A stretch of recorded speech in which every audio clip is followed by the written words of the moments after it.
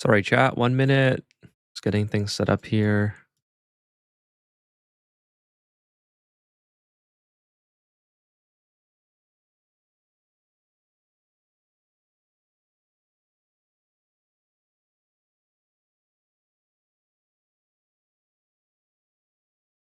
Hey, everyone. Hey, YouTube. Hey, Twitch. Welcome, welcome. How is everyone tonight? Sorry, I'm a little bit late. My hair is a bit of a mess, as usual, but it's been. I've been watching the Artemis. Yes, I've been watching. That's why I've been a little. That's why I was a little bit late. Just. I'm just loading the game up here. Game's loading in the background. Okay. Hey, Kevin, what's up? No, can't start yet. I have to see if any dupes have snuck back on Artemis too. That was such a cool return. I was so happy that they made it back. Oh, let me just mute myself here on the phone. Hopefully you guys can hear me. Yeah, sorry, it was a little bit hectic start. I got caught up in the Artemis return and I looked at the chat or the time. It was like 8:55. I'm like, oh no, I gotta stream in 5 minutes. I didn't even load the game up. Kevin, welcome. I hope that you enjoyed the Artemis return as well. That was very cool. Foamy was watching as well. Hey, Foamy, what's up? I'm watching the return the recovery as well. Hey, Chewy, what's going on? Welcome. Yeah, I have to crack open my Esca. Hold on here. Need my sip of Esca before the start of the stream. Hopefully nothing breaks while I'm just letting it idle. What's going on, Chewy? Welcome. I saw you streaming today, Chewy. I was at work. Sorry I couldn't pop by, but I hope you had a great stream. Let's see. Alex, what's going on, Alex? Hi all. Indeed, they are taking their time to recover. Yeah, they take a while. I don't know if they're doing checks for hypergolics. Usually they do that. I know SpaceX does that. They will. You know what? Maybe I'll just back. Do I need to run a heavy wire? I don't need the power out of this that badly. Let me just fix this. So yeah, I'll explain what's going on here in one second, everyone. Just yeah, this side project I was working on here. Just a typical volcano tamer. Yeah, so they sometimes take a while. I know SpaceX does like hypergolic or checks because they have very toxic chemicals on board. I think for their thrusters, the Draco thrusters.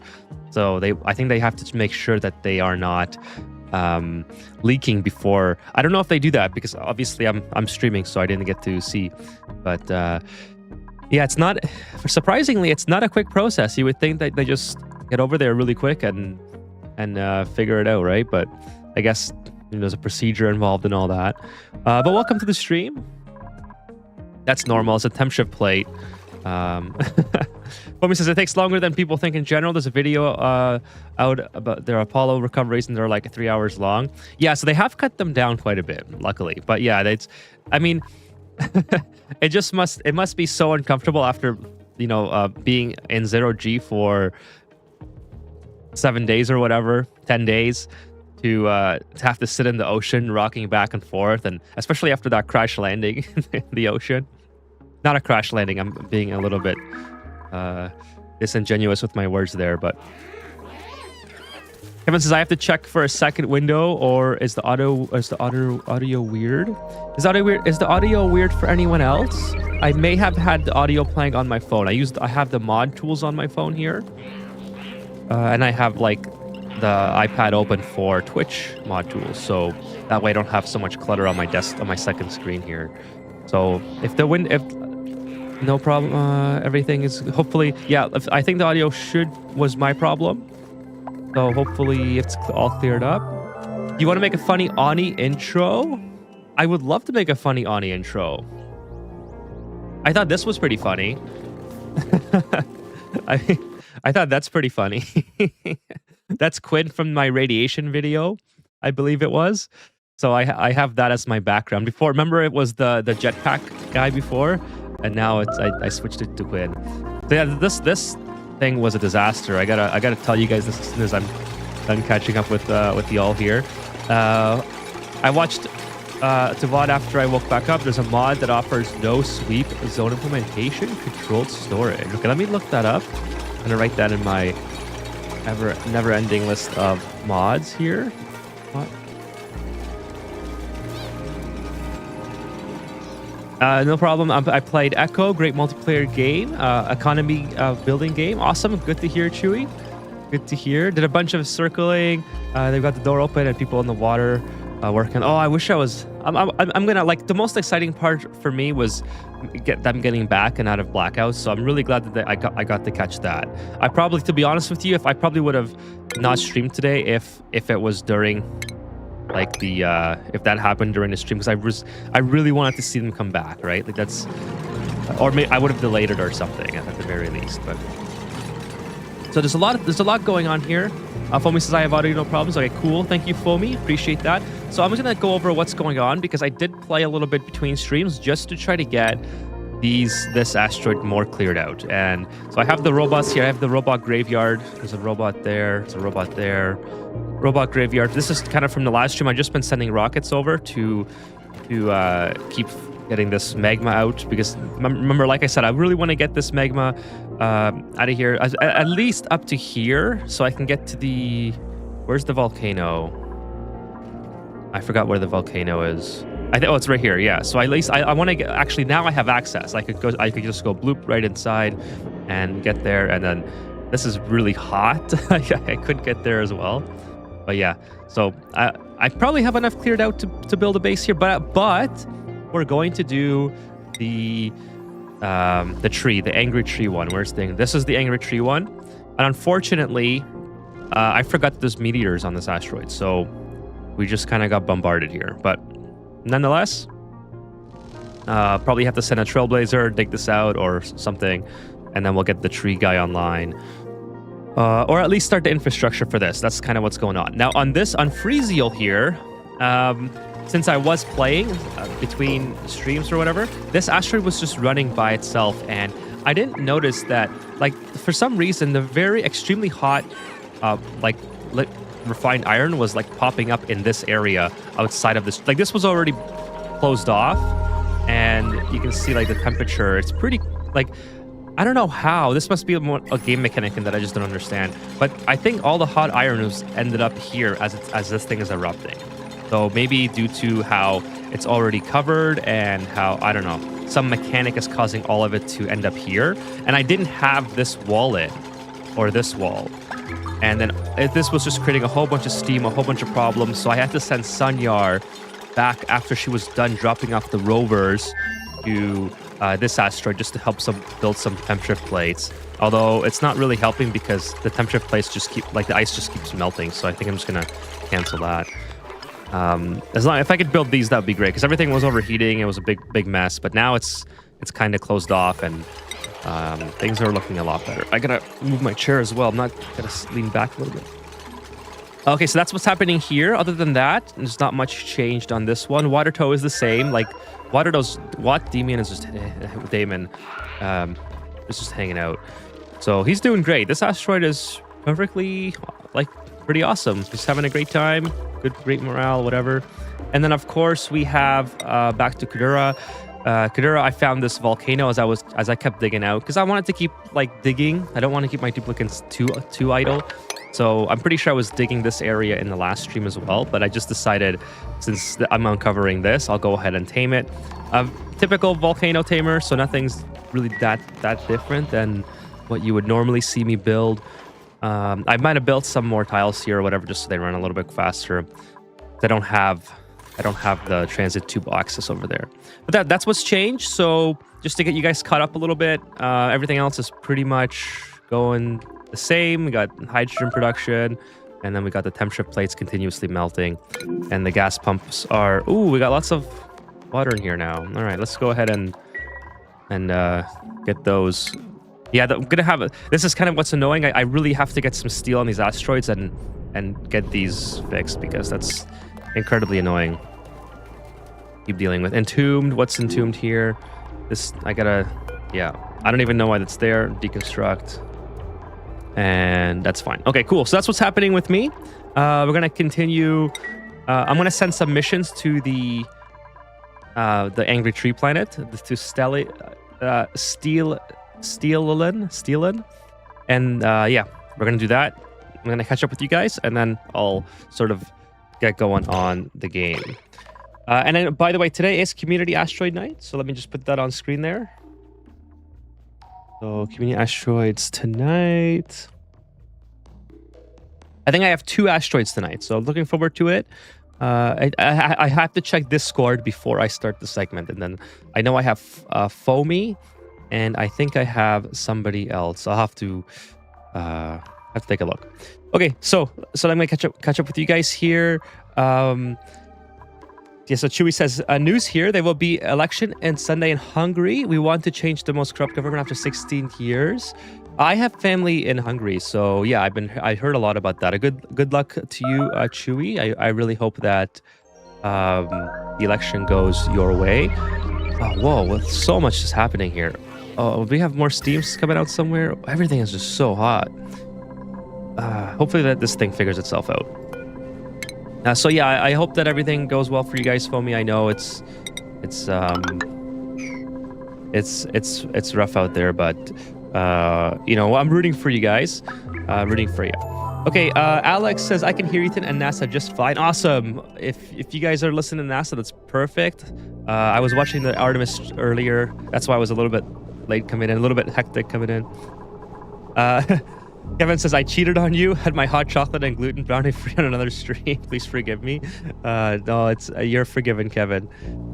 Were you on, which stream were you watching for the NASA, for the Artemis return? I watch a stream called, I'm going to type it in the chat. I watch, these are the 2 main chats that I watch when it comes to space stuff. I watch NSF, NASA Space Flight. They're really awesome coverage of like NASA and Starship and all that stuff. So NASA Space Flight. And then I watch Everyday Astronaut.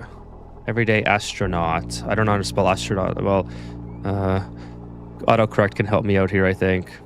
There's no autocorrect here. Okay, yeah, there it is. I think. So I watched these 2. Anyways, Everyday Astronaut. I don't know. I don't want to embarrass myself and type it horribly incorrectly. So those are the 2 that I watch. Hey, what's up, Dark Frost? Dark Frost says good luck, Chewy. I really hope that, yeah, I concur with Dark Frost as well. I really hope that everything goes well for you guys. So very Godspeed, good luck, everyone. A background process that handles requests for services such as spooling and file transfers. It is dormant and will not required. Oh, that's cool. That's exactly what Watt's doing on Watertoe, actually. This is pretty funny. Did YouTube delete me saying second window right after I mentioned audio? Did you? No, I think I saw second window, Kevin. Yeah. I think I might have skipped or saw it. Or was it? Did I not say that? Oh, second window. Yeah, I saw that. Yeah, I just glanced over it. Yes, NASA on Twitch and CNN on YouTube. Awesome.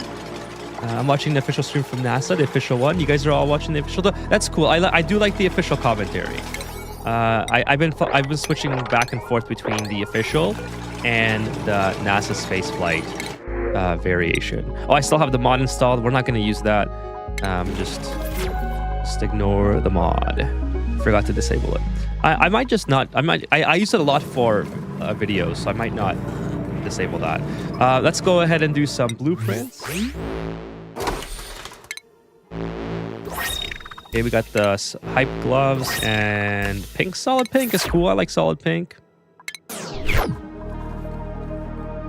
Yeah, it's pretty awesome that like in our generation, like obviously we have a whole bunch of different generations in the chat, I'm sure at various different times, but you know, like for the people who are millennials or like my generation, we finally got to see humans go around the moon. That is so cool.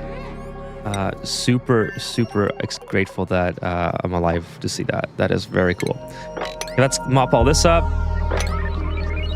I hope it just keeps going and getting more active, the moon missions. I know Artemis is going to like Artemis 3 is not going to the moon. I think it's going to be low Earth orbit. But then Artemis 4 depends on either Starship or the Blue Origin lander in order to be functioning. You got the big raft out now. Big raft out, says Foamy. So I really hope that... Sorry, my voice just like cracked my lip. I'm thinking. I really hope that yeah, it's we get to see lots of space missions in our lifetimes, especially humans going to them, and that'd be so cool. Okay, I will dig this out. Yeah, I guess we'll keep going on here and just keep digging on this asteroid. Okay, and then also, like I said, I wanted to do space missions. So what do I need here? Let's take a look. Well, first of all, I have to land here, and I think I need a trailblazer for that because of this situation. I don't. So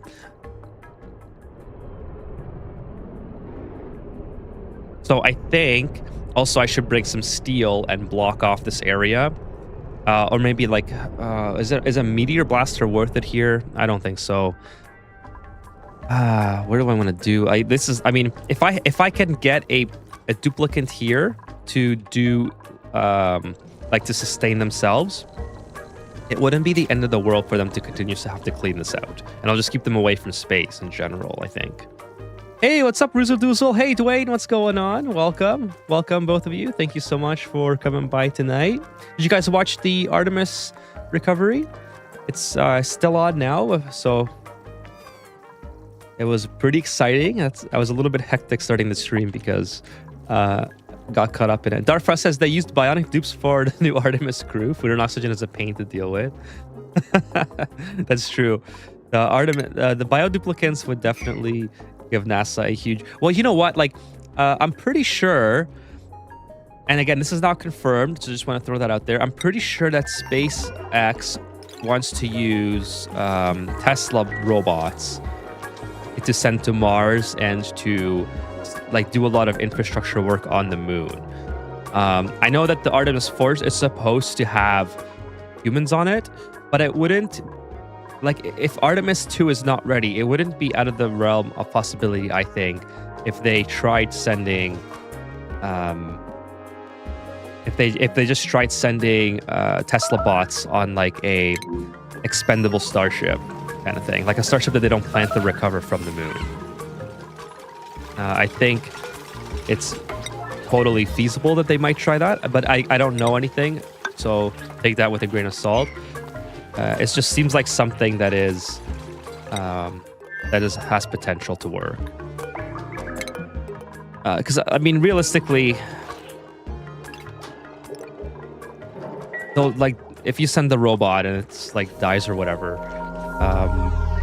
you know, as long as it's not like a sentient being, I think it's just like sending biodupes, right? At that point. Or maybe not the robots, but maybe some sort of like rover, you know, like sort of like a Perseverance type rover or whatever. Let's see, they are about to get out of the capsule. Oh, that's so cool. So cool. I should have done like a live stream party. Let's go. Let's see here. I thought, yeah. I thought the tree always had planet with a slime on top. Yeah, so this one, this is a asteroid that has been, this is the Ceres asteroid, like the cold one, I think. So this has been re-rolled now into this biome, I suppose. That's what I thought too, Kevin. So last stream I was very confused as to where the tree was, because I remember it being like in a foresty, mush, whatever, and it ended up being in a cold one here. Hey, David, what's up? What's going on? You forgot to do the announcement, man. I just saw you were live. Well, we just started. Oh, it was 25 minutes ago already. Holy smokes. I did do the announcement on YouTube. Did it not go through? I always do the announcement on YouTube and on Twitch. I don't do anything on Twitch. It's usually just... because Twitch doesn't allow me to do, or maybe it does, but I've never done it. Twitch doesn't allow me to do the thing where it's like, hey, you're scheduling a stream or whatever. I think that is usually just automatic. If it does, that's news to me, and I can certainly do it next time. But I apologize, David, if something wasn't. Oh, you know what? I gotta get this. Before I do that, I gotta get this done. Are we not sending? I don't need both, by the way. Pretty sure I just need one. So let's deconstruct that and get this loaded. And then maybe they can't reach it or something. I don't know why. Tesla robots would need some local autonomy because like to Mars. Yes, of course. Of course. You would need something in order to make that feasible. Let's take some gold with us. The orbital cargo module. And then we'll fill up with some gold. Kevin said, oh, the tree. I read the tree one. I think it's because Ethan is running FPP. Yes, it got swapped. It did get swapped. And by the way, this is a very heavily rerolled planet. This is the one I got from Jim, and he said he had to do a lot of like world gen rerolls in order to get this particular one, and he has the remixes on as well. So I think that's what happened, is that they had to include the sap on one of them, and it just ended up being remixed onto the. I'm not exactly sure how all the remixes always work, but it's something along those lines. Okay, let's load this with gold. We have lots of cobalt. We have lots of cobalt too, so maybe we'll do cobalt on the next one. And then we'll, I'm not sure. Yeah, again, I'm not sure why they're not loading this. It might be because they can't reach it, although they should be able to reach it from here. I'll move it up one space when they load the orbital cargo. They're all coming to do it now, and then we'll get them on board and send it. Planet duplicates are people too. Remember Gizmo? In the latest video, I just had to put that in where the space video I just did, where I just talk about bioduplicants like in this rocket. It was in the Logical Space Station. I showed this off and I did the Todd Howard "It Just Works" meme in it. I love that. Like I love the Todd Howard space meme. Or sorry, the Todd Howard "It Just Works" meme. Okay, let's send Sonia back home. I think she's ready to go. She's done a lot of work here. Let's see. 4 power banks. Yeah, we got some stuff charging. Gear bomb we got. Maybe gear bomb we can take off here, because how much gear bomb do we have here, by the way? Okay, well, yeah, whatever. We're good. Let's summon, select, whatever, destination back home. Let's get these guys landed. Or Sanyar, I guess. Not these guys. Acknowledge warning. Blah, blah, blah. Because this is good now. This is... See, it's erupting. And I'm almost certain it's ending up in here. Because look how hot this is. It's 1,000 degrees. So I think there's something going on where all the magma ends up here. And steam just gets incredibly hot. So whatever. It's blocked off now. In fact, I'm going to keep blocking it off more. Because it's just ridiculous how hot that is. I don't need any of the iron, so it's not like I'm craving to get that on. Okay, we'll move this up, get this figured out, because I'm pretty sure this is loaded. It's full. Yeah, it's got the green. And hopefully they can load this, and then we're ready to go. Again, I'm not sure why it's taken so long to do that. It's the whole last streamer hasn't been loaded either. Great moments for Canadians as well. Yes, first time a Canadian has been around the moon. That is so cool. It is awesome. It's in Discord. There wasn't. Oh, in the Discord there was no announcement today. Okay. Yeah, I don't usually. As far as I know, there's no bot that does it in Discord. But I should do that, David. Since you bring that up, that's a really good point. I should install the bots in Discord that do the new video and stream announcements as well.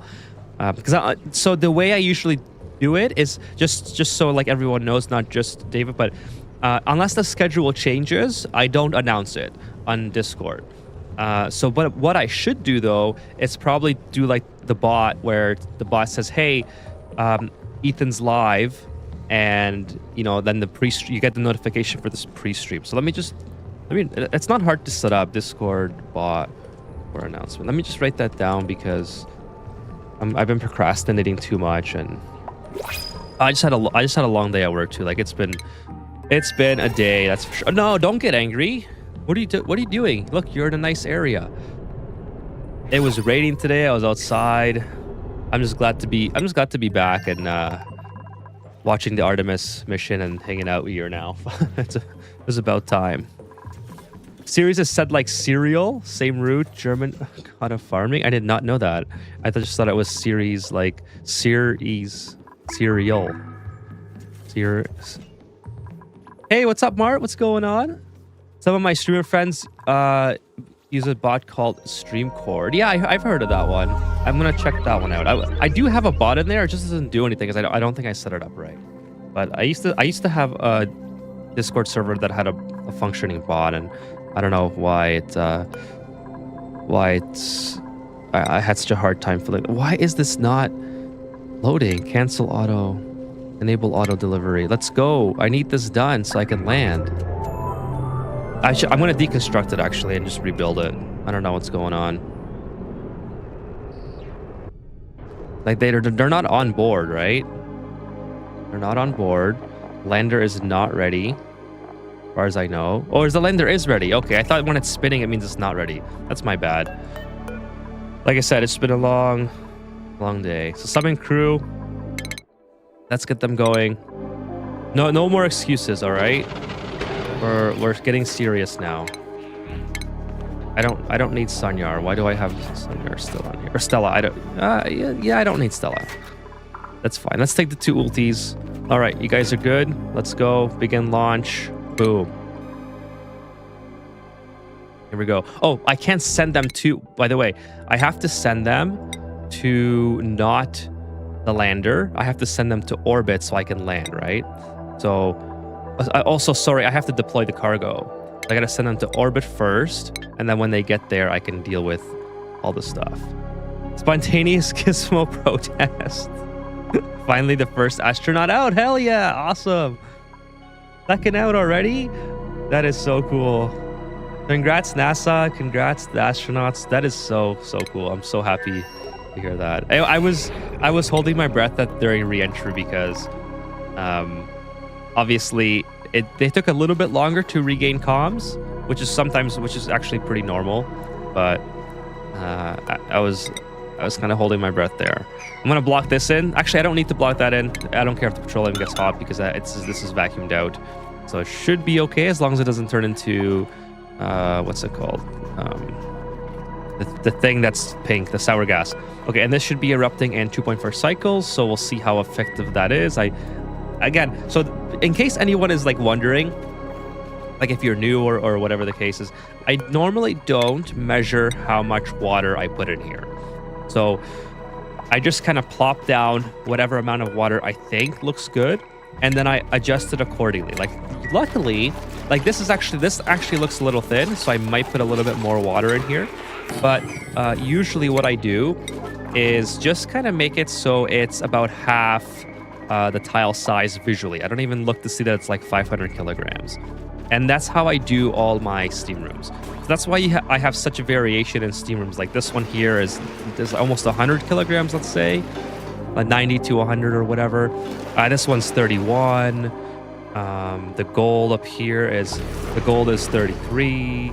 This one is 61. Like none of this is calculated. So I just kind of plop down whatever, and then it just ends up working. Like as long as you have like my train of thought or like my solution to this is as long as I have like visually half the amount of water in here that that fills a one tile, it usually ends up being okay. So it's really as simple as that. So anyways, I know a lot of you guys like to calculate that stuff, and that's totally fine.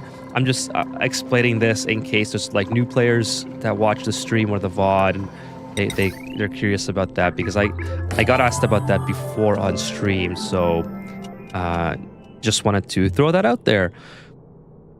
How do I calculate it? I don't. I just throw the water down and then hope it works. You can usually brute force your way through a lot of things in Ani, so you don't always have to be precise. Being precise is a lot of fun because you get to make use of all the resources like at almost as close to perfect ratio as you possibly can. So I get that totally, but for me, I just like to throw things together and hope it works. And it usually ends up working. So All 4 out. Hell yeah, all 4 out. Nice. Good to hear. I'm gonna take a sip of Esca for them.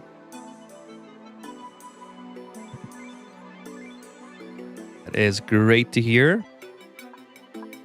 Okay, so let's see how are the rocket missions doing. Yeah, we're doing 50% stress, so Sunyar's doing better. Sunyar is actually back, so she'll be all right now. We can start filling this with oxygen again. Now we did have, let's see, we got the robots. I think we should send the robots back. Keep going on that asteroid keep going on the asteroid with the volcano or with the magma and figuring all that out. So what's going on here? 100 kilograms of hydrogen. So we're getting a little bit low. It might be time to harvest some hydrogen from here.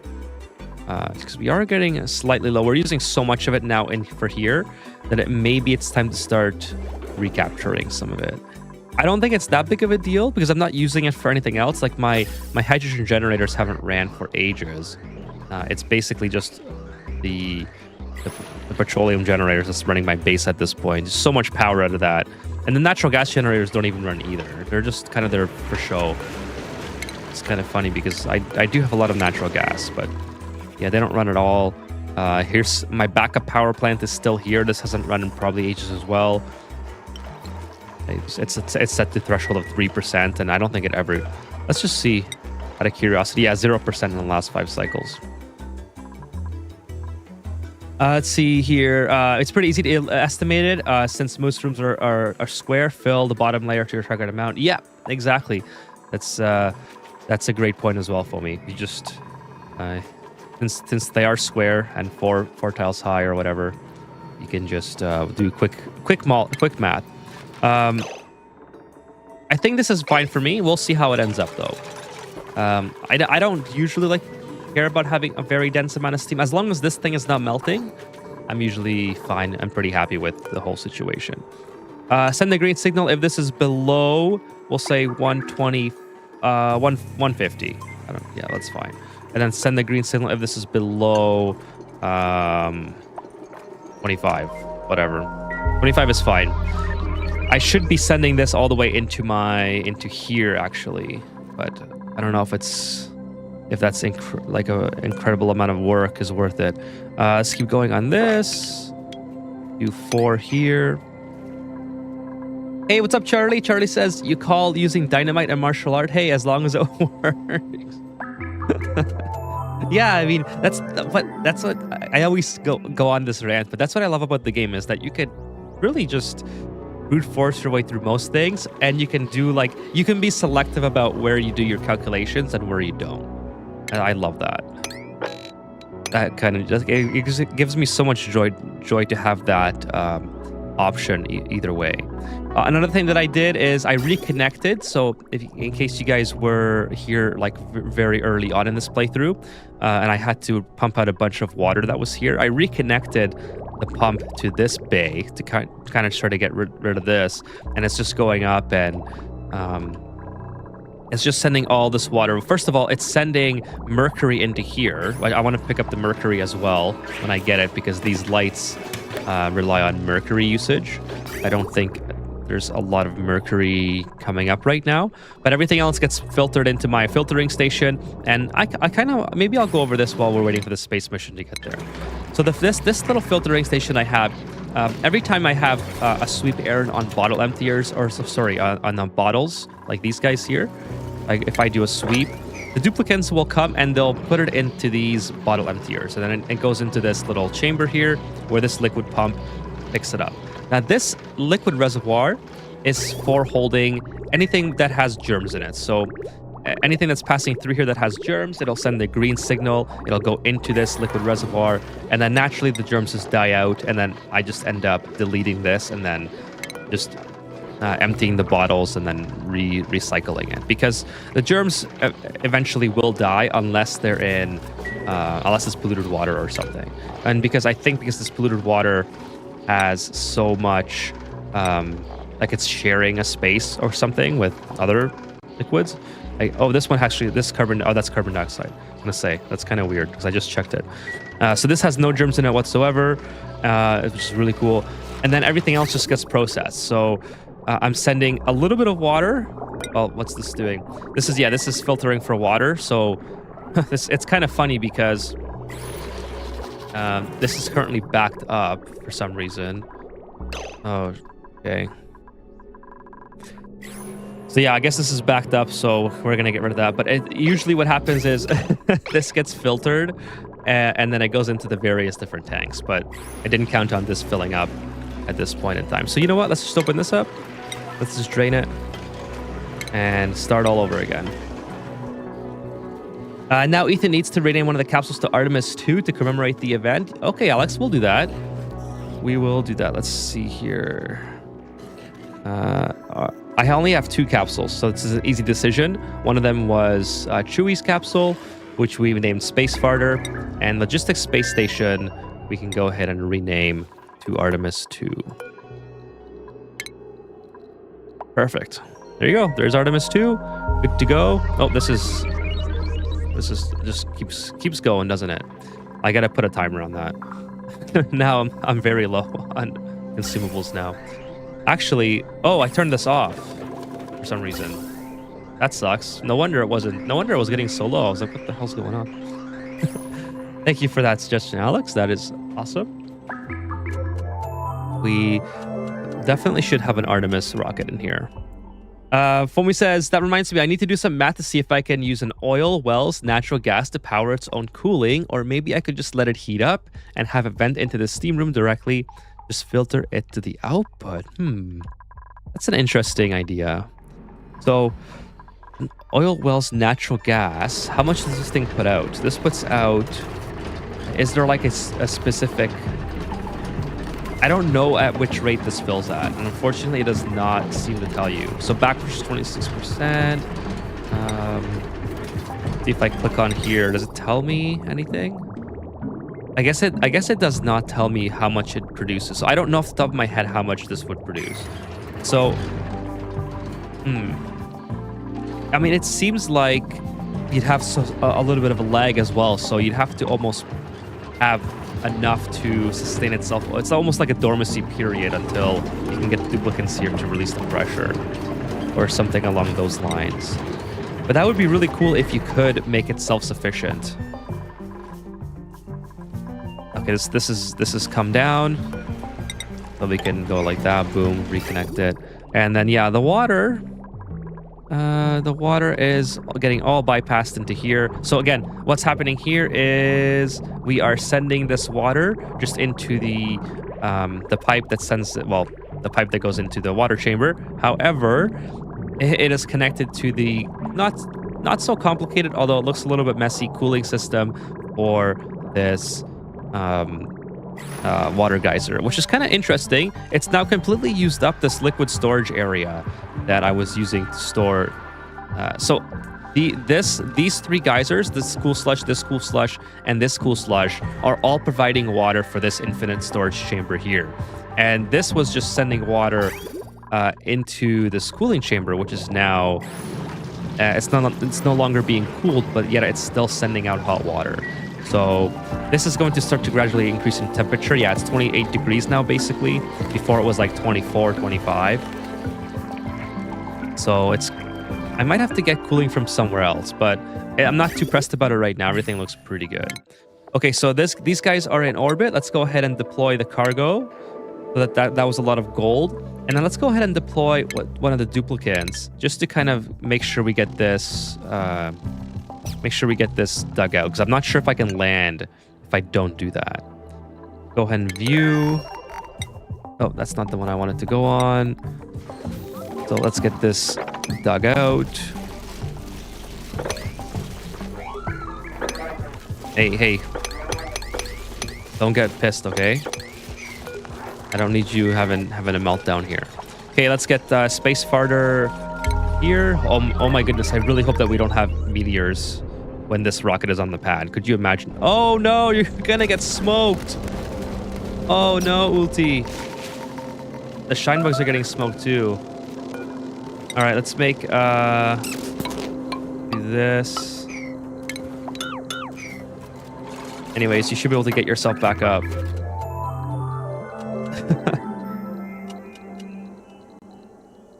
Let's see. Alex says the most recent update broke the horizontal door pumps of my geysers. Now they don't pump left to right reliably anymore. The horizontal door pumps. Oh, is that has something to do with like the pushing? Oh, I can't get to that. Pushing water or like liquids over with doors. It's set to 10-to-1 natural gas to crude oil rate on average. You buffer the natural gas in a chamber to cover production. At full bore, it can drive a third of a natural gas generator. You know what? I guess I should. I'm sort of disappointed that these don't have enough physics to like drop if you dig out underneath. It seems like it should be a thing. Because I can't even actually, I probably have to reload the game now in order to access that. I can't even get to it at all. It's a little bit unfortunate, but it is what it is, I suppose. It's kind of the it's charming in a way, I guess, the game. That the game doesn't, it just has it float in the top here. On reload it will fall, Kevin says.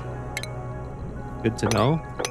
Good to know, because I was ready to build a whole bunch of tiles underneath. By the way, I'm using true tiles again. It seems to be working really well, so it's great to see that going.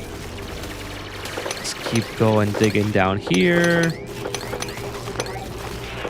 They should be able to get to all this, and then yeah, maybe bunker doors would be a good idea, but I have to lower this a little bit more, which isn't too big of a deal, I think. Okay, maybe we'll go underneath like that, and then we'll give it a little bit of a buffer. I know there's snow here which will fall, but at least we have some buffer here.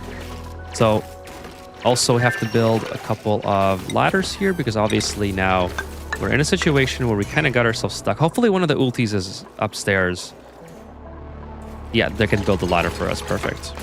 Otherwise we'd be in a world of trouble if we had to get back to the rocket without any building materials. Like what would I build without the shale? That'd be hilarious. Doesn't look like it'll work. The natural gas generator can power the well with a touch of spare capacity, but it's basically going to be just enough to run the gas pump. You know, I wish the gas. Well, can you run a smaller gas pump? How much does a small gas pump take? The mini gas pump takes 60 watts. No real surplus to drive an aqua tuner. Can you make it work with 60, or is that using the main gas pump for me? All right, so let's keep digging this out. I think that's the proper game plan here. Yes, I'm using obsidian here. Okay, good. Maybe build something here so we don't end up crushing everything. We do have lots of steel, so we can build bunker tiles. I think this is going to be fine, just to kind of protect this area. Oh, I can't build these. I don't have a duplicate.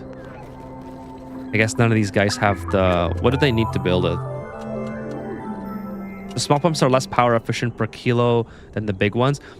Yeah, less power efficient, but can you make it work, or does it just doesn't work? Because if it's not as efficient, but if it works, then you still have a working design. Or does it just not work altogether?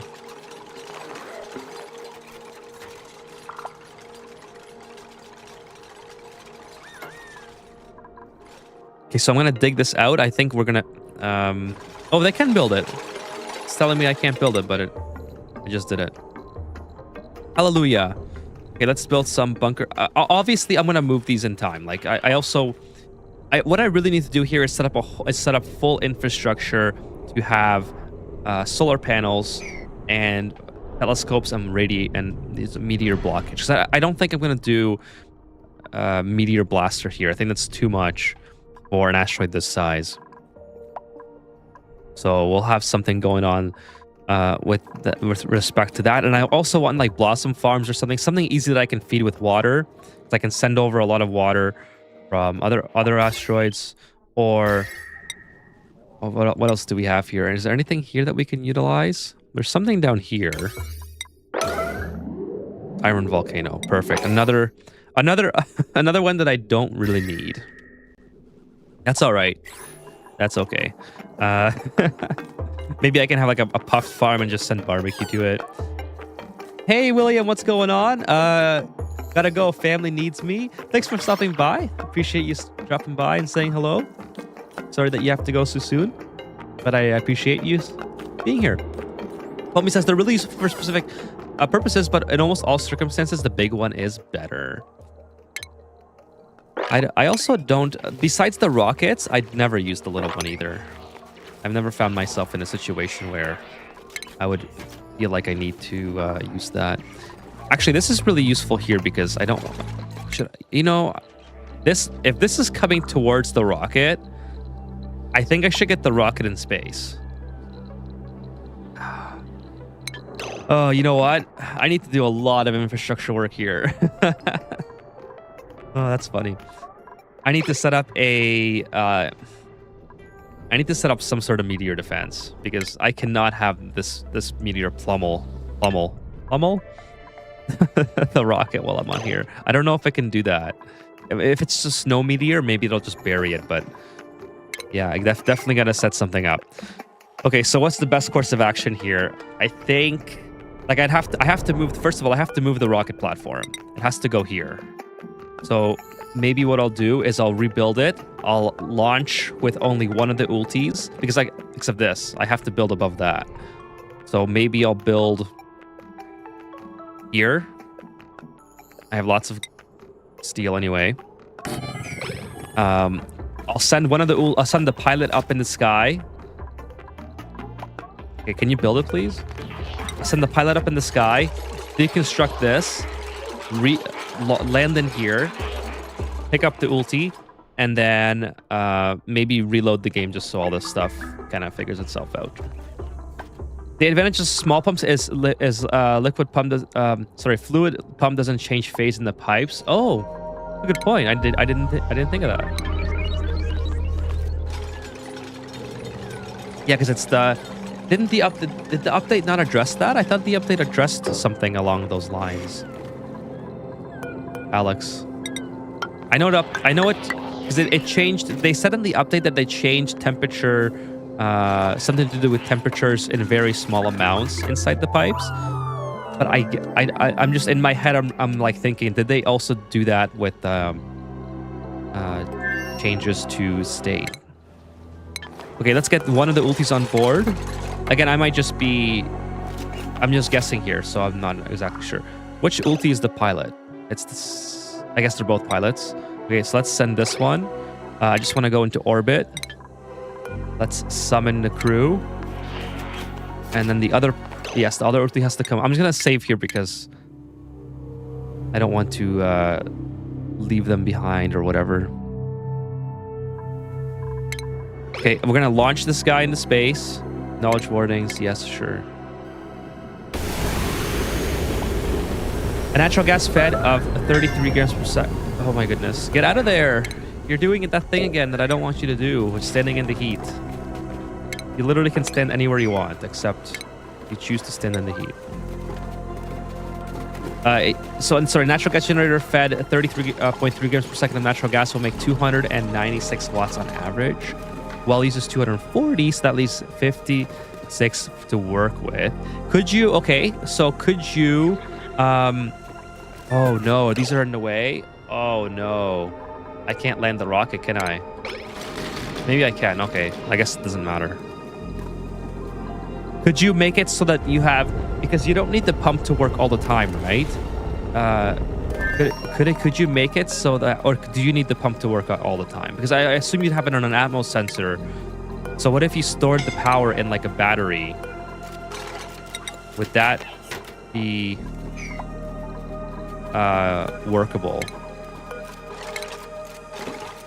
Okay, so I need obsidian here now. Let's do it right there. That'll fix it. That'll fix everything. And then I'll put these guys here.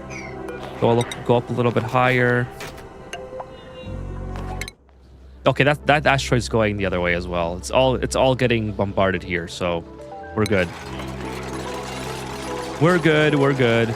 Crisis averted. Now the astronauts are picked by the helicopter. Awesome. Thank you for the update, Alex. That's awesome to hear. Okay, keep going down, I suppose. And this is where we get into trouble here because we probably should build some insulated tiles so we don't, like when we start building infrastructure, we don't absolutely destroy everything and all the rocket exhaust goes into space. So I think we'll start going down here like so. Again, I don't need to like block a lot of heat. I will make a little trench here for it, but I think what's best to do here is to go up, delete some of these obsidian ladders, build the obsidian ladders inside, like outside in the space biome, and then go like this with the insulation. That leaves you with 40 in optimal circumstances, says Foamy. Would it be... Oh, how did you get stuck there? Would it be cheating? I guess it would be... I was going to say, would it be cheating to just get... What if you had like two... I don't know. That's interesting problem to have for me. How do you... you know, like... I was going to say, maybe you could... I don't know. Yeah, I don't know. I can't think of... Other than like a smart battery that doesn't drain power. You kind of save it or whatever. This is going to melt, but I'll have to rebuild that at some point. Anyways, I only need shale on the outside. I don't need to have the best ladder. And I'll put the obsidian ladder here. This is eventually going to melt anyway. So not too pressed about that. Maybe just keep this intact so we can actually get back up on the ladder. Oh, by the way, since we're doing this, we should... Well, first of all, let's get one of the ultis fixed up. This ulti's pretty rough right now. Then I want Artemis 2. Artemis 2 has to go back to the volcano planet because I want Artemis 2 to send more rovers. The rovers are ready, I think. They should be ready. Is it ready? See what happens if I click on here. Destination set. They are fueled. No destination. Where's the rover thing? Landers ready? Okay, they are ready, in fact. Let's go back to there. Yep, it's got the flashy thing. I keep forgetting that the flashy thingies only happen when I complete the checklist by selecting the destinations. So let's go get on board. I need you on board, Sanyar. We got fully fueled. We got lots of hydrogen coming. Good.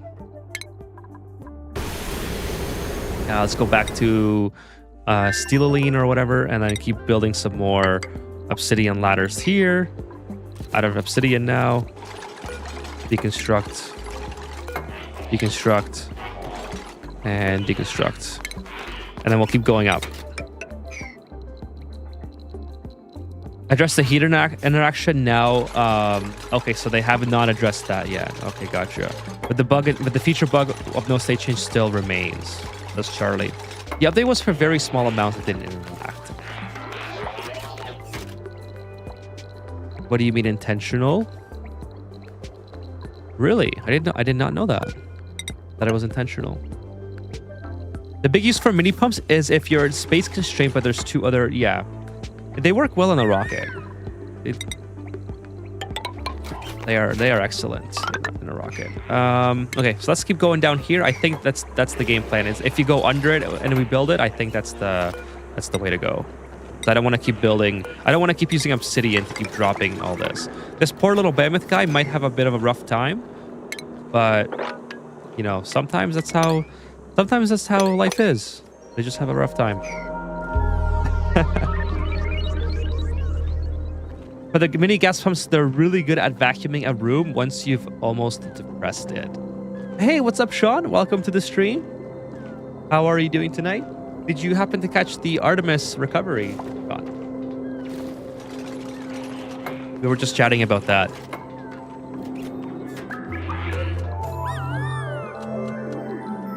As soon as the big pumps are moving half their packet size or under, a mini gas pump is more efficient. Yeah, the mini gas pump is is definitely meant to be more of a space-saving tool rather than something that's utilized in place of the gas pump for sure. I think Clay does a pretty good job at always keeping everything well balanced like that. So then it almost, oh, I told you you're gonna have a bad time. Sorry about that, buddy. Here, let me help you out here. Maybe the duplicates can get here and start digging you out a little bit.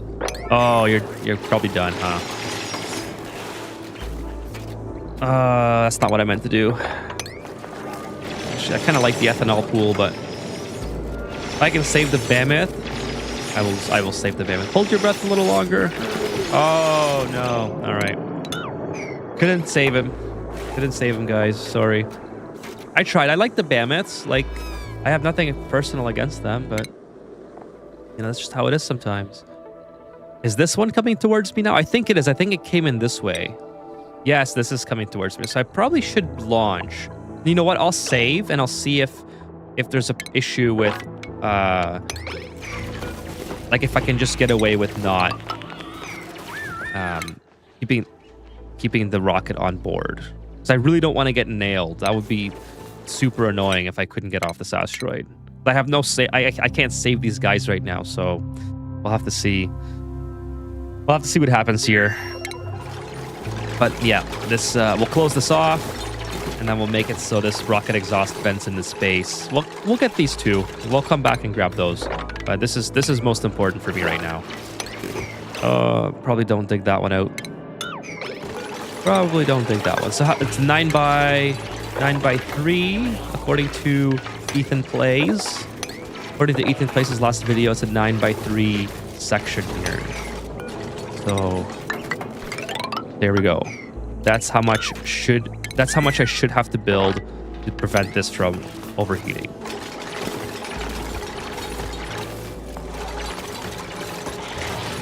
The critical feature isn't the total power draw, it's the sustained average draw to run the machinery. Got it. Yeah, because I guess you can't replenish it enough if you're using, if you're going to use too much of it over time.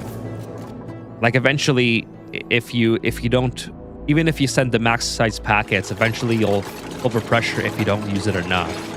So I suppose in that sense, you'd have a pretty rough time trying to get everything working if you don't have enough power. It's unfortunate that you can't have like an option to set the power, like the strength level of the pumps, you know? Like maybe you have a pump and you only want to have it working at 50% capacity, so it'll be 120, right?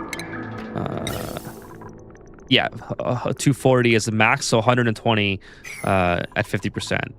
I think that would be pretty cool if you could do that. But I guess they don't. I guess it's not really a bad thing to have to deal with, to be honest. Okay, let's keep going on this. We'll dig above. We'll get some ladders going this way, so the ethanol pool stays intact. I kind of want to keep that as it is, and we'll see what kind of meteor this is, and see if it can keep the rocket intact. I really don't want the rocket to get destroyed, so I will reload. Hey, thanks for the moral support, Dark Frost. Appreciate it. Thank you so much.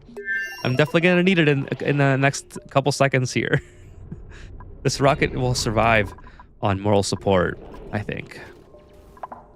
Again, I just don't know what type of asteroid this is because I really need a telescope, right? Okay, so let's see. Sun Yar's here. Oh, okay. Well, we're about to find out. So let's go back to here. Oh, I forgot to land the rovers. Dang it. That's okay. When Sunyar's done doing her thing, then I'll. Oh no, the steam is going all the way in here. The rovers are dead, by the way. Looks like. Yeah, they're all dead. So Sunyar can spend a little bit of time here. Yeah. So we did get. Let's go to space farther. Okay, so we are getting bombarded, but luckily it is snow, which is really, really nice. It's all gonna turn into steam here. That's not too bad. It's all crushed ice as well. But the rocket platform, I did not know this. So the rocket platform apparently does not act, even though the duplicates can walk on it. I guess things can't actually hit it, so it can't get destroyed if it's floating in space like that. That's pretty handy for what we're doing here. Okay, so No worries. No, don't have to worry too much about anything else. In that case, let's keep going on this. It might get a little bit messed up here, but I can always dig this out, I think. I think they can walk across. Oh, they can only walk across here, actually. So I'll have to add some more. I would have to add some more ladders in order for them to do all that. Oh, no. Oh, no. Oh, no. You guys are trapped on the wrong side. And you have no ladder, no way to build yourselves ladders. Oh, crap. Okay. I guess you can build snow tiles. That might have to do. Okay. That worked out a little bit better than I thought it was going to. I'm just trying to work out a one-way to avoid piping natural gas wiring for all over the place. I'd love to get a wholly self-sustained build where all I've got to do is give water and oil out. That would be really cool, Foamy. So I think what's cool about one of the cool things about Oni is how you can so easily figure out builds that are self-sustaining like that. I wish that there was a way to make almost every build, even though like it's not like so it doesn't really align with my playstyle. I wish there was a way that you could make every build self-sustaining if you were to put in enough enough thought and planning into it. I think that would be so cool. Hey, thanks for the subscription on YouTube. I'm sorry, I have no idea how to pronounce that name. I assume it's Asia or Chinese or maybe. Thank you so much. Feel free to say hello and tell me how to say it properly. Most of the astronauts are on the carrier. That is great to hear, Foamy. Dark Frost says rip Mammoth. Yes, the Mammoth ripped, but the rocket did not rip. So I think it's because of your moral support that the rocket survived. Thank you so much for that. Dark Frost. I guess I can't mop up anything. There we go. Let's go. Let's go, Sunyar. Where are you? Let's start mopping this up. By the way, why can't you build this? Are you on break? Like, you should be able to build this. Where's my pilots? Yeah, you were probably on break. Okay. I'll give you that. You were probably on break. But now I need you to work. Okay? Where are you? I have no idea where Sunyar went. Oh, because there's no ladder here. Okay, my bad. Delete this. And then we can end up building that. Actually, I have so much obsidian, I could probably just make it go straight down. But also, as soon as we're done this, I'll build some ladders here. Backs away slowly from that. That's the way it is sometimes.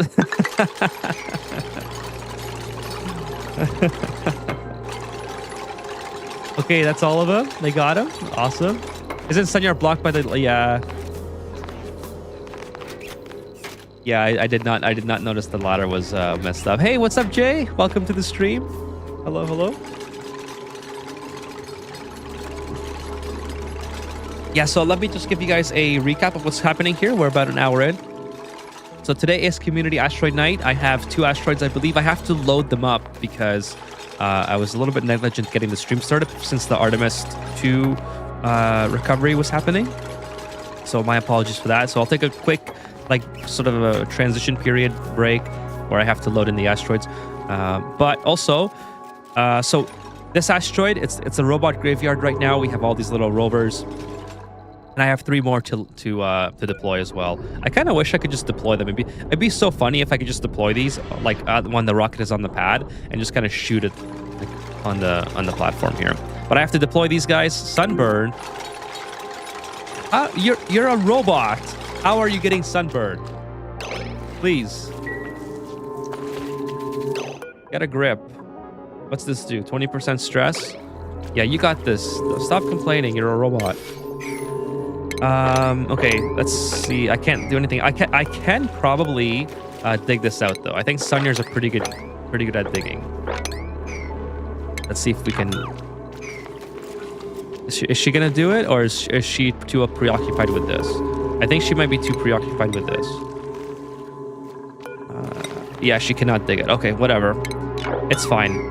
This is almost ready to go anyway in terms of getting things going. Okay, so yeah, so we got this asteroid is a robot graveyard. It's almost entirely cleared out, so I can basically start digging down here. I have to send the digger back here, and we can start colonizing this one. We're trying to colonize this also with the tree, the angry tree guy, because obviously I want to get some isosap. It doesn't look like I'm going to get isosap today, but at least I can come back with this. It looks like a sink. Let's remove this. Can we not? How come we can't remove that? Gravitas pedestal. There's something on there that it's entombed, I think. I don't know. We'll see. See if we can get that off. For some reason, I can't seem to click it. But whatever. And then also, I want to set up infrastructure to start feeding this. Now, I don't want to feed this directly. I obviously want to have like a little platform here. No, maybe a drop-off point where I have a chute here, and then that's where duplicants load up the food. But I also want to have sort of like burst of blossoms set up for this as well. So something that I can easily feed from this asteroid instead of having to send food over. I don't mind sending water over. In fact, I could probably send water over on a giant container as well on my rocket if I wanted to do that, maybe. But for now, I think the game plan is to build some sort of shipping once we can get all this cleared out. So I'm just going to continue digging this out, and then we'll do that.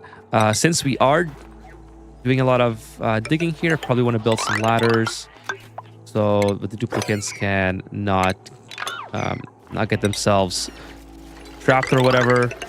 Go like that. They should be able to reach all this. I should be able to... Yeah, I don't need to do this. I should be able to dig one more layer on the top and then dig it all from the bottom. So that'll be fine. We'll dig this out as well. Build the ladders. And then, yeah, that'll be cool. We'll drop everything. So we'll do this as well. We'll put ladders this way, put ladders that way, and then we'll keep going and try to dig everything out, basically. Something like that. I have lots of shale, so it's good. Artemis was faked. We didn't go to the moon. Earth is flat. You know what, Crazy Sammy? You make a good point. I think I'm inclined to agree with you. Welcome to the stream. Jay says, Sai, I have 2 cool steam vents on my asteroid, not a regular steam vent. I actually love the cool steam vent. I think they're so much fun to use because they're so easy compared to the regular steam vent. I see the appeal for the steam vent, though. This creates a lot of power on top of the water. But the cool steam vent, I like having a lot of fun with that. Okay, so as soon as I build these ladders, I can start digging out underneath. Actually, you know what? I can probably start digging this out now. Also, we did get the sink. I guess it was already removed. I can just relocate it to space farther. Let's go there, and then we'll get Artemis 2 launched. So summon crew. I want to go into space here. So let's launch the crew, and then I'm going to deploy the rovers. Deploy the rovers so I can... More events below. What does that mean? So I can have some robots doing this instead of a duplicant. So 1, 2... and then 3. And then, of course, we'll destroy the landers. We don't need those. And then you guys can keep picking up the... I don't think I need to have too many of them here now, because most of the liquid that I wanted moved has already been moved. I just wish they could dig. That'd be kind of fun. So we'll build this. I have to destroy the ladder. I have to destroy this ladder. Now let's go down here, destroy that, then come back up. And then I can get the rest of this as well. Maybe another good idea would be to... maybe in here? I don't know if that's going to work. The spout doesn't really reach the bottom if I put it there. Although I'm not sure if that's too big of a deal. I could put more here. I think, yeah, let's just put it here for now. Get this done and put this guy here. Then we can destroy this ladder. Now we can send Sunyar back. Wait, do we want to send Sunyar anywhere else? I guess is the question. Like, what can she do here? I mean, besides repair everything, not a whole lot. So yeah, I'm not gonna dilute myself too much. I already have a lot going on. Let's just send her back home. Go back to here. Let's see what we're doing. Okay, the ultis are doing all right. We'll destroy the pedestal, and yeah, we're all good. You just need to cool it with a standard cooling loop. Yeah, it's super easy.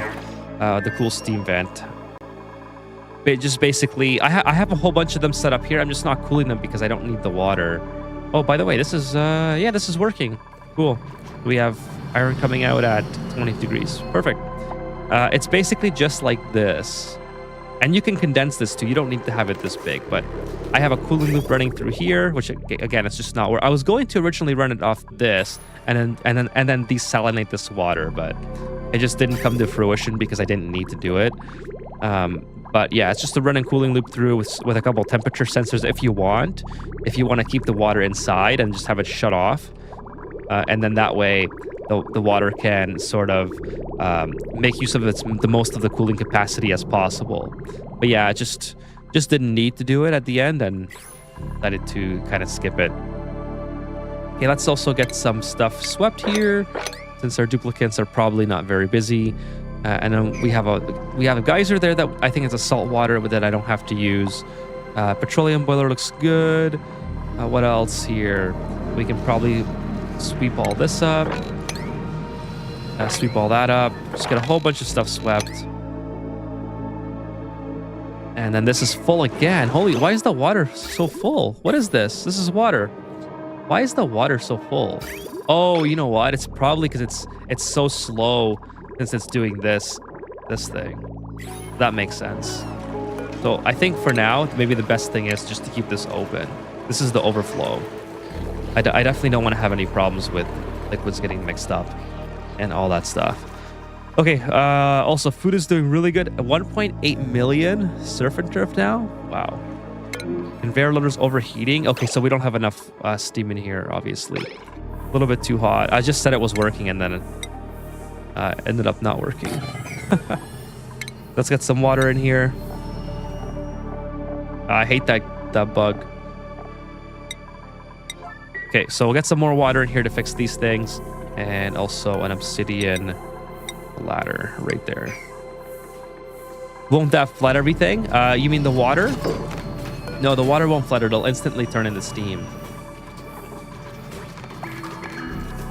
Because I have to have these fixed. They're made out of steel, but I don't have enough steam. This is what I was saying. Here it goes. It just turns right into steam.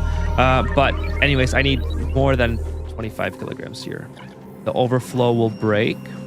Which overflow?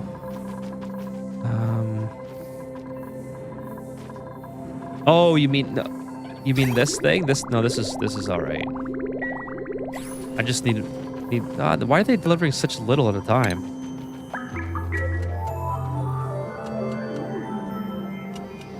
Okay, come on, game. Let's go. I need to see what all these entombed things. Like, I hate having all these notifications. Okay, this is entombed. That's not good. These things are all entombed. Holy smokes! What happened here? Just chaos. Absolute chaos here. Homie says, okay, so assuming I feed 95-degree water, I get 95 oil out. That gives me 8 degree leeway. Natural gas comes out at 30, but a ratio of 1 to 10. So 60 degrees can be eaten by the oil. So that's actually not bad, though, because you get a little bit of cooling out of it. There we go. It's working now. Oh, this is why it's not working. Silly me. I forgot to put the bridge in.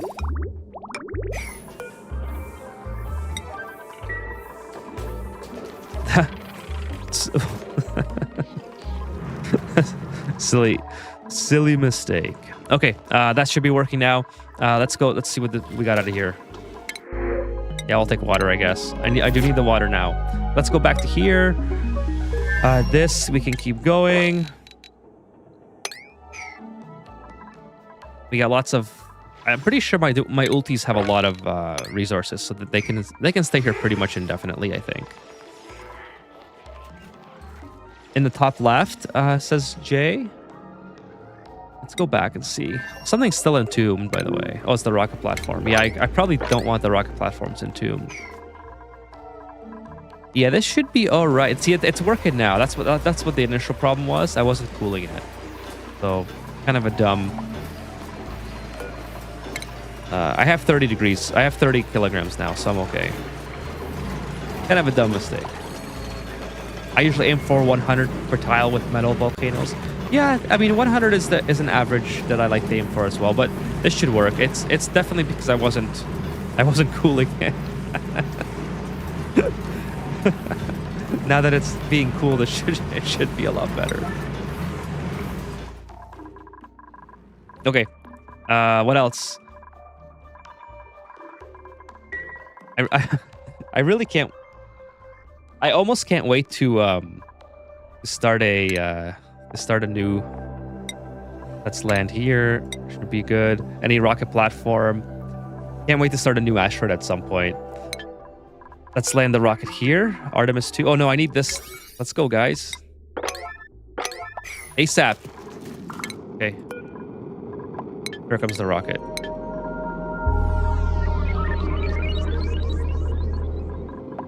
Okay, let's go to here. Celine, we're still digging out, right? Where's the ultis? They get stuck? Or are they on break? Oh, they're probably on break. All right. Fair enough. You guys can enjoy your break. And I want you to keep digging. Get all this stuff figured out. Close one. In the top left. I'm gonna go back and check. Are you talking about this, Jay? This thing here? Top left, like the... Everything should be fine now.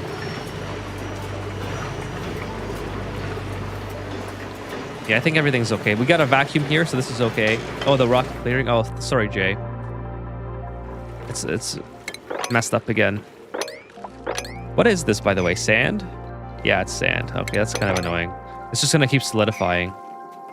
The overflow was near the water sieves. Oh, I gotcha. Yeah. Yeah, it was like I said, it was my mistake there, but let's empty this water. Why not turn it into steam and then keep it. Hopefully these don't get thing. There we go. Okay.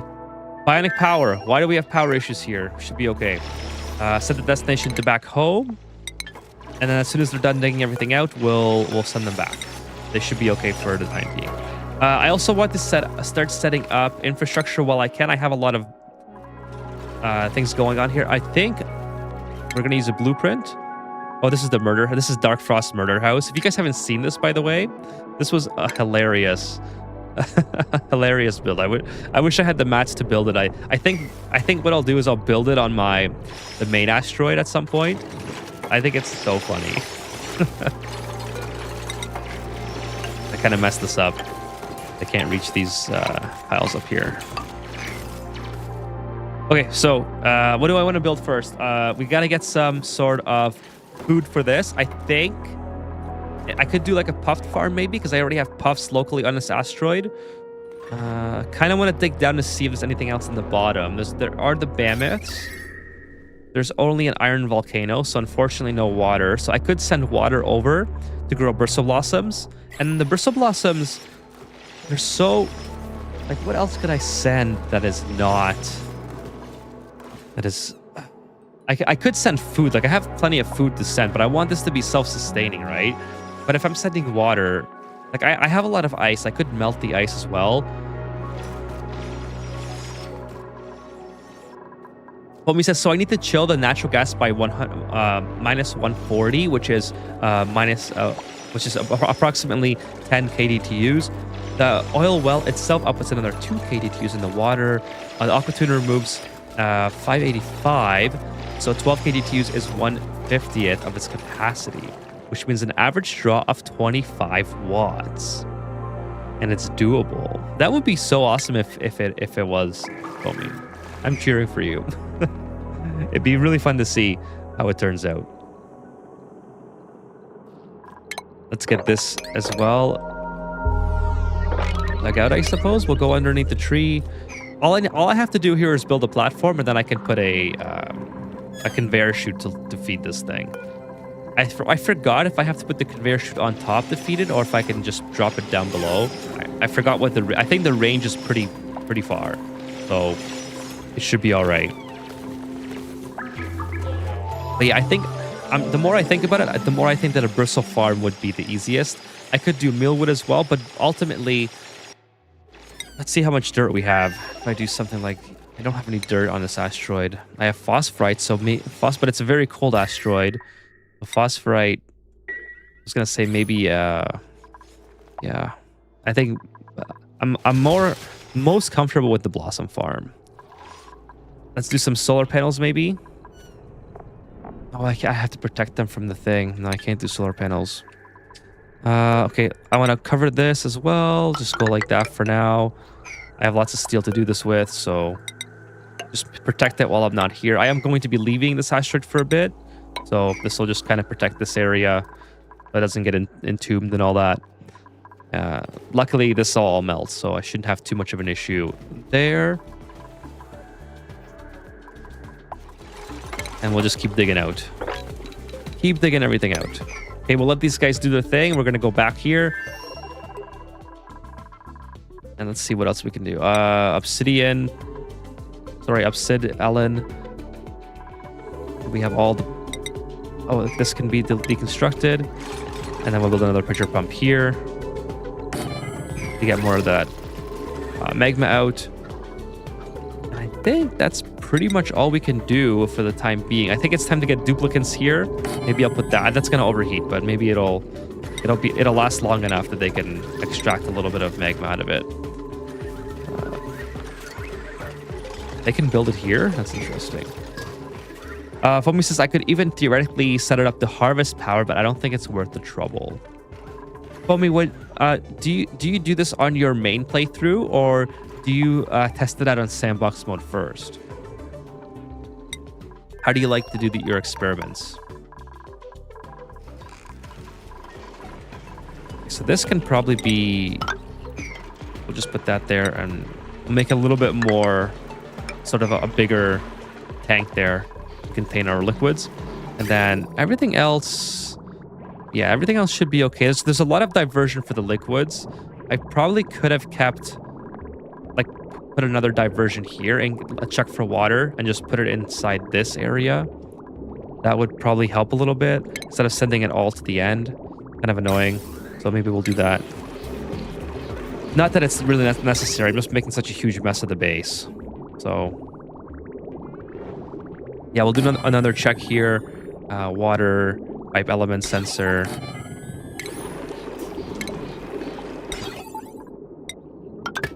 Kind of like that. Get some of that stuff going, and then just pipe it right into here, actually. Kind of like that. You know what? Let's do it out of insulated, because then it matches. Oh, it's igneous rock, though. I'll do that out of shale.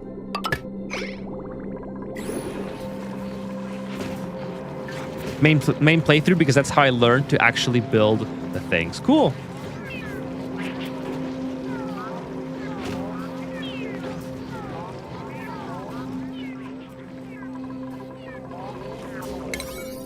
Yes, let's build this so it's not being super annoying.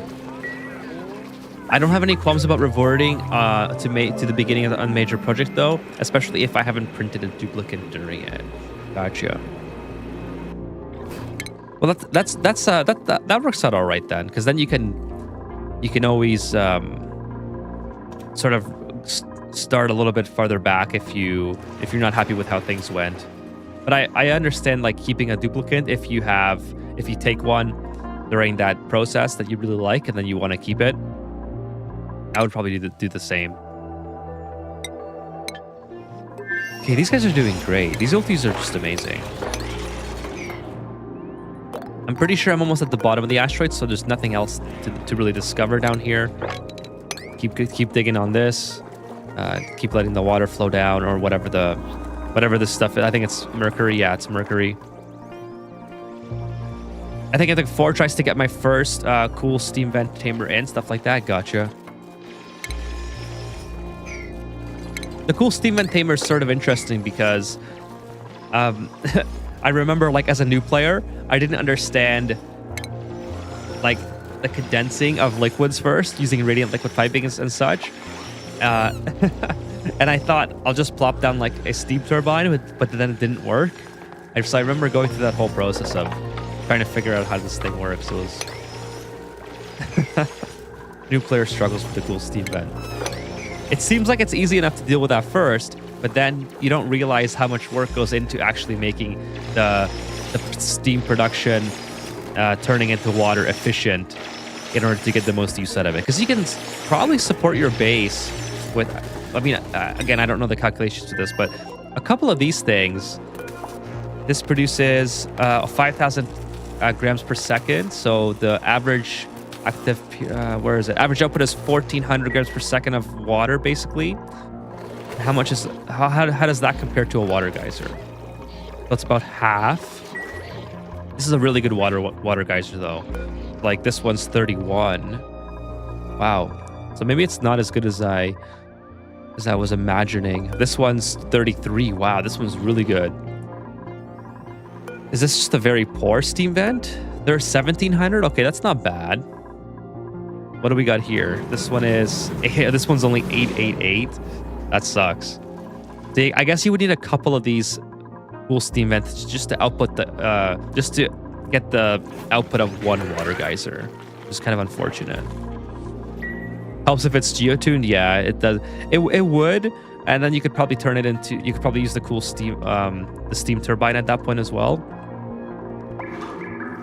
But I'm just talking like the base. Okay, so filter. I want this to be water. Should be okay. No liquid output. Why? Why don't we have a liquid output here? Who's doing this? Oh, we don't have sedimentary rock? That's probably why. For some reason, they had sedimentary rock enabled. Anyways, let's get this done, chat, team. I almost said chat there. No, I need the duplicants to get this going. Most cool steam vents can support like a dozen dupes. They're plenty good. Oh, for sure. Yeah, like my previous asteroid, Super Duper Dreamland, I think, was supported by a cool steam vent mainly, not counting the Hydra. Like, I'm pretty sure the entire asteroid was on the cool steam vent. The only thing that was different was the Hydra, where the Hydra was exclusively run by the water geyser on that one, or something like that. I don't know. It's been a while since I've seen that. So this is inevitably, this is going to allow some to sneak through as well, but it's been filling up very quickly lately because of all the water I'm pumping up from here. So it doesn't help me if I just pump up the water and then break the walls to send them back down. That's why I added this here. Those are great as part of a cooling setup, says Foamy. Yeah, I mean, in general, I think they worked. They're easy enough to tame for a new player. Like, they're not extremely hot to the point where you need advanced knowledge of the game. Like, realistically, water here will do just fine in the cooling. If you want it to be super cautious, polluted water will work 100% because this is only 110 degrees, and polluted water doesn't. I'm pretty sure it doesn't boil until 119. Yeah, 119. So polluted water will work all the time. Water will work if you remove the water quick enough, stuff like that. So it's a really easy starter's way of getting like figuring out how to condense steam and sort of make something useful happen with that build. Let's keep going down to the bottom, I suppose, all the way. How do our consumables look here? We have Atmos suits, rad pills, eco power banks, gear bomb, oxygen, and we have lots of oxygen from here, and we have lots of water still. So yeah, we'll keep these guys going. In fact, I think it's time to start. Well, actually, let's not do this. Let's not do this. Let's go up this way.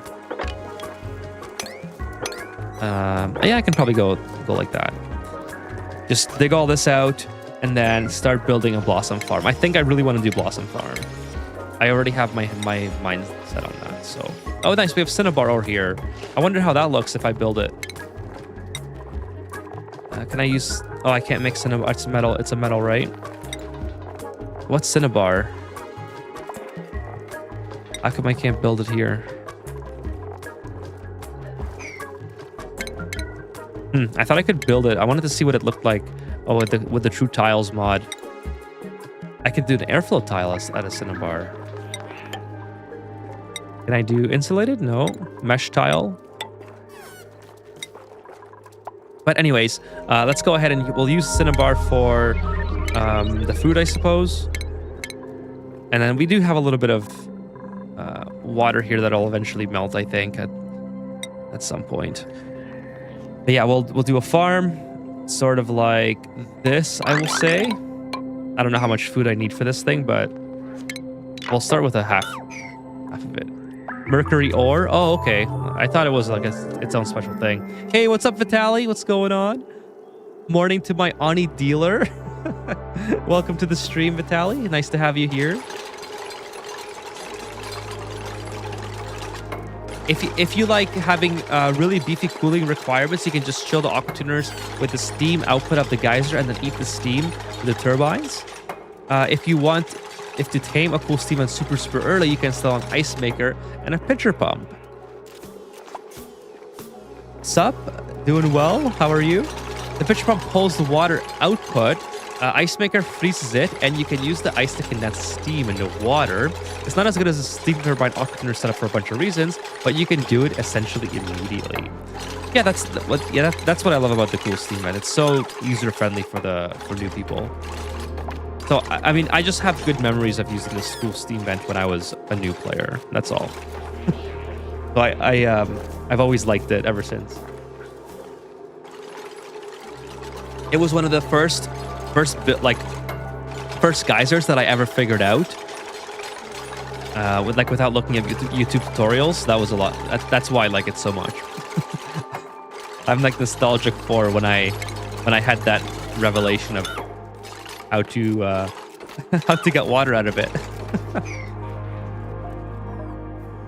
But it's funny because the exact same experiences that I have, or that I had with the cool steam vent when I first set it up, like I said, putting a steam turbine down, is the exact same thing that I get questions about, like today, for people that want advice on why the steam turbine is not working with the cool steam vent. Pretty funny. Okay, let's see how we're doing here. Artemis 2 is on the pad. Yeah, we already had that on the pad. We can keep digging down here. Actually, these guys are not they're not idle, so we're doing something right.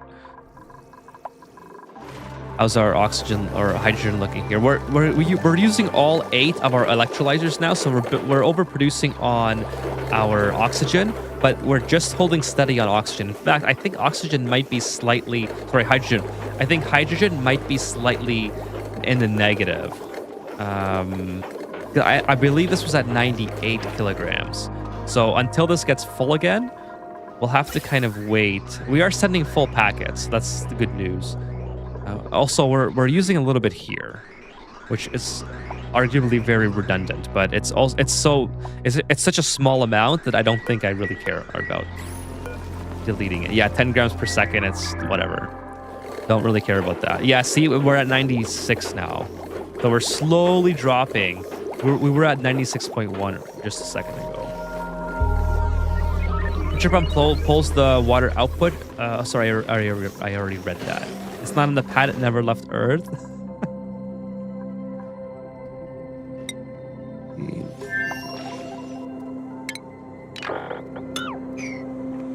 It's kind of why do you have a high? Oh, good question, Vitaly. Let me go back as soon as it saves. I'll show you. Okay, so earlier in this playthrough, when I had unstable power, the Hydra, because I never make my Hydras or my Spawns like actually self-powered, even though it says SPOM, like self-powered oxygen maker or whatever. I always hook it up to my base power. So because you always produce extra hydrogen, right? So I feel like it's so useful to use that power elsewhere in my colony where I need it. So it's when I say SPOM, I usually refer to the full Rodriguez setup, not an actual self-powered machine. So likewise with the Hydra, this is not a SPOM, it's not self-powered, it's hooked up to my base power. So it's coming from these transformers. But before, it was like hooked up to these things, this heavy wire. Anyways, so earlier in the colony, when this playthrough was very unstable with power, when I was making the transition from natural gas to petroleum or whatever, it was one of those phases, I ran out of power completely. And there was like a whole stream where I remember ending the stream and the Hydra was down. I had no oxygen. I had no oxygen in my base. My Atmos suits had no oxygen. It was like a crisis setup. So what I ended up doing is just rewinding time, like I think one cycle or so, and I put these manual generators in, and then I self-powered my Hydra with the manual generators until I was able to produce enough hydrogen to get myself through that transition period when I had no other power sources. So that's why these are there, and that's why they're disabled, because I just don't want anyone running on them. Now that I'm on petroleum, I never need these again. They are completely useless because the petroleum is insanely powerful. So 3,000. He didn't explain why he put them inside. He did that to try to kill some dupes. Okay, that's could be a very valid point, maybe.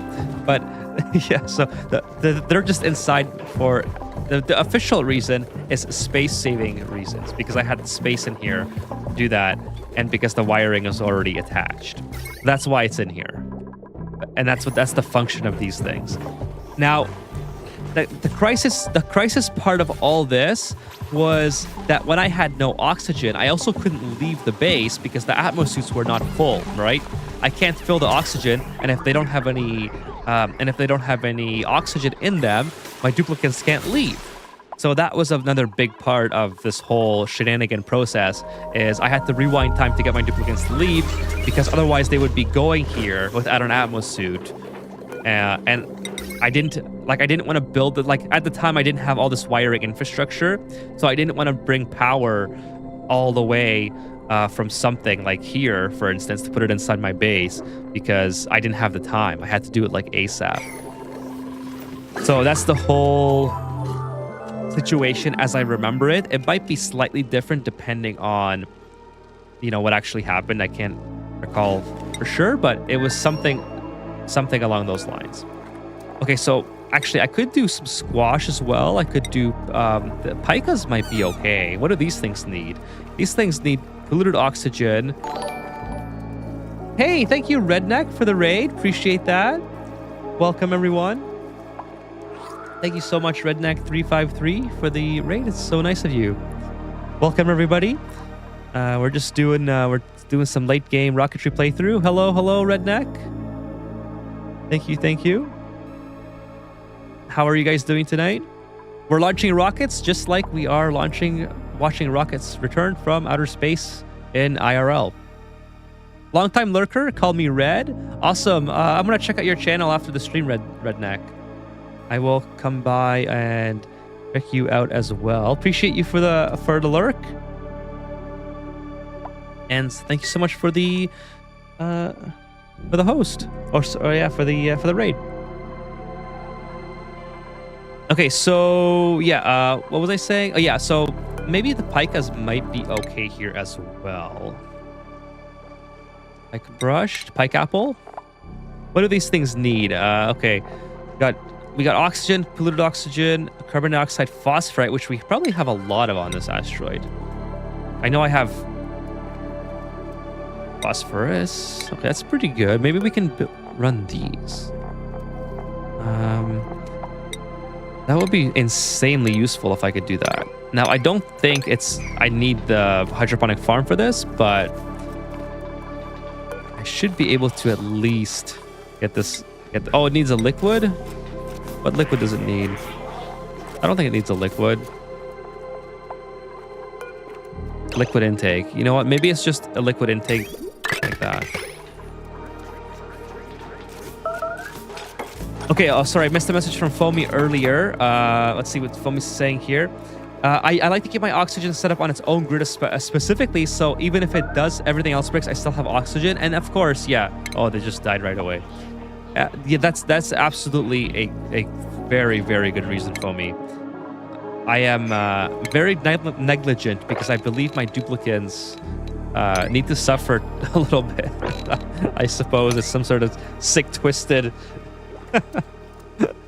duplicant torture scheme that I have going on. I actually haven't set to export spare power to the main grid, but just in case, which is, by the way, which is a really good idea as well. I thought about doing something similar like that with like the watt meter or whatever, like maybe even a smart battery to some extent, some sort of automation configuration to have it have the power shut off and on depending on your power usage. I think that would be a really cool way to keep everything intact and make it self-powered, but at the same time contribute the rest of that power to your main grid.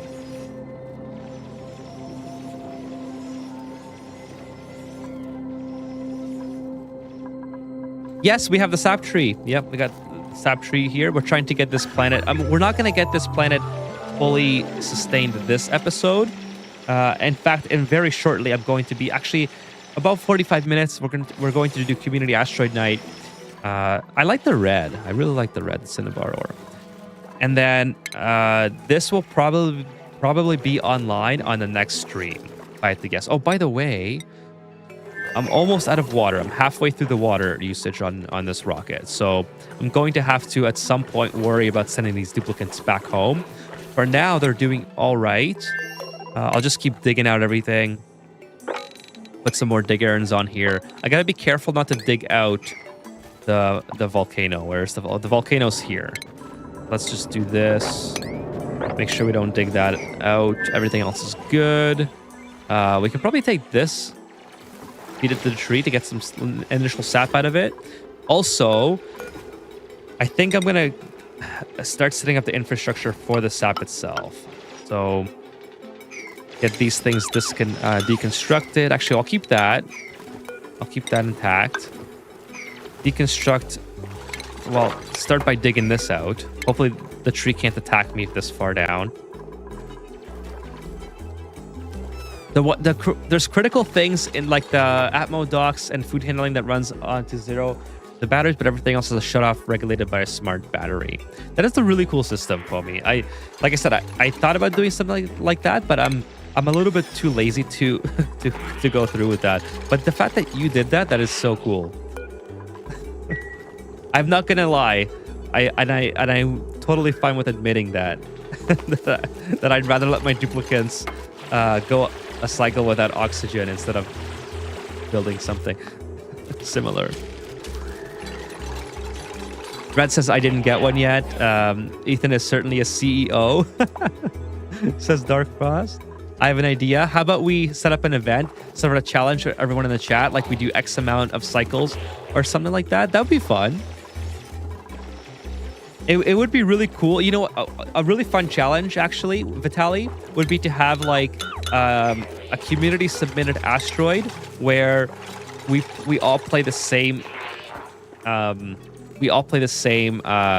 seed, and we see like we can like do comparisons at the end of like the I don't know, end of cycle 200 or whatever, because it would be a long time to go all the way through the game, and I wouldn't expect everybody to, you know, to play that long, because that's an insane, like this one here, 1800 cycles, it's 150 hours. So, you know, I wouldn't expect everyone to have that kind of time on your hands to get that far. But it'd be so cool to have like a comparison of how everybody plays the game and how they get through the same asteroid. I think that would be a lot of fun. With an oxygen machine, it's actually quite simple. You don't use the power system at all. You regulate the hydrogen. Oh, right, because you can just send the hydrogen to different locations instead of setting up like a power shut off. I get what you're saying. Yes, I was overcomplicating it as always. Ulti trapped himself.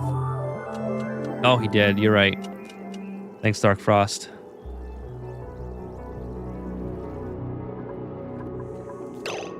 Low morale? That's your fault. How did you get up there? All right, let's see if we can get this ulti down. So we need to do this. Let's dig this out.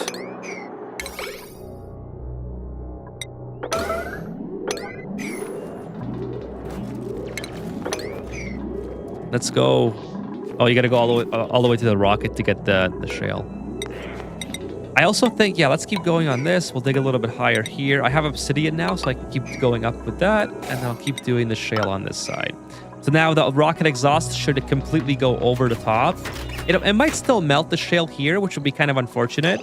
Maybe I will do oh shoot. Maybe I will do a little bit of obsidian on this side, just to kind of not have that happen.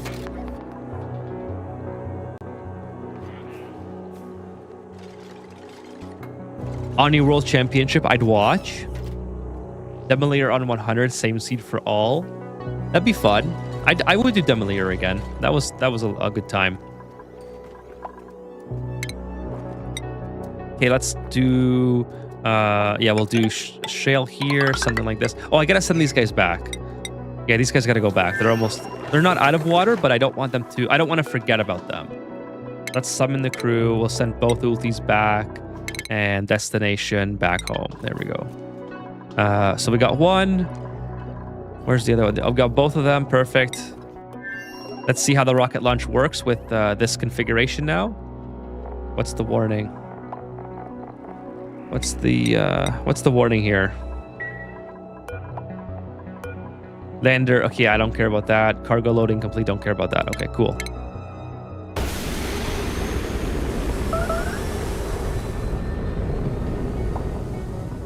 Okay, so the heating that we did good.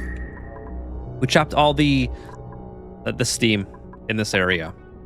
We melted a ladder, but whatever. It was bound to happen. Okay, so next time we come back here, we'll start building more infrastructure. Maybe we'll bring some water on a and some blossom seeds. So we'll set something up on the rocket itself on Space Farter. Let's go ahead and build this. And we'll put blossom seeds on here because I have so many blossom seeds. And then we'll also build a water storage. So blossom seeds, I don't think I need that many. We'll bring, I don't know. They're 1 kilogram each, so I'll bring 30 at most, I think. We'll be fine. I think that's kind of overkill anyway. How many do I have? Yeah, I have 1,500, so I have plenty of blossom seeds to go along with. The strength booster. And then we'll build some cargos for it. I don't need this anymore. I think we're all good. I could do with some more, not modules, interiors. So we have steel, gold, cobalt. I could do with some glass. I'm going to build that. No, that's fine. Okay, how's this going, by the way? So this is inevitably going to fill up a little bit, but it's going a lot better than it was before. So we're doing a lot more sorting with the water. Capture the steam for water. I could capture it. Not sure. Not sure if setting up the infrastructure would be worth it for all that. I would have to. Like it's just not a lot of steam, right? The steam amount really depends on, well, the rocket exhausts steam. Where's which one is it? Oh, this one. And then whatever amount of snow melts over here. So you could do it for sure. I'm just not sure if it would be worth the setup, you know?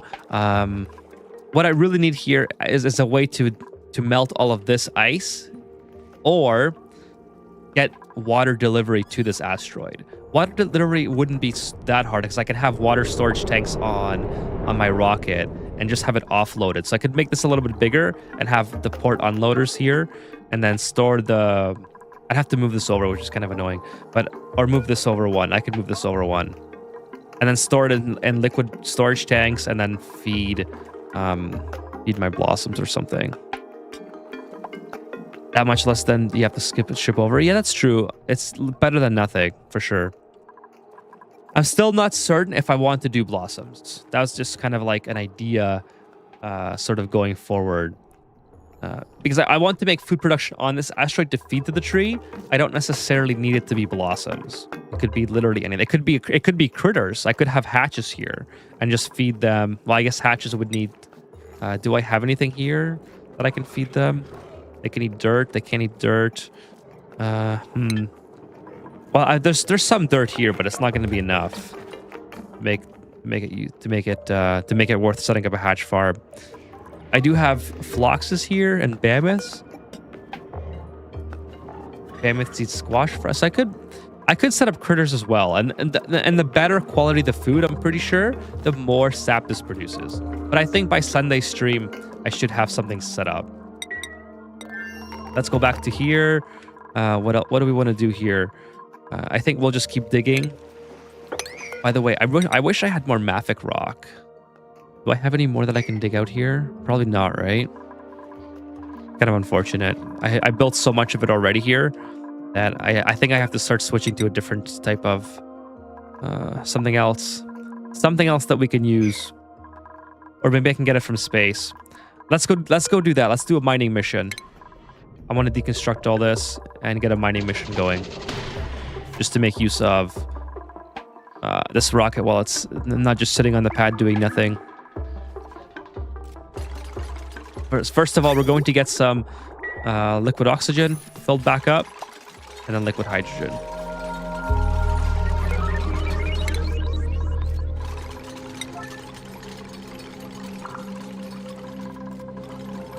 Oxygen's already full.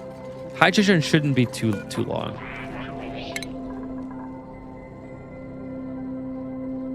By the way, guys, if you guys could hit the like button, that'd be awesome on YouTube. And if you're not following on Twitch, I live stream several times a week, oxygen not included, at around this time. Usually I start at 8 or 9 p.m. Eastern. So if you guys are interested in more Ani content, please feel free to follow. That would be awesome. And if you're on YouTube, please hit the like button. That would be amazing. Hey, what's up, Matthew? What's going on? Hello, Mr. Ethan. Welcome to the stream. Hello. How are you doing tonight? Did everyone else watch the rocket launch, or the Artemis recovery as well? The chat and I were talking about it at the start of the stream, but I'm pretty sure it's almost... It'll be wrapped up now. They're probably on their way to the facility. Boom, gave a like. Thank you so much.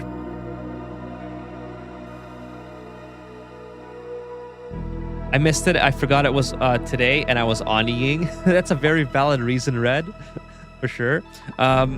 It's actually kind of funny because I almost missed the stream because I was watching the recovery. So they already landed, and I was like just listening to the commentary and whatever. But then I realized, I'm like, oh shit, it's like 8:55. I got to stream in 5 minutes. I had nothing set up, so it was kind of funny. It's very hectic, very hectic start. Okay, let's get this. Just a couple of things here built, and then I think what I'll do is start. Well, I have to finish this at some point as well. Maybe put some transit access tubes in this area because this is a very long. I guess I could go this way. This is blocked off. I can't go that way. I have to go across. So let's go here. We'll delete that. We'll delete this. And then we'll do something like that. And then we'll come down into here, which will give us a way to get here a lot quicker than what we have going on now. So transit access tube, delete these ladders. And then boom. No, I want this gone. Okay, well I guess that's gonna stay. No, cancel build. There we go.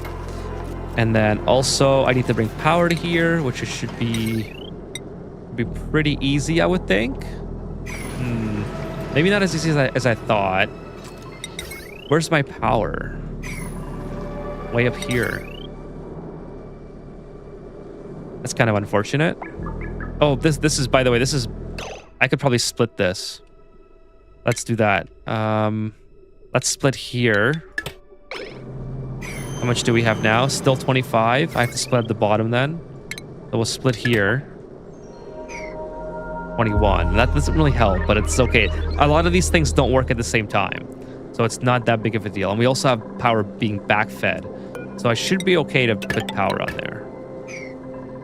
This is intentional. I didn't want to bring heavy wire to feed this into my main grid, so it's just literally feeding this circuit, which is whatever.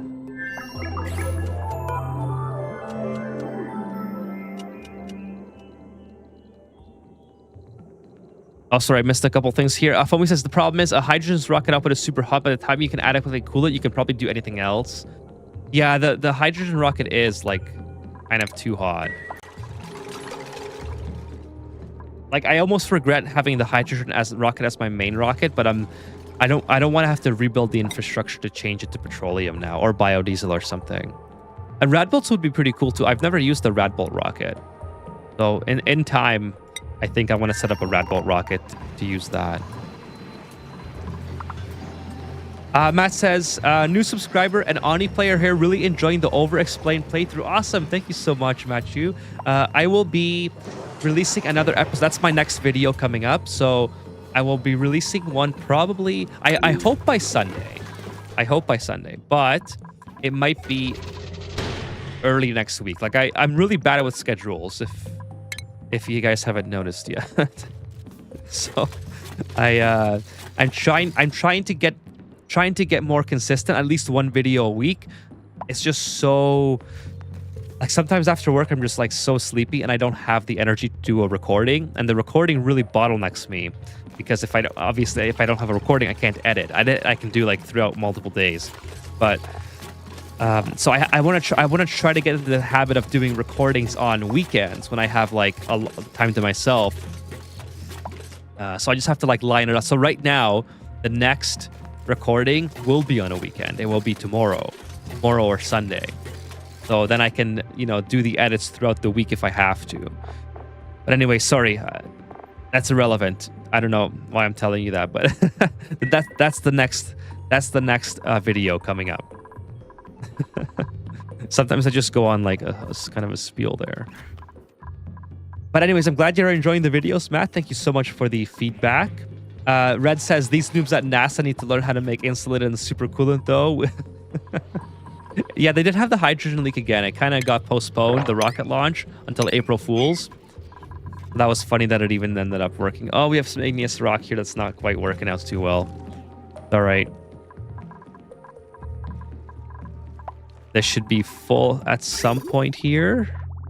Yeah, we're all, this should fill up with what I have. Just about. Is it gonna make it? Yeah, it said the red. It's basically there. Okay, let's add some modules. I need some cargo bays. Large cargo bay. Maybe 2 large cargo bays. No, because I still need a drill cone.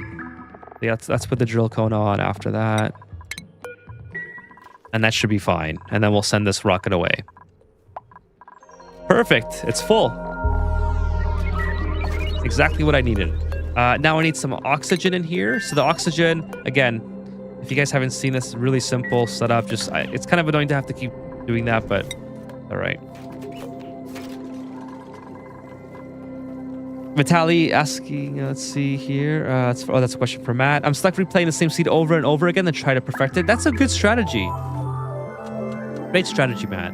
I also recommend if you ever get bored of that seed, go on mapsnotincluded.org and you can select whatever seed that you like that will help you learn other parts of the game. It's also a good thing to do is to pick a seed where you know where everything is, or like you're doing is perfect actually. It's just replaying the same one to try to get everything figured out. If you like, Matt, I do this series every Friday night where actually we're doing one tonight in about a half an hour or so, where I take a look at new player asteroids, or not always new player asteroids. Sometimes it's experienced player asteroids because they're showing off something cool, and we either get feedback, advice, or that player is just showing off their progress in the game because for whatever they want to do. So if you want to submit your asteroids or some feedback or tips or whatever from the community, you can feel free to do that. My email is on my YouTube channel. If not, that's totally okay. Just throwing it out there in case you don't know that that's a thing. We'd be more than happy to take a look.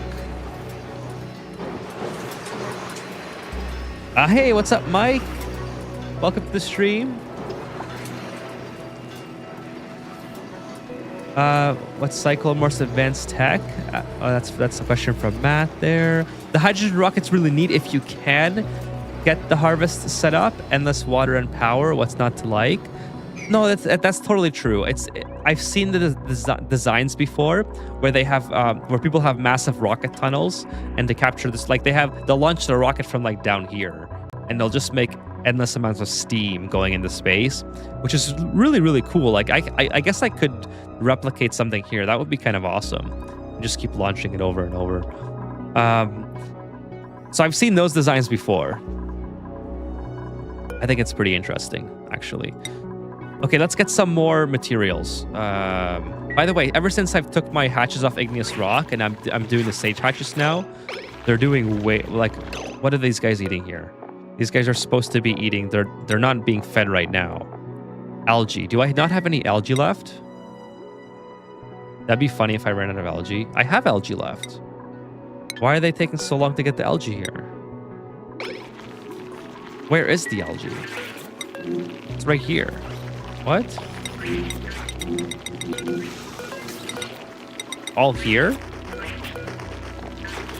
85 kilograms. Oh, it's 85 kilograms. Not tons. Oh. Okay, well, I have slime. I have slime. So let's make a slime algae distiller.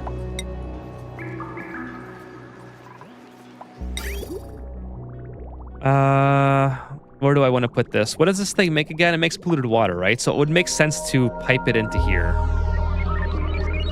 Like literally right into here, I think would be perfect.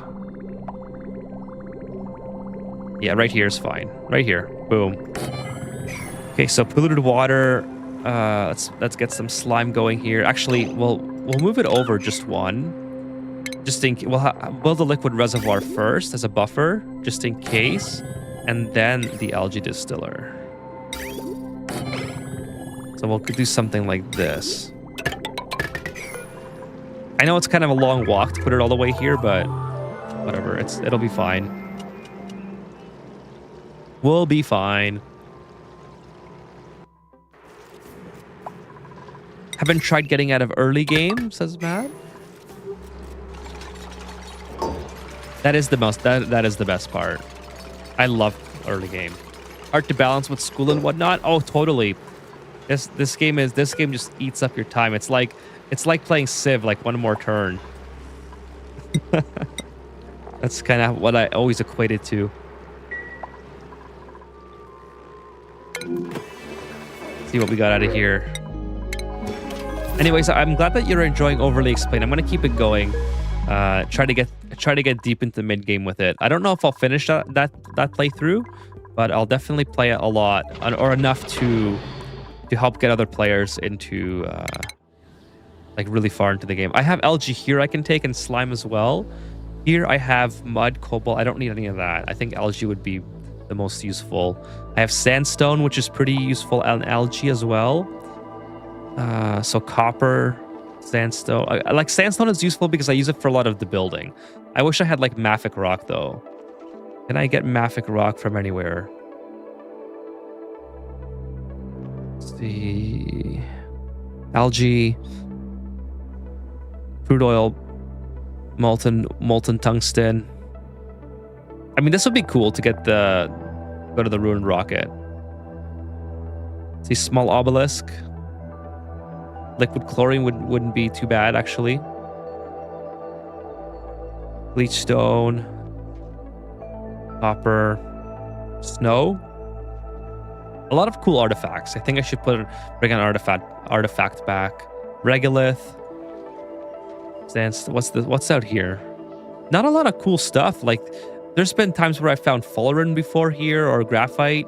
I haven't seen any of that yet. Amber iridium is quite interesting. Maybe we'll go for that. Snow tornado rock. Algae again. Sulfur bioluminescent rock. That's pretty cool. Wolframite. Yeah, not a whole lot of interesting things, unfortunately. I want to get the teapot as well. Teapot is awesome.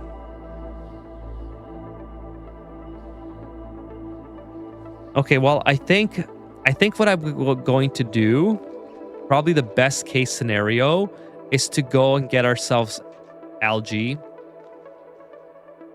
14 tons of algae and dirt, because I do need a little bit of dirt. So let's just go here. I mean, how much dirt do we have? I'm feeding dirt to my hatches right now. I have lots of dirt. Algae, I don't have it all. So let's put algae on here. At least this rocket will do something useful. And then, of course, I want to get an artifact. So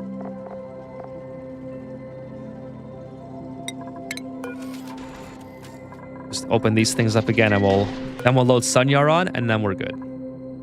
All right, chat. I'm really far behind here. Let's see here.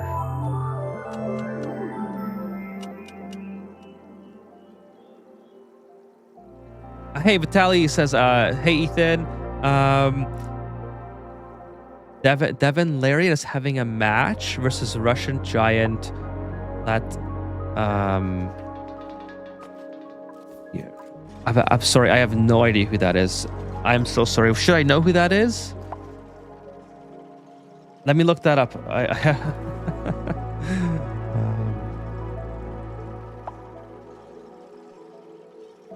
Who is that? Oh, that's a Canadian arm wrestling guy. Okay, the name sounded so familiar, and I was like, I think I've seen that name before, but I have no idea who that is. I have a terrible memory, guys. Like, in case you don't know, I don't. Names are just not what I'm good at remembering. But yeah, that would be a fun match, actually. I will tune in for that. April 18th. That's pretty soon. Okay, let's go, Sunyar. I need you on board.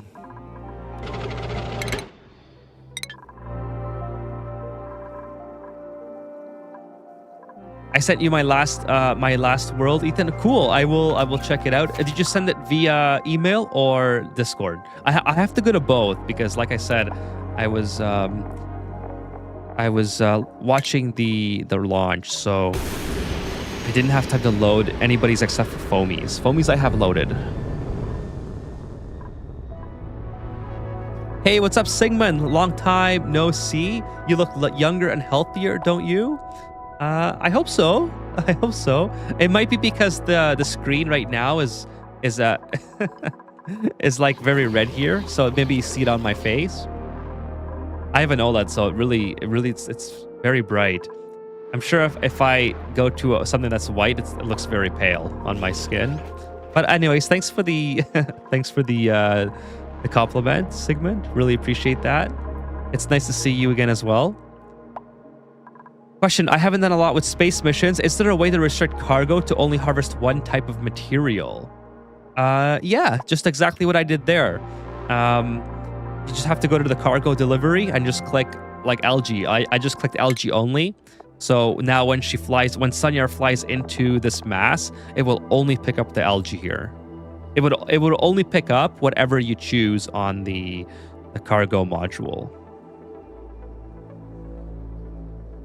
You can find iridium without destroying the demolator. Yeah, Yeah, sometimes you can find graphite as well. Like iridium is here. Iridium, amber, shale, heat, nickel. But I have, unfortunately, on this one, I don't think I have graphite or fullerene. Which is kind of unfortunate because it's a really easy way to, like, not that I need it. I don't need it this time. It's just sometimes it's there, sometimes it's not. Hey, what's up, Ham? Ham says, the Overly Explained series helped me a lot. I got to the game and I just got the game and really couldn't understand it at first. The series helped me gain momentum and I'm really enjoying the game now. Awesome. That is so good to hear, Ham. Thank you so much. You have no idea how much that means to me. Thank you. Really appreciate that. Is that a chess stream I saw on Twitch a bit ago? A chess stream? Oh, it's arm wrestling. Yeah, arm wrestling. That's I knew I should have known. Vitaly has talked about this before, so I think it was Vitaly. So he's talked about this before, and I apologize for not remembering who that was. But yeah, it's the Canadian arm wrestling champion, I think. Hey, what's up, fun? Hello, welcome to the stream. Vitaly says, would it be too much to ask to show your PC? Right now, yes, because I can't turn the camera very easily to show the PC. The PC is behind my monitor, so I'd have to like go over everything. But I can certainly take a picture and send it on Discord. The PC setup is, yeah, it's not the most ergonomic, or like, sorry, not the most. Sorry, Vitaly, do you mean like the whole PC setup, or do you mean just the like the case itself, like the desk and all that, or do you mean like the case? Because I have a picture of my desk. I can put that up. Occasionally talk about arm wrestling. Yeah, I knew, like I said, I saw the name and I was like, oh, I know who that is. I should know who that is. The desk. Oh, okay, cool, no problem. Yeah, I have an L-shaped desk. I'll show you. Yeah, I'll show you on Discord. Make a community post as well for PC as well as your PC for engagement. Yeah, I'll show you guys in Discord if you're curious later. Hey, what's up? Let's see. How do you say that? Vigneshram, I think. If I can call you Vig. How are you doing? Welcome to the stream. Appreciate you stopping by. Yeah, so chat, we're going to be on for another about 10-15 minutes, maybe 20, and then we'll start Community Asteroid Night. So getting pretty close now. And then that'll be the end of the stream probably. Probably we'll go till about 12. So we still got a long time to go. Depends on how Community Night goes. Sometimes it's a lot, sometimes it's not as much. Sometimes I go, like, I think the longest community night I've done is like 3 hours. So it's kind of funny how much it can vary. So anyways, let's get this rocket figured out. We have water backed up here. We have to unload this gunk. All right, this gunk is not, has to go. I kind of wish that they were using when they go to the apothecary, that they're using the gunk from here instead of the other resource. But what I could also do is just unload it. Like, it's just kind of annoying to have it all in here. Can I just deconstruct this and reconstruct it and then just have it on the floor? The last time I set a filter, it just started grabbing everything on me. Really? Yeah, it should just be whatever you check.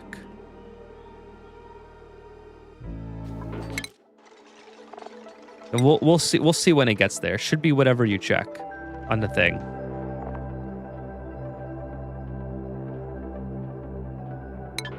You ever abandon your starting asteroid to make your main base elsewhere? No, I've never done that before.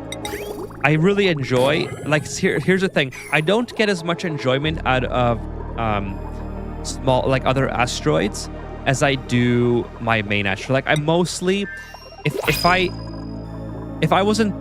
had to choose, I would exclusively play on this asteroid alone.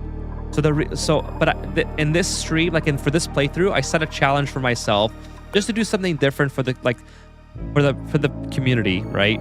To oh, thank you for the sip of Esca, Phil. Welcome to this chat. I certainly need it. My mouth is getting a bit dry, so appreciate that. Now, so for this playthrough, I set a sort of a personal challenge to get each asteroid colonized. But realistically, at this stage of the game, I get so like the game is pretty much over for me. And when I stop, when I tamed everything, when my base is fully sustaining itself, it's not the fun factor for me. Doesn't keep going up or doesn't go. It's not linear. It just ends up kind of dropping off a cliff. So that was my main inspiration for like trying to settle other planets this time. But normally I wouldn't even do that. I'm just, first of all, I'm just not. I would accept the argument that I'm not very good at it, but at the same time, what I love about this game is doing exactly what you see here. It's making your colony self-sustaining. And then at that point, I kind of rush to the finish. But I can't rush to the finish if I have these challenges for myself to get all the other asteroids settled. So like, for instance, Watertoe, I have Watt here. And this asteroid is fully self-sustaining. It's fully self-sustaining until the water runs out, which is probably not going to run out. The Freesial is fully self-sustaining. Again, it's not self-sustaining in the sense that like the water would run out eventually here, but I'm sending water over with the interplanetary payload launcher. So this has water in it, 200 kilograms of water, and it feeds a Hydra. That's kind of funny that that's what it does. Like, so. Well, by the way, where is Chip? Is Chip not here? Oh, he's hanging out. Okay, cool. And then I'm trying to get Obsidian or whatever, Obsidian sustained. So I've been putting all the magma into this little chamber. So next time I come back here, I can like build a Hydra and all that stuff. But again, there's no water here. I have to send water here. So I have to increase the capacity of my launchers, which means probably building a nuclear reactor at some point so I can make radiation. So, you know, there's a lot that I still have to do on this playthrough to make it exactly how I want. I think I think a reactor is the next best thing here, because then I can start launching more frequently, because the reactor will make an insane amount of rads. So just put something here, build a massive reactor like in this space, which would be perfect. So I'm not using this space for anything else. I might steal Stringer. Stringer has a really cool reactor setup that I like. I might steal his and put it here from the playthrough he sent me at some point. And just start launching massive amounts of payloads. Oh, look, it's cooling itself. That's something you don't see all the time. I like that. Kind of an interesting animation. Colonize the Moo planet? Yes, we will colonize that, Dark Frost. Yeah, for sure. Like I said, it's a challenge for that I want to colonize all of them. And I'm not going to consider the playthrough complete until I do that. So for sure.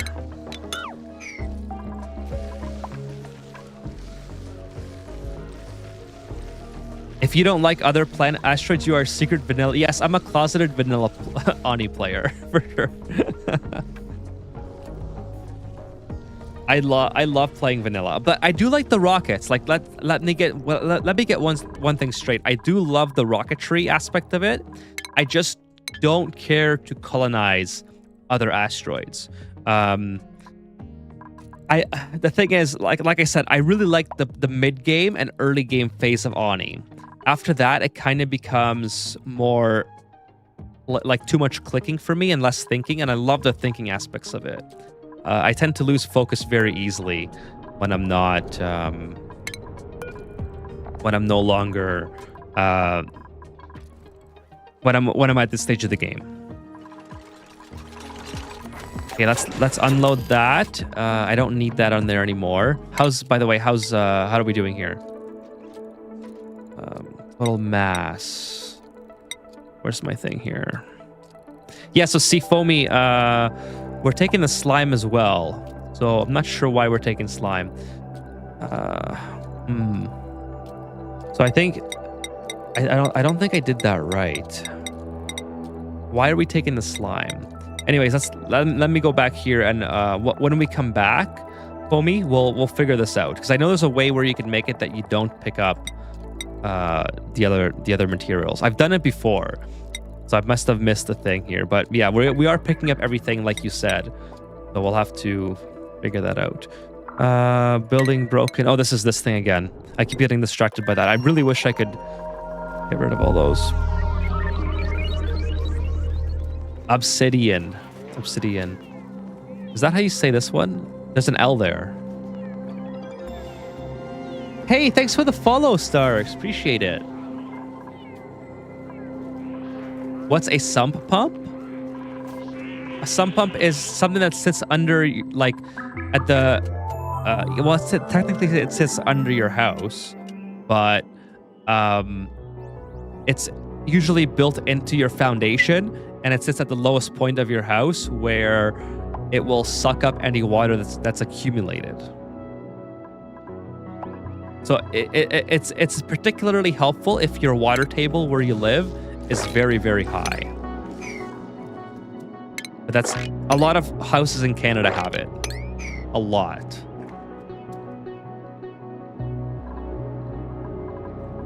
Yes, I will be showing Foamy. CO2 included. Nearly 2K cycles of torture is rad. Welcome to the stream, Stars. How are you doing?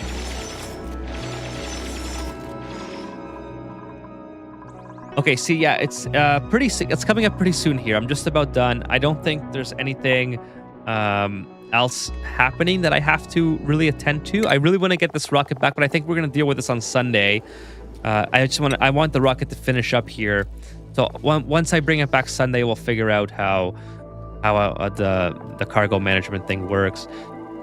Yeah, I think we're gonna go into Community Asteroid Night. All right. So while this is, I'm gonna keep the game on. Hey, thank you, Starks. Appreciate it. Thanks for the feedback. The pump question referred to the pump at the bottom of the base. Oh, okay. Well, yeah, it's the same idea, I suppose. You just want the it's something that's at the, so a sump pump, I suppose it's something that's at the bottom of a structure to remove excess water. So in terms of, in Ani terms, it would be like a sump pump would be like here. Sump pump would be here, or you know what, something at the very bottom to remove, like this, to remove all the liquids.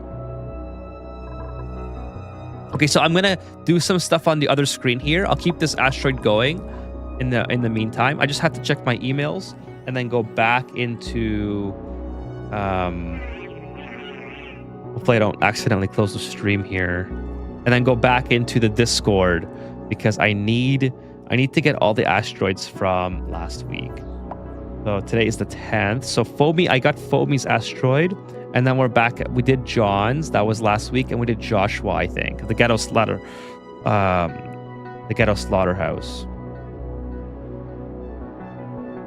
Okay, so John we did as well.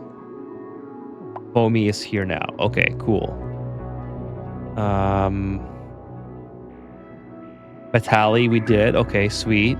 So no new ones on the email except for one. So let's go on. I know I have a couple on Discord, I think.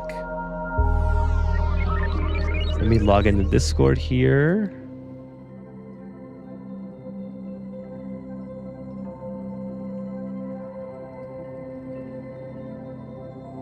Yeah, I have the Icy Star from Past the 40.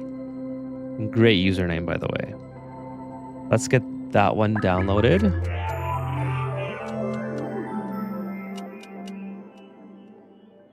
This is Past the 40. Okay, yeah, I had these are the two, I believe. And Mike, we did Mike's. Yeah, we already did Mike's. That's from March. Okay, cool. Everyone else, we're caught up. So it was these two that I had to do. And okay, so we're gonna end the stream here for tonight, as far as this asteroid goes, and we're gonna head into Community Asteroid Night.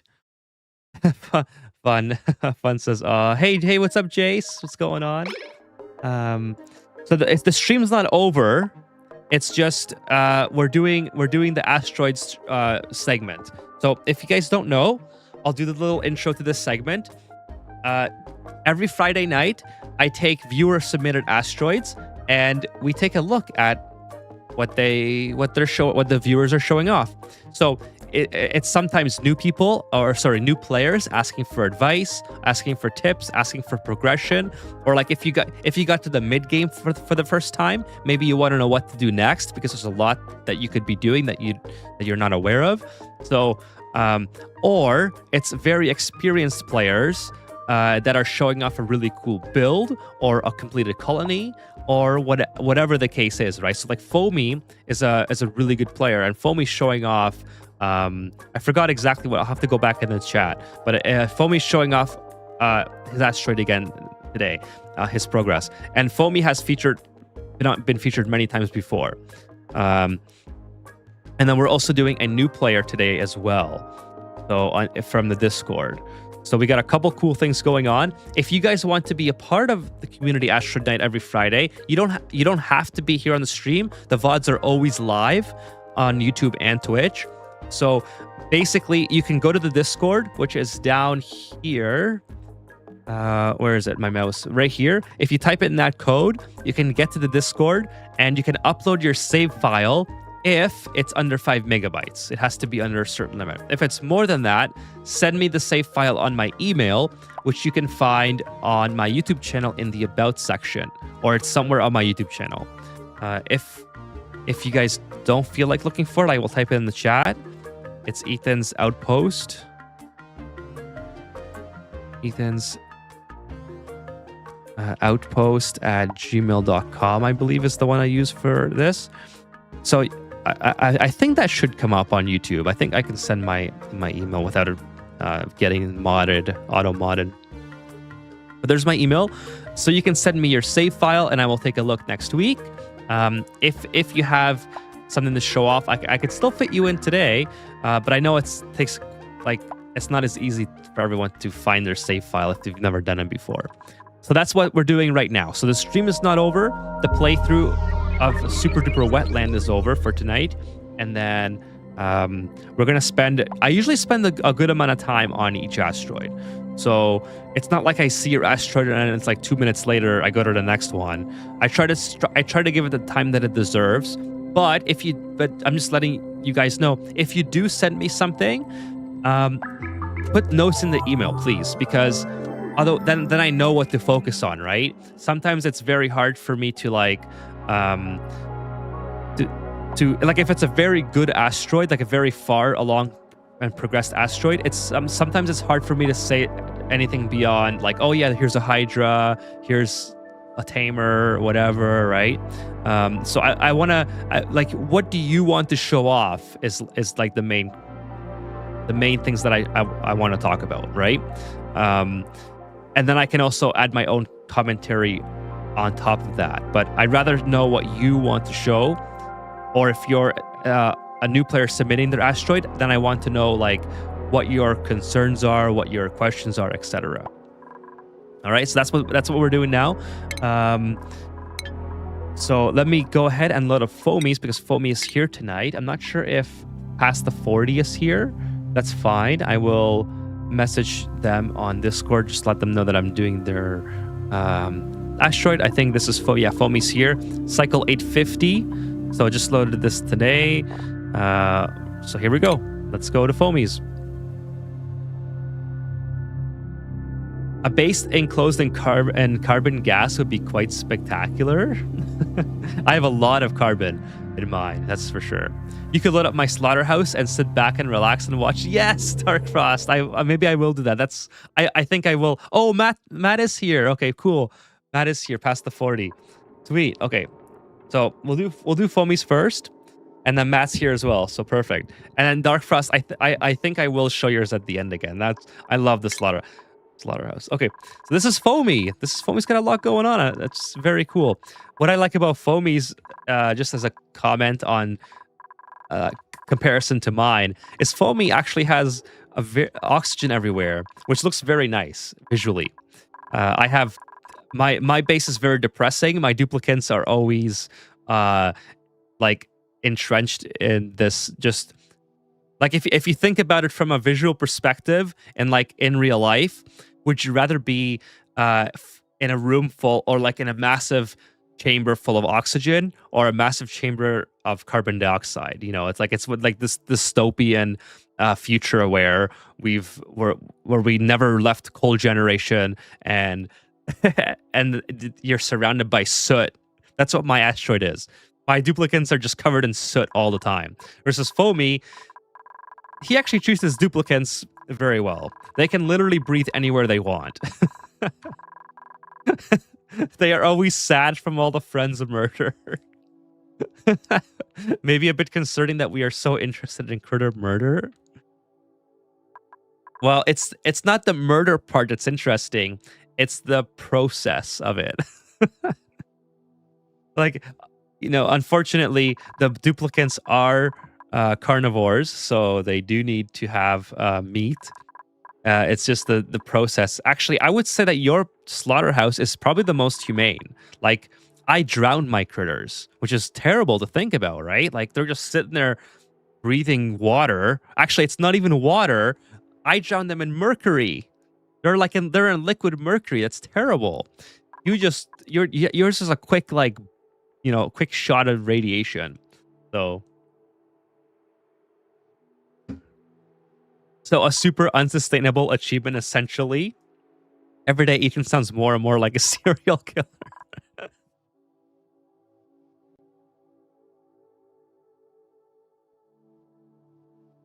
Okay, I'm the overseer, all right? So I get to make the rules.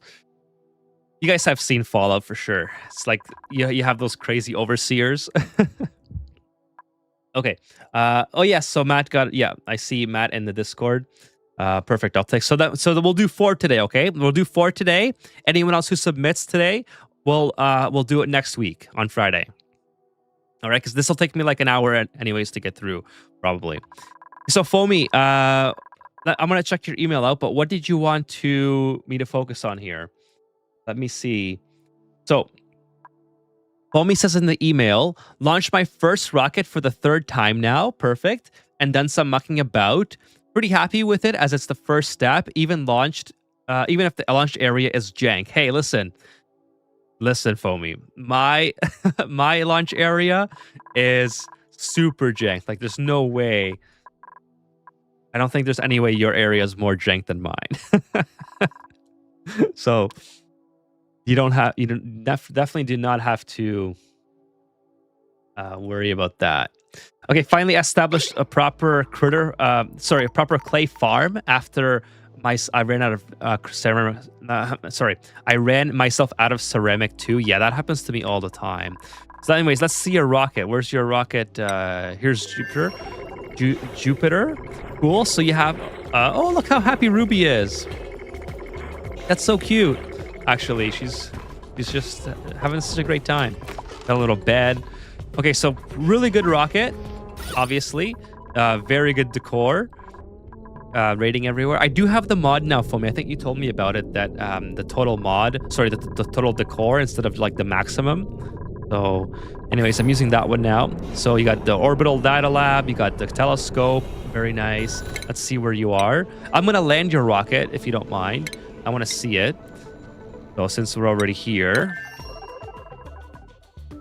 let's see it come in here. Is it coming back soon? I guess it should be coming. There it is.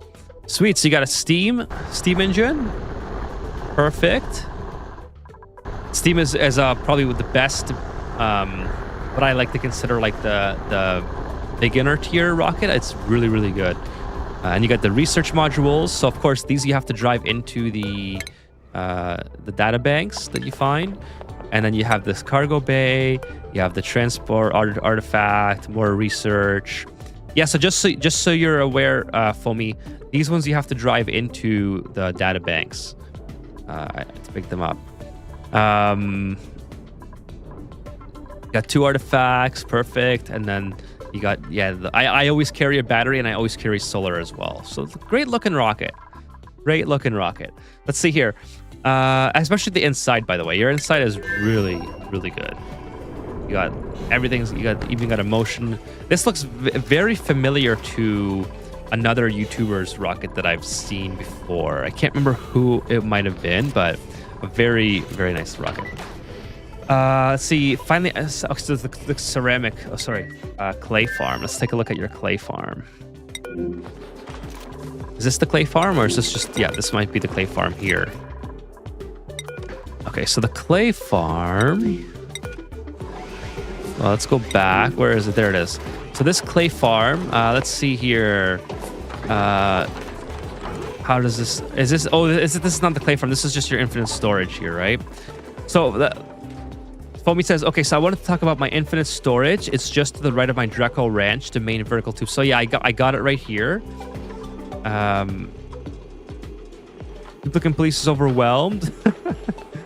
Email was already done last week, so you missed it. All the deodorizers. Oh, the deodorizers. Okay. Yeah. Sorry, I was just clicking on the... I didn't realize at first that I was going to the infinite storage. But yeah, that's why most of it is here. So let's go to... Yeah. Oh, here it is, right here. So the off-gassing polluted oxygen, I guess. And it's... Check the door perms.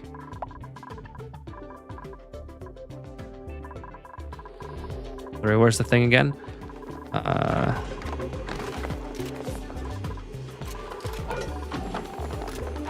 So you have an out. You have out. Everyone can go out this way. And then here, everyone can leave to the left. So they can't get through. Okay, but they can get through this way, and and these duplicants are allowed to leave. This, yeah. So okay, I see what's going on here. So you're just making it so they can't pick it back up, right? Because this is accepting everything. Nice. I think this is what you were talking about last week, right? Yeah. This is what I asked you to send to me. Yeah, I remember now. Okay, I remember where we are. So yeah, from what I remember from last week is your duplicants deliver everything into here, but because they're not able to access what's down here again, they don't just continuously like put it back into itself, right? Is that kind of what's going on? The door is part of it as well. Yeah, so this one here. This one allows everyone to go just to the left, so no one can go right. And then this one here, these duplicants cannot go right through this door. So only some of the duplicants are able to come through here. The door split the dupes into 2 sets. Does that have anything to do with the priorities as well? Let's see. So the priorities have nothing to do with it, right? Just wondering if you had like tidying or supplying separated with them as well.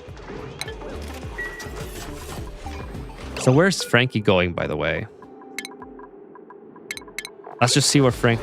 storing... Okay, so he's storing iron in here. That makes sense. So the dupes can retrieve from the infinite storage, only put stuff if they sweep. Gotcha. So where is it again? I missed it. Yeah, this is a really cool system. I like it. The dupes can automatically put stuff in. They can't pick it up. Exactly. So that's the problem that I always have with my infinite storage is if you just have an automatic dispenser, they always just pick up what they have here and they reload it into the dispenser. But this case, they are loading it. The auto super does that motion for them. So they don't have that infinite loop going. Right? Like I'm sure everyone's done it before, but they drop an auto sweeper, and then the duplicants just keep picking up the same stuff that they just dropped. Yeah, really solid build. I like it, Foamy. I like it. Would it, you know what? Would it be cool if I used this on, if I took a blueprint of this and used it? This is really cool. I'm gonna say Foamy's infinite storage. I like it. I like it a lot. It's so simple too. Like such a simple concept. I'm really enjoying.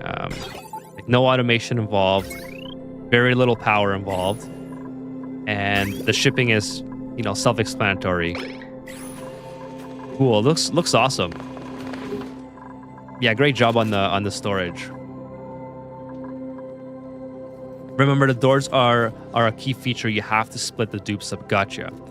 Cool. I will try it out on Super Duper Wetland and see how see if I can replicate the same thing. Because I would love to have like a storage area that is not just in the middle of like nowhere. Like this would actually be something that I can put inside of my base in one of those areas where I don't have anything being used, so I could actually store stuff. Although I don't know if that would be a good idea because my duplicates would have to use the ammo suits constantly to go in and out. So maybe it's something that I can do just on the outside where I already have it, but just in a system more like this.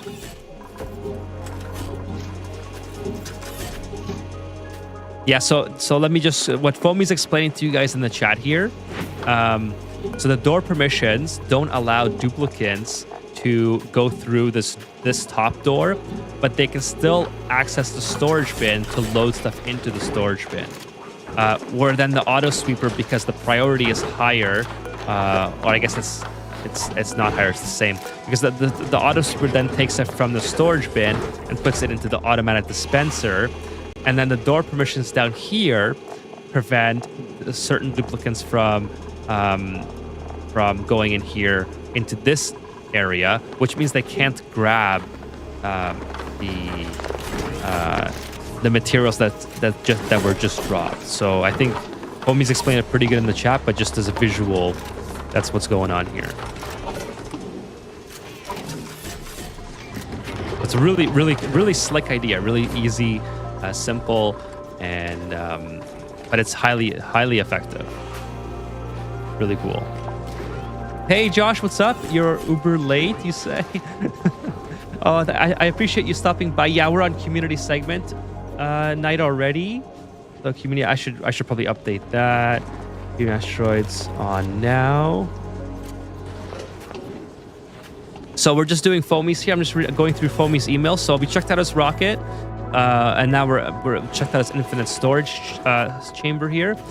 And then, okay, but what you should really look at is the ventilation running from my oxygen machine. It's really ridiculous bridge work involved. Oh, the bridge work again. All right, let's take a look. Is it this one again? The oxygen maker is... I know there's a lot of bridge work that you have everywhere. Hold on, let me find it. I got this. Where was it? Oh, it's right here. Here it is. Okay, so the bridge work is something that we talked about extensively last week, but this is awesome bridge work. So let me just talk about it again. It's pretty interesting. So what's happening here is, I believe Foamy calls this a balancing loader or something along those lines. Oh, I'm just reading the old email. Well, I want to show it off anyway. Maybe someone hasn't seen it. This is really cool. So I'll just go through it really quick in case you guys have already seen it. But what's happening here is, so if all the oxygen that's coming out of this oxygen load balancing, right? All the oxygen that's coming out of here is going through a series of network pipes. So if one of these oxygens gets cut off, or whatever the situation might be, that they evenly the oxygen that's still coming into this system, it gets evenly distributed, even though two of the the packets have stopped moving. 2 of the pipes have stopped moving. So it's a really cool, really cool design. Like it's pretty amazing. And then of course there's all this. So this is what like kind of blew my mind last week, is because this is nowhere near as complicated. So you can see how there's always like 2 or 3. So it's consistent throughout, right? It's always just because these have stopped doesn't stop the packets from being evenly distributed. But this is what really blew my mind last week, is this whole system setup. It looks really complicated, but when you kind of like, if you break it down to like in each individual Atmos suit dock, I think it would become a lot more self-explanatory. But essentially what's happening here is, you know, if you guys have ever tried to load Atmos suit docks, if you just go in with, I'm just going to use the water pipe as an example here because it's easier to see. If you guys use the water pipes to load the oxygen like this, each node where the oxygen branches splits the packets 50%, right? So 50% of the packets would end up here, 50% would keep going through. Then the next node splits it again, 50% here and then 50% through. So by the time that you get down here, the oxygen, or in this case the water, would have split so many times that basically nothing here would get loaded. So this whole system, it just evenly distributes this oxygen that's being sent into these Atmos suits evenly. So no matter which Atmos suits the duplicants are using, they always have full oxygen. They're not like prioritized based on when they branch off from the supply line. So that's what's happening here. It's really cool. So yeah, I did read the old email. I didn't realize how how old that was. But is there anything else, Foamy? So I'm gonna go back in the chat. But is there anything else you'd like me to show off on this asteroid that we didn't already see? Josh says, my infinite storage is a hole. I dump everything in it with a bit of water. Yeah, that's exactly what I do. You know what? It's like the Todd Howard meme in my latest video. Like, it just works, right? But this looks so cool. I love a cool small design like this, right? So that's why I wanted to copy it for my blueprints. It looks really cool. So if there's anything else, Foamy, let me know. I'm just going to scroll back a little bit here. Foamy needs to create a YouTube channel and go through the load balancing system. That'd be cool. I'd watch. That would be an awesome presentation. Also, likewise, if Foamy ever wants to, again, I think, yeah, the YouTube channel would be a good idea. I would want him to get credit for it. I was gonna say, if he ever wants to come on like a Discord call and explain it himself, he's more than welcome. But I think, you know, doing it, getting the credit for it is ultimately would be great, because this is a really cool design, and plus there's so much more to talk about here as well. Now let's see here. Sorry, let me go back a little bit here. Yeah, somebody was asking about how sump pump works. Mine's on the lower right of the main base, and there's one directly under the kitchen. Let me look at the kitchen first. So here's the kitchen. So the sump pump. Is this the sump pump, the mini gas pump? Or are we talking about liquids?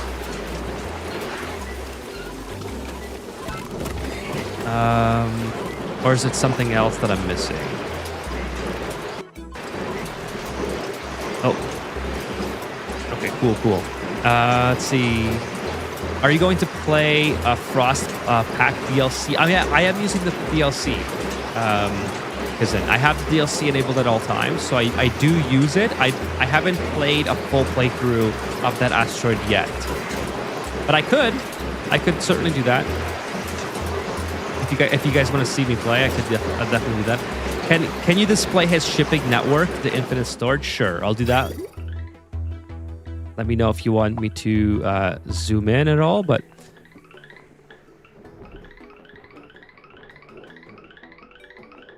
The gas pump, yeah, hit F7. They're moving CO2. Jesus, even the kitchen is a unit in and of itself. So yeah, this is the shipping network that someone wanted to see. I'll hit F7 above the sump pump. So here it is. Here's the. So this is okay. So this is getting CO2, and the CO2 is being sent to. I guess if there's anything in here. What's in here right now? Carbon dioxide. Let me take a look at the gas overlay. So carbon dioxide, and I guess it's triggered by what? What is this triggered by?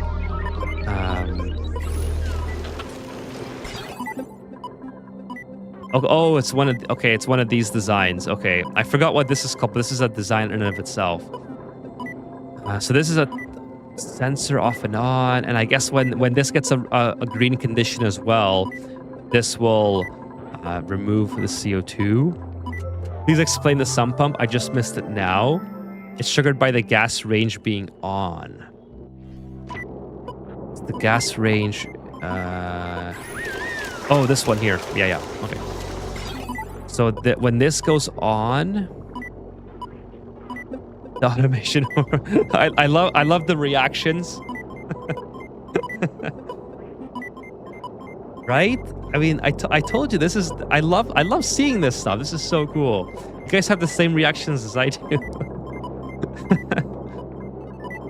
Let's look. Let me look for the other one. It's at the bottom right, Foamy said. So it's probably near the ventilation. I would assume. That's not it. Oh, is it here? Is it this one? Is it this one, Foamy? The motion sensor kicks off when a dupe uses the range, just to skim off the carbon. Now it sounds like heart rate of a of a hospital room. But here's the. I think this is the other one. This is looking for oxygen. Yep. So it sends the inverted signal, and every 5 seconds it checks, I guess. And then let's see what it's doing. So it's taking out. So it's using a sorting system yet again. So this is a power-free sorting system. In case you guys have not seen this, I'll explain the concept as best as to my knowledge really quick here. So what's happening here is the gas valve is limiting the flow rate of the CO2, and when CO2 flows through this pipe, if it's able to be accepted, like if it okay, let me start again. The capacity of this CO2 is very, very small, but the space of the gas pipe is occupied by the CO2. So that means whenever this inlet detects CO2, it's able to send it into this loop, which then sends it straight through to wherever Foamy's trying to send it. And then because the gas valve is limiting the flow rate to a very small amount, it keeps the flow of the CO2 inside this little loop going on indefinitely. And that allows it to capture only CO2 when it comes across this inlet. So likewise with the same thing here, this is running oxygen. So when oxygen comes through here, it passes by this inlet. The inlet checks to see if it can pass the oxygen forward. And at that point, it's accepted by this infinite loop of oxygen, which then sends it to where it needs to go. So it's a lot of sorting, but it's all power free. So it's a really cool technique. NASA is hiring, says Vitali. Soda machines for the CO2. NASA needs CO2 rockets to leave moon orbit. Okay, so let's go back to the range, by the way. I wanted to go check that out, because now there's a duplicate in here. Now it's being triggered. So here it goes. A duplicate has passed the sensor that Foamy was talking about up here. So it's sending a green signal. And because of that, there's 2 green conditions to pump out the CO2. And then it just goes along the path to, I assume, more sorting. Yeah, so it goes inside here, it goes back to the sorting mechanism, then eventually it ends up going this way, and then back up to here to the for the what's it called, the soda. Cool. Okay, Foamy, anything else that you would like me to show up? This is like I said, this is already really cool. There's so much cool stuff that we did. I mean, I think a lot of it we went over last week, but if there's anything new, feel free to let me know. Otherwise, I'll head over to Dark Who did I have on the schedule? Was it Dark Frost, the Slaughterhouse? No. Next was Next was Past the 40. Past the 40 was next. And then Dark Frost, the Slaughterhouse really quick. We'll do the Slaughterhouse really quick.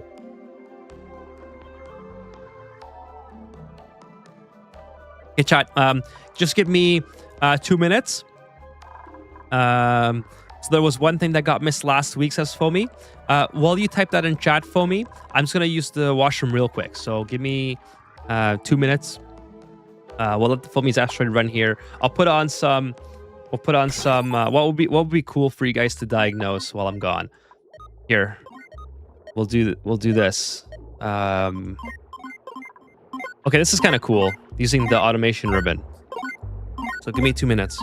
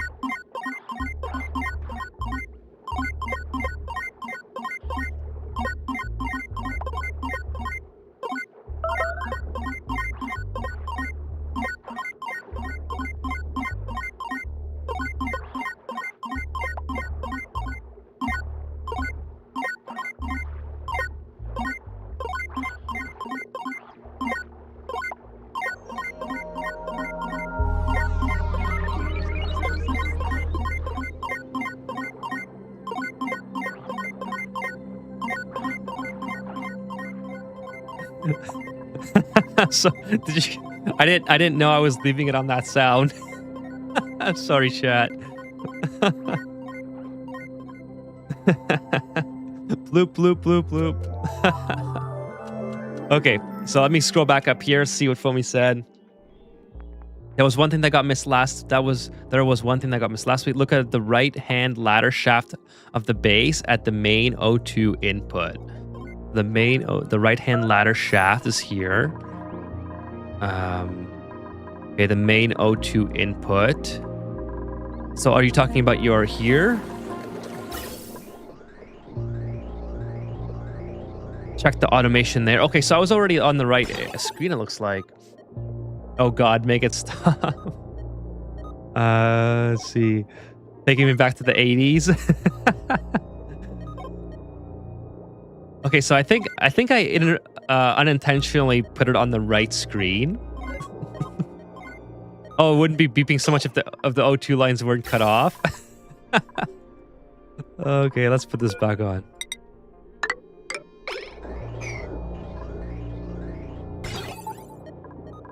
Let's see here. But it's actually what I wanted to show you. That's hilarious.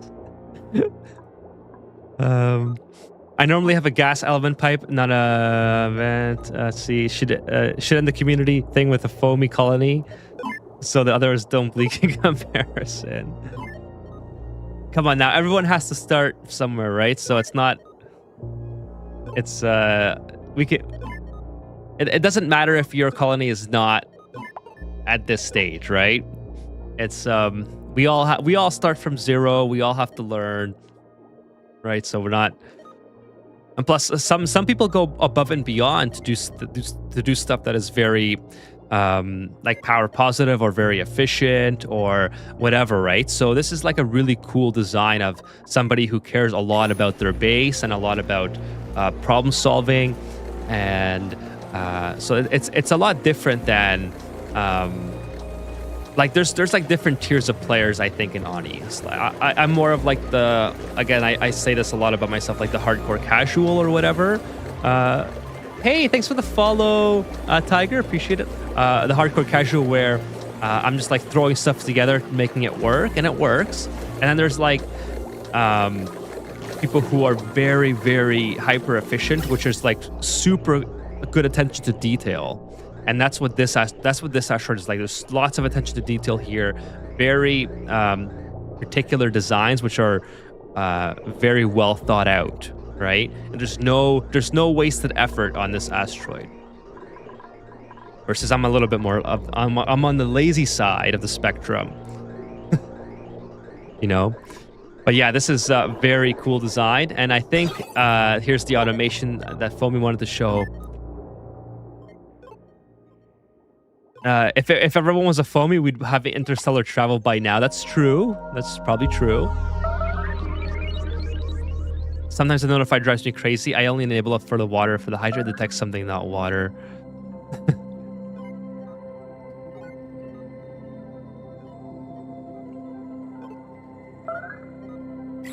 So I vented immediately via high pressure gas vents.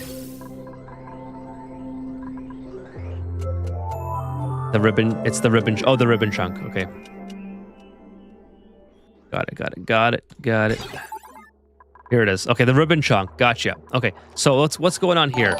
Oh. Hey, thank you for the raid, Kira. Welcome. Kira, what's going on? We're on Foamy's asteroid just now. You came just for the right time. Kira, how was your stream? Thank you so much for the raid. Uh-oh. Stravaldo's suffocating. Why are you suffocating?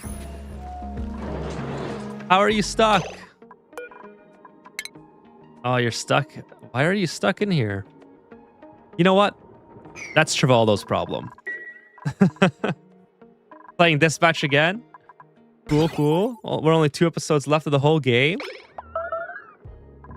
All right, so here's the automation ribbon. Ladder's melted. Oh, ladder. Oh, right. Yep, I see. There we go. We'll say Foamy. Here you go, Foamy. You can figure that out. Oh no! Sorry, I meant Travaldo. I let Travaldo down. Oh well. Moving on. I know I'm sorry for killing Travaldo, Foamy. Anyways, Foamy Travaldo should have seen it coming.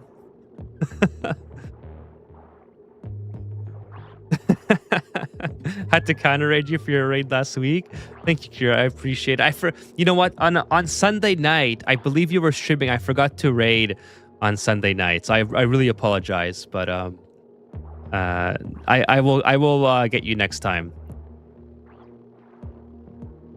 So Foamy says, anyways, this is a simple ribbon setup. I thought I could explain a few concepts. Sure, yes, go ahead, Foamy.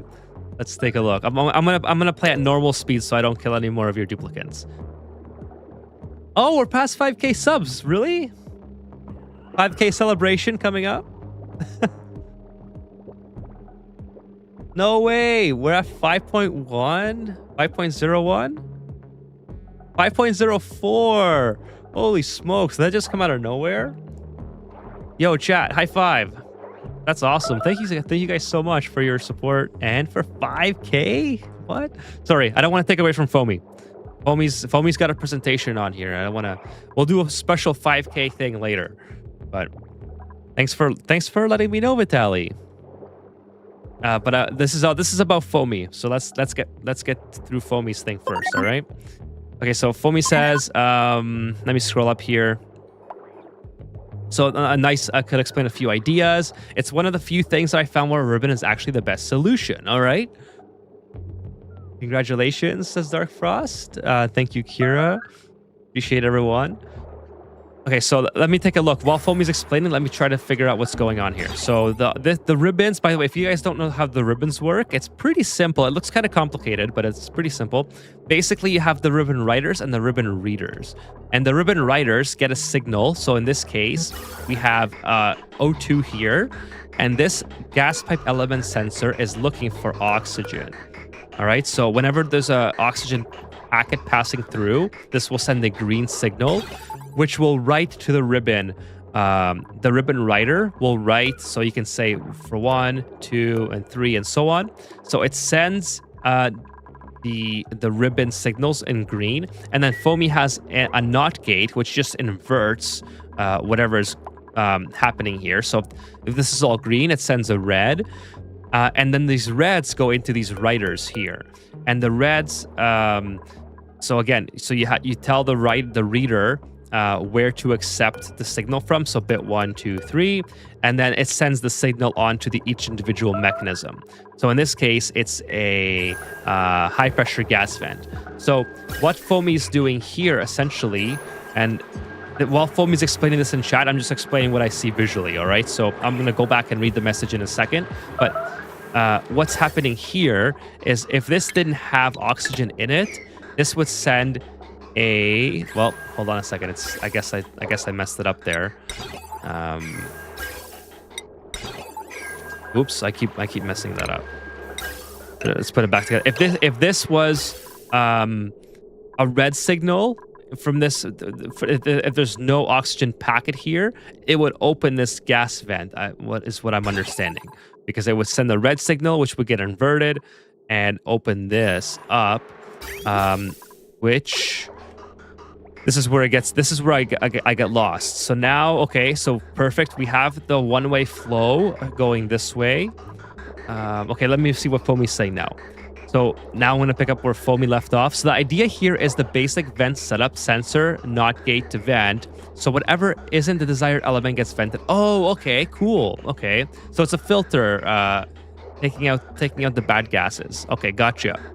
But I had to do that with 3 separate pipes running parallel to each other. So each separate wires, I would need 3 gates and independent wires, which would make a spider web all over. Yeah, that would be crazy if you'd have it'd be so much bigger. It would be like out to here. This way I can bus the signals across 3 pipes at once. Gotcha. Okay, so I just wanted to describe visually while you type that out. So yeah, so you're just checking for the right gas. So let's see how this would work. Let's say if I introduce another type of gas in here. Let's say we're gonna give our duplicants chlorine, because that's perfect. So let's put 5 kilograms of chlorine in here just to make sure we actually pick some up. There we go. So let's see this in action. So here comes the chlorine. Obviously, the chlorine gets filtered through here, so it's going to come multiple different ways. And here it comes. So by the way, let's just take a quick look. We have a pure oxygen in here, right? So here comes the chlorine. It triggers the sensor. So it sends the red signal. So this is sending a red signal now on bit 1, right? Which sends a green signal through to the vent. See, the vent is open. And the chlorine pops out. And now we have our chlorine in the atmosphere. Cool. So it's a very simple filter. I love it. Alex says basically there's not much room for 3 separate NOT gates when a ribbon was used. So I had the same problem with one of my bases. What I did was stagger the vents, so by 2 tiles. Yeah, that's a really cool filtering solution for me. I like that.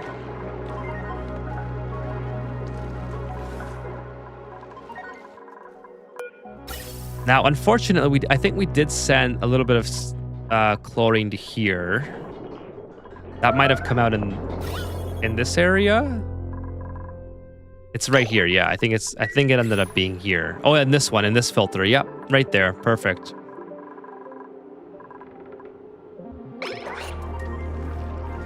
Actually, Foamy, this gives me a great idea.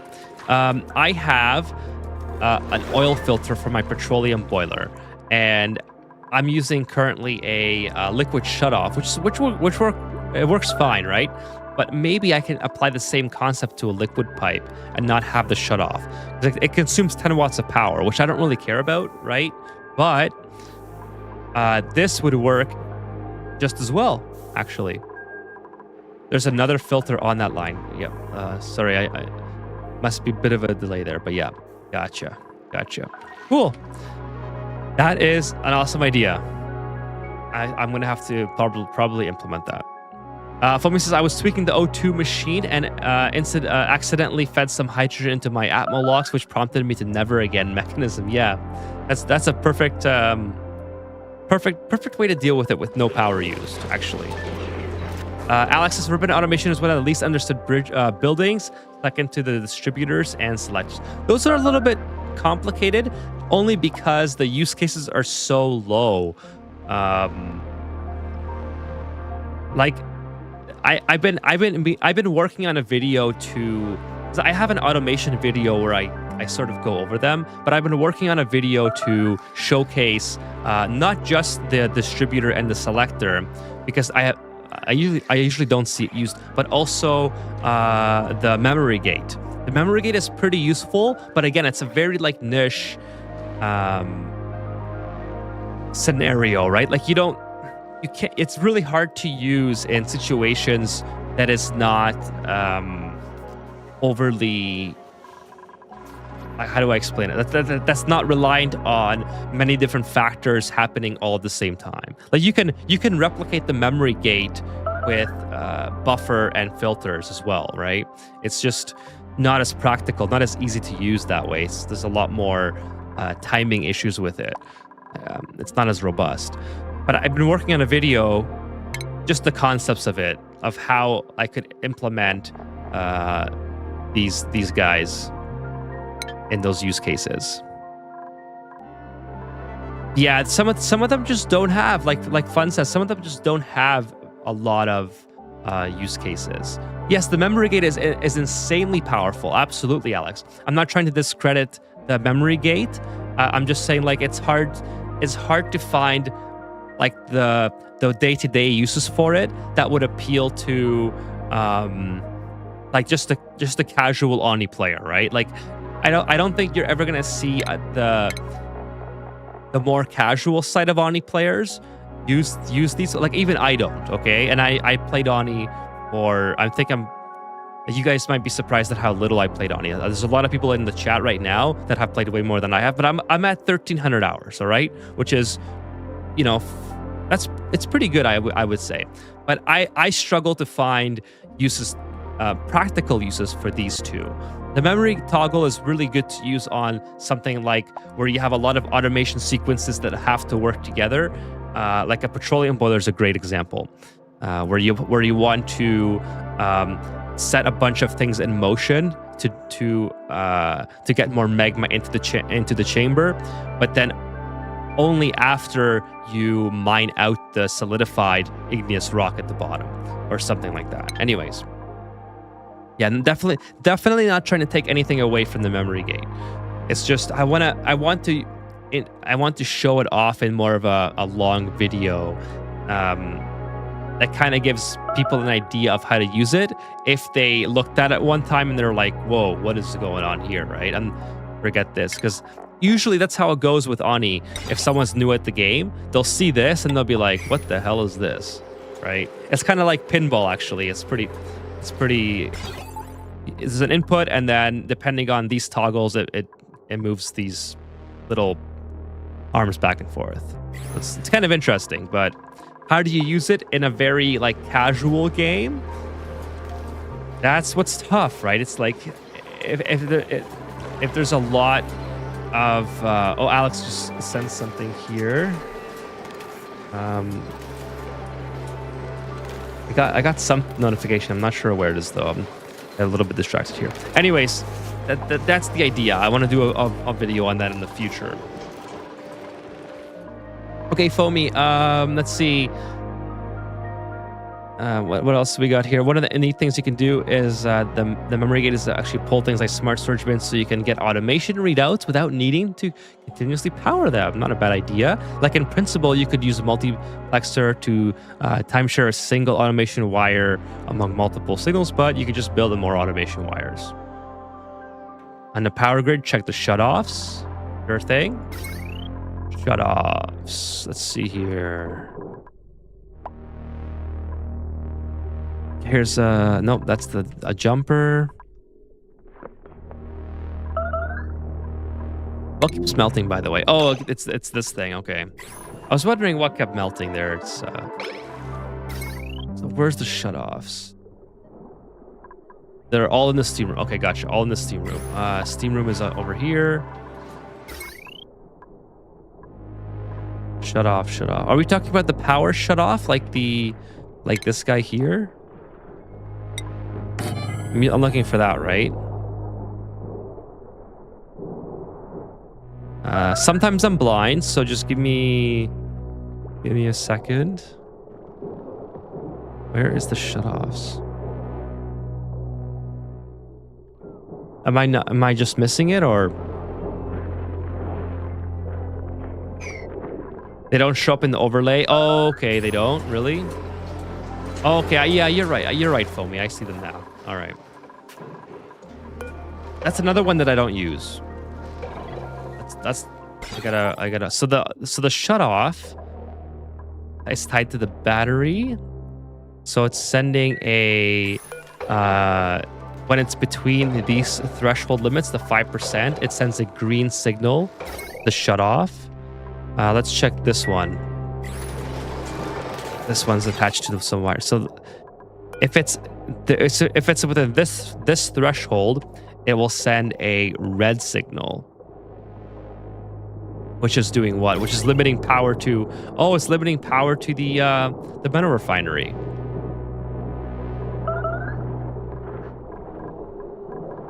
And then there's another one here. So when this one is between these thresholds, it sends a red signal to, what does this do? Oh, I guess, oh, nice. The soda maker. Nice, soda fountain. So what Foamy's doing here is he's basically controlling power usage if the batteries are within a certain threshold. So the battery will send a red signal, right? So it's inverted, right? But it will send a red signal if it's between these two thresholds, and it will limit power to certain non-critical aspects of his base. Mike says, "I wish I had Ani had a shipping junction like how trains can use the same track but opposite directions, controlling the flow at junctions." Yeah, so that would be really cool to have. Actually, that's a great idea, Mike.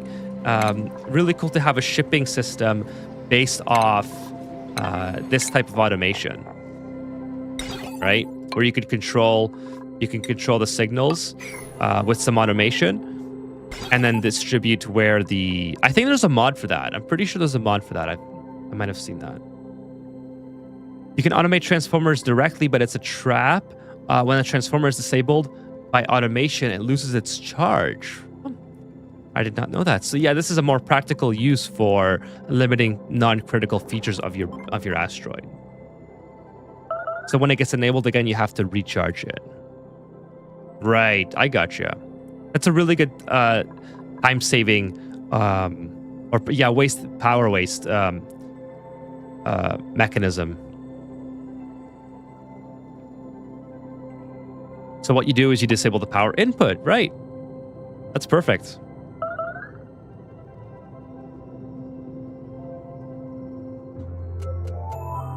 They kind of work with like a capacitor, like an IRL capacitor. In that sense, the power just gets let out. All right, Foamy. I think we're gonna move on. Is that okay, or do you have anything else to show off? These are great tips. Yes. Let me know for me if there's anything else. Otherwise, I'm going to head over to past the 40s. The reason all the ladders are melted is because I was reworking the metal refinery and didn't make a cool property. No worries, homie. We only lost one duplicate, so that's not bad. Go ahead, it's everything. Awesome. Thank you once again, Foamy, for the update. Really looking forward to how it ends up later on. So let's take a look here. Past the 40, the icy stair. That's this one here. Let's load past the 40. So, Ethan, as I brought up on tonight's live stream, this was a couple of days ago, the base is overpressurized from oxalite. I'm all over the place on a few other aspects of my base right now, as I've been focusing on depressurizing at the same time, trying to build a bonbon spigot seal farm for the first time. I've been trying to dive headfirst into mechanics specific to the series minor. I got really lucky with the natural gas and hydrogen geysers. Power is not a problem, although I really need to consolidate and reorganize it all. I would love any and all feedback you have. Thanks. Cool. So let's take a look. So here is the asteroid here. I believe this is the one. So let's take a look at, just out of curiosity. Okay, so we got cool. Yeah, that is we got a bit of a situation on our hands, but so we have a lot of stressed out dupes. So let's take a look. I'll let the game run and we'll see what happens. But so this is most likely, if we take a look at the highest stress duplicate, Travaldo, popped eardrums plus 20%, soggy feet plus 10%. So yeah, we definitely have a problem with the overpressurized, and which he's correctly identified. So it's the oxalites. Let's take a look at where it's coming from.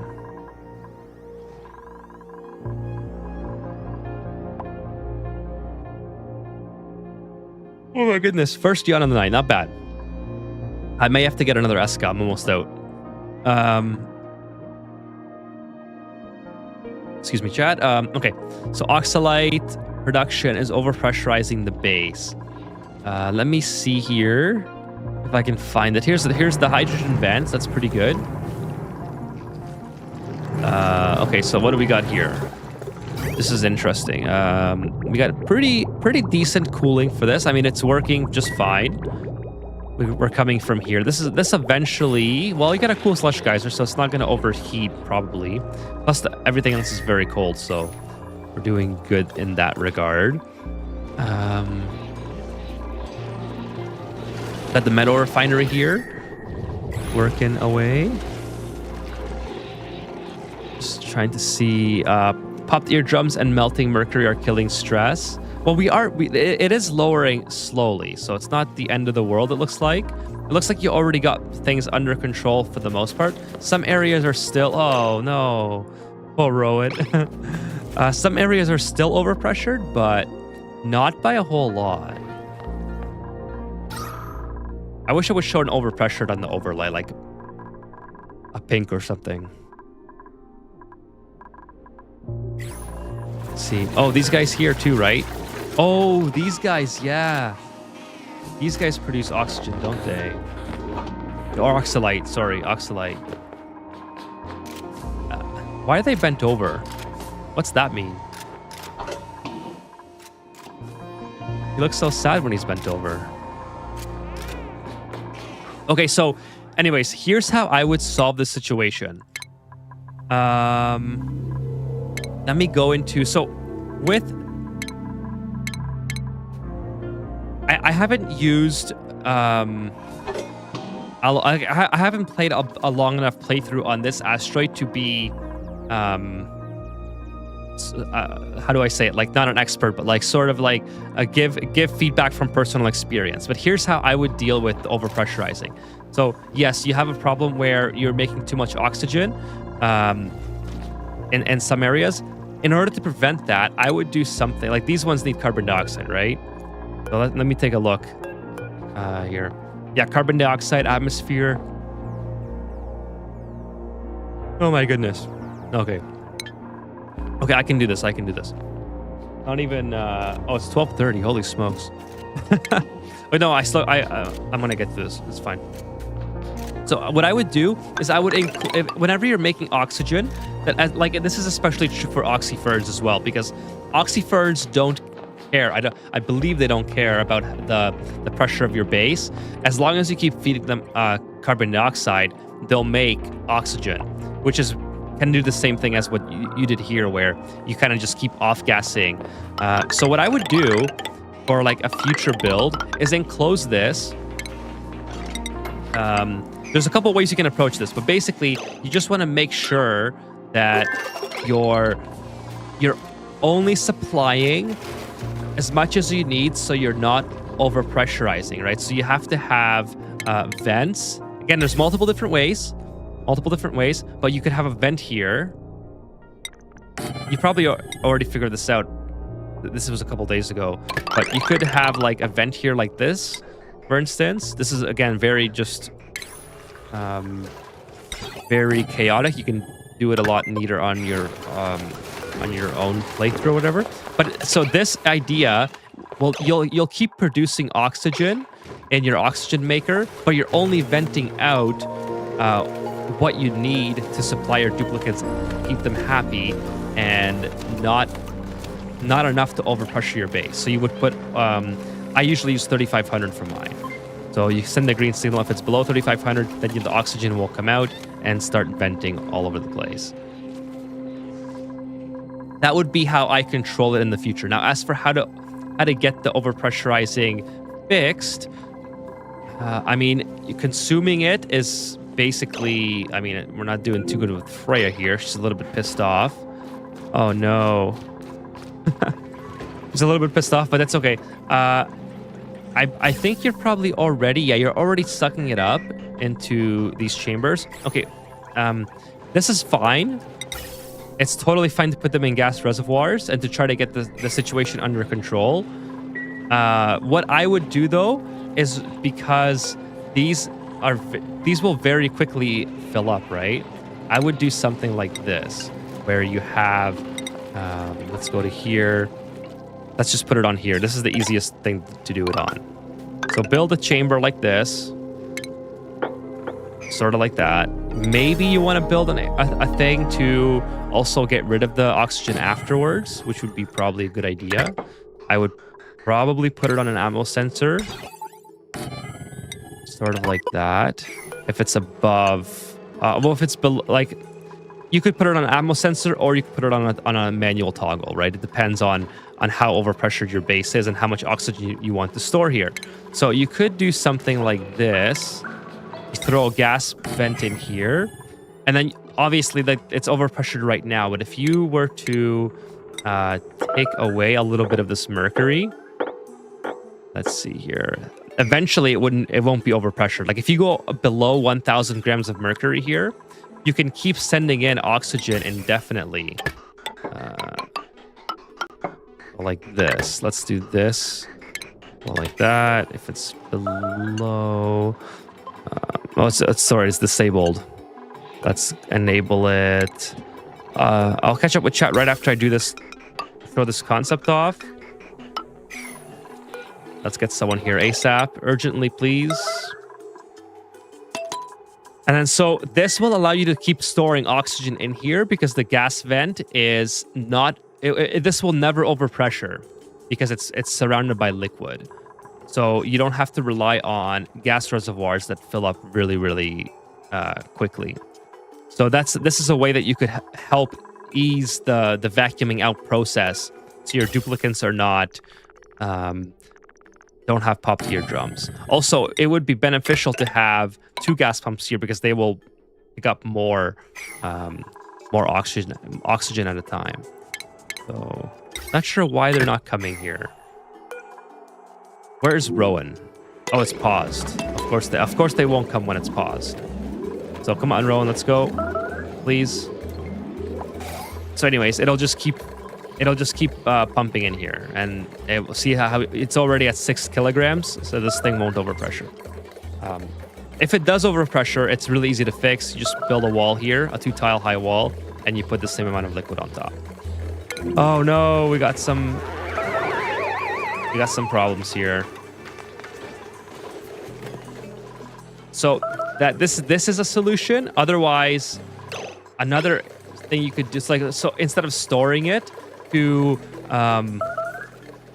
obviously consuming it would be another part of it as well. So you could consume it instead of doing all this.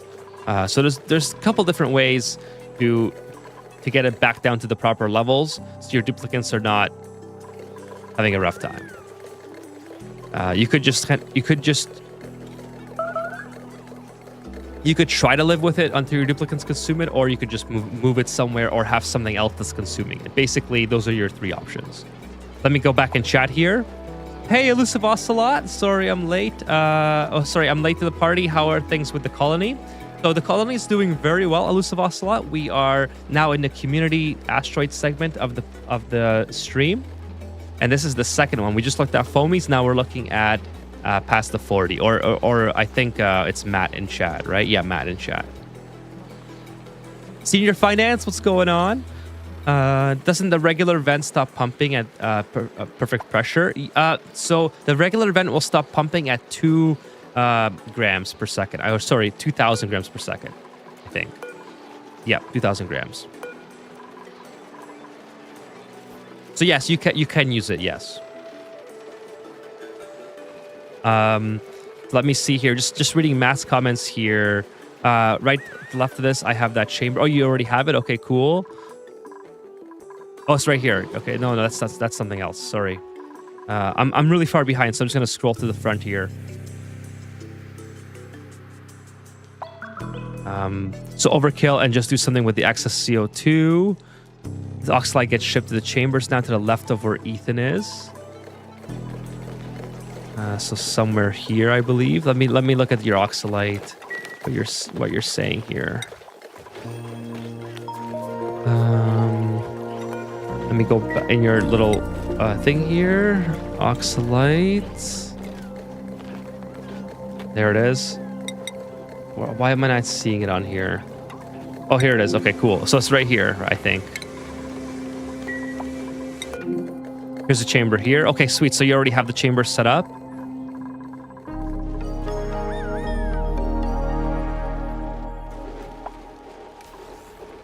Let's see here. Exactly, Ethan. I ended up putting it in the chamber, redoing my shipping, hooked up. So my question is, Matt, and I don't know this because I haven't shipped oxalite myself, but does the oxalite off gas as you're shipping it? Because if you're shipping it all the way up here, it might be off gassing as you do this long ship. You know what I mean? Like, let's see if that's happening. I'm kind of curious to find out. Oxalite. Let's just put in some oxalite here, and then we'll dig it out.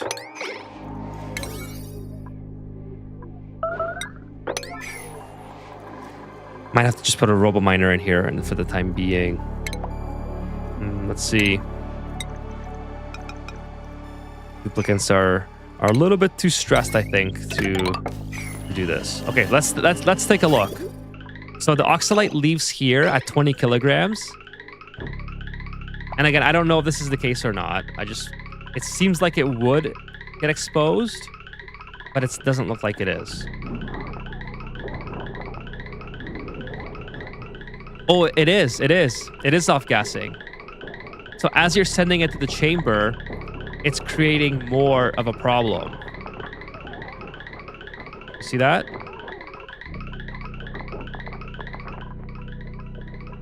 So this is hurting your setup. Not by a lot, but again, I don't know the exact math to how much it is hurting your setup, but you're not controlling everything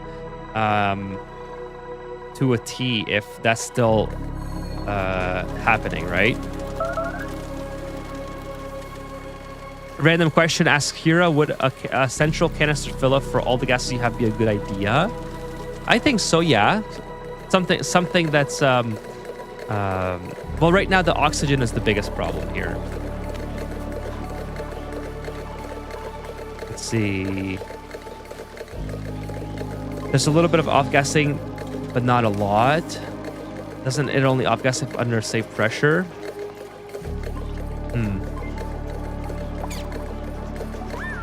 There's just an odd blob of CO2 or whatever that'll be under pressure, and then when that runs into that, it'll off-gas briefly.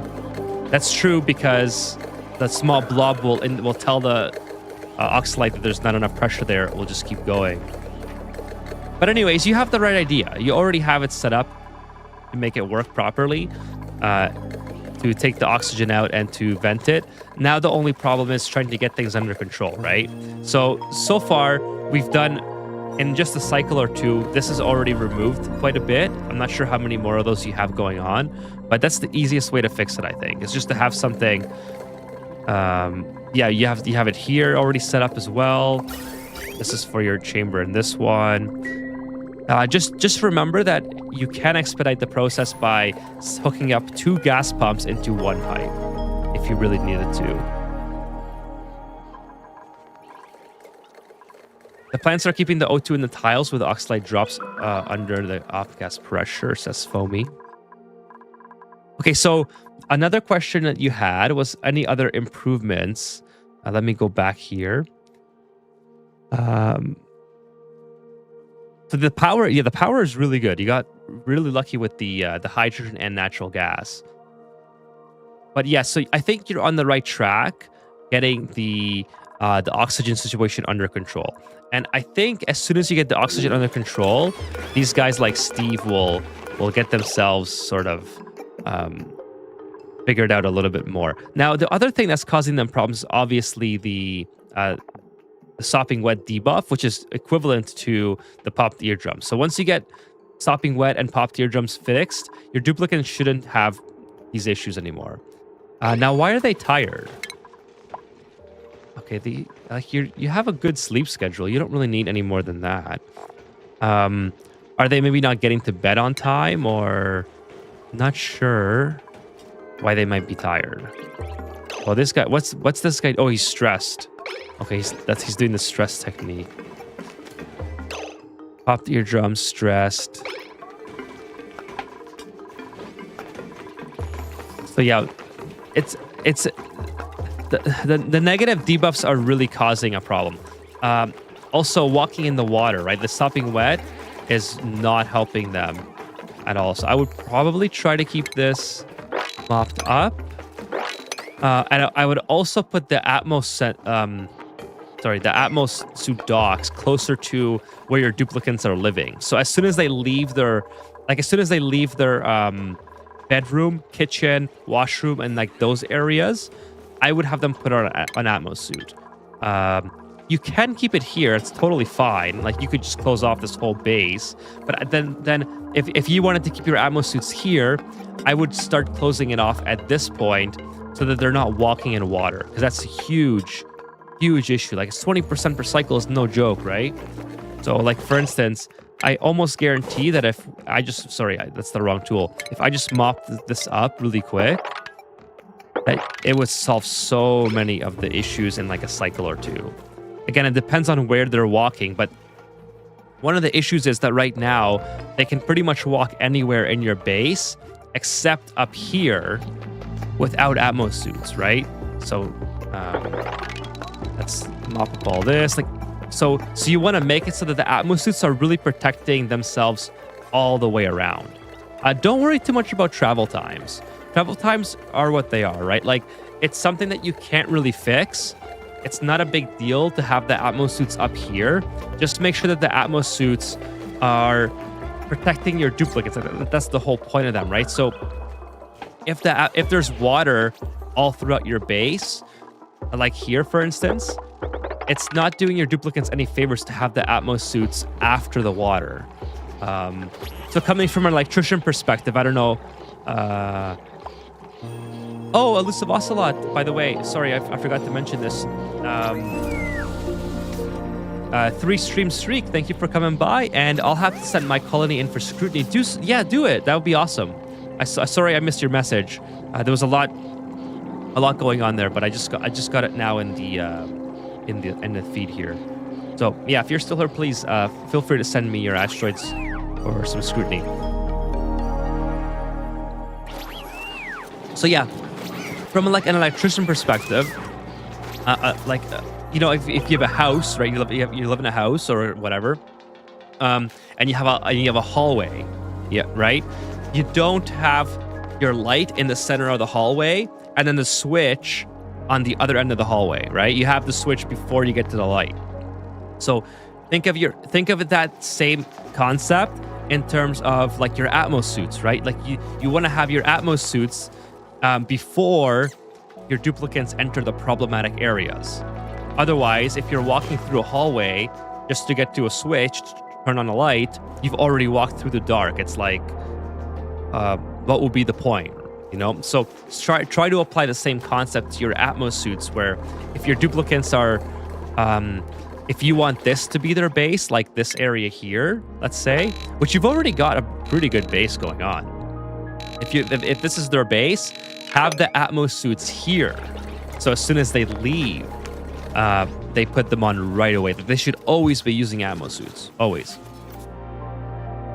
Especially if they're working in like these areas here. For what it's worth, the colony that I had earlier was originally a Rim playthrough, and going to get suits increased my duplicants productivity probably 2 or 3 times for what it was without. Yeah, absolutely, yeah, for sure.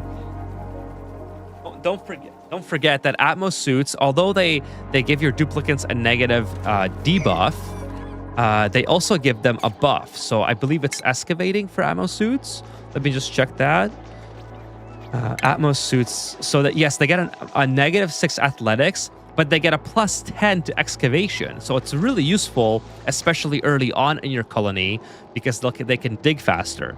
Likewise, what's it called? The other suits that people use, it's called lead suits. Lead suits? Yeah, lead suits. They give a +10 to strength, right? But -8 athletics. So that athletic penalty is huge. I have a video on this. A whole video where I go over every single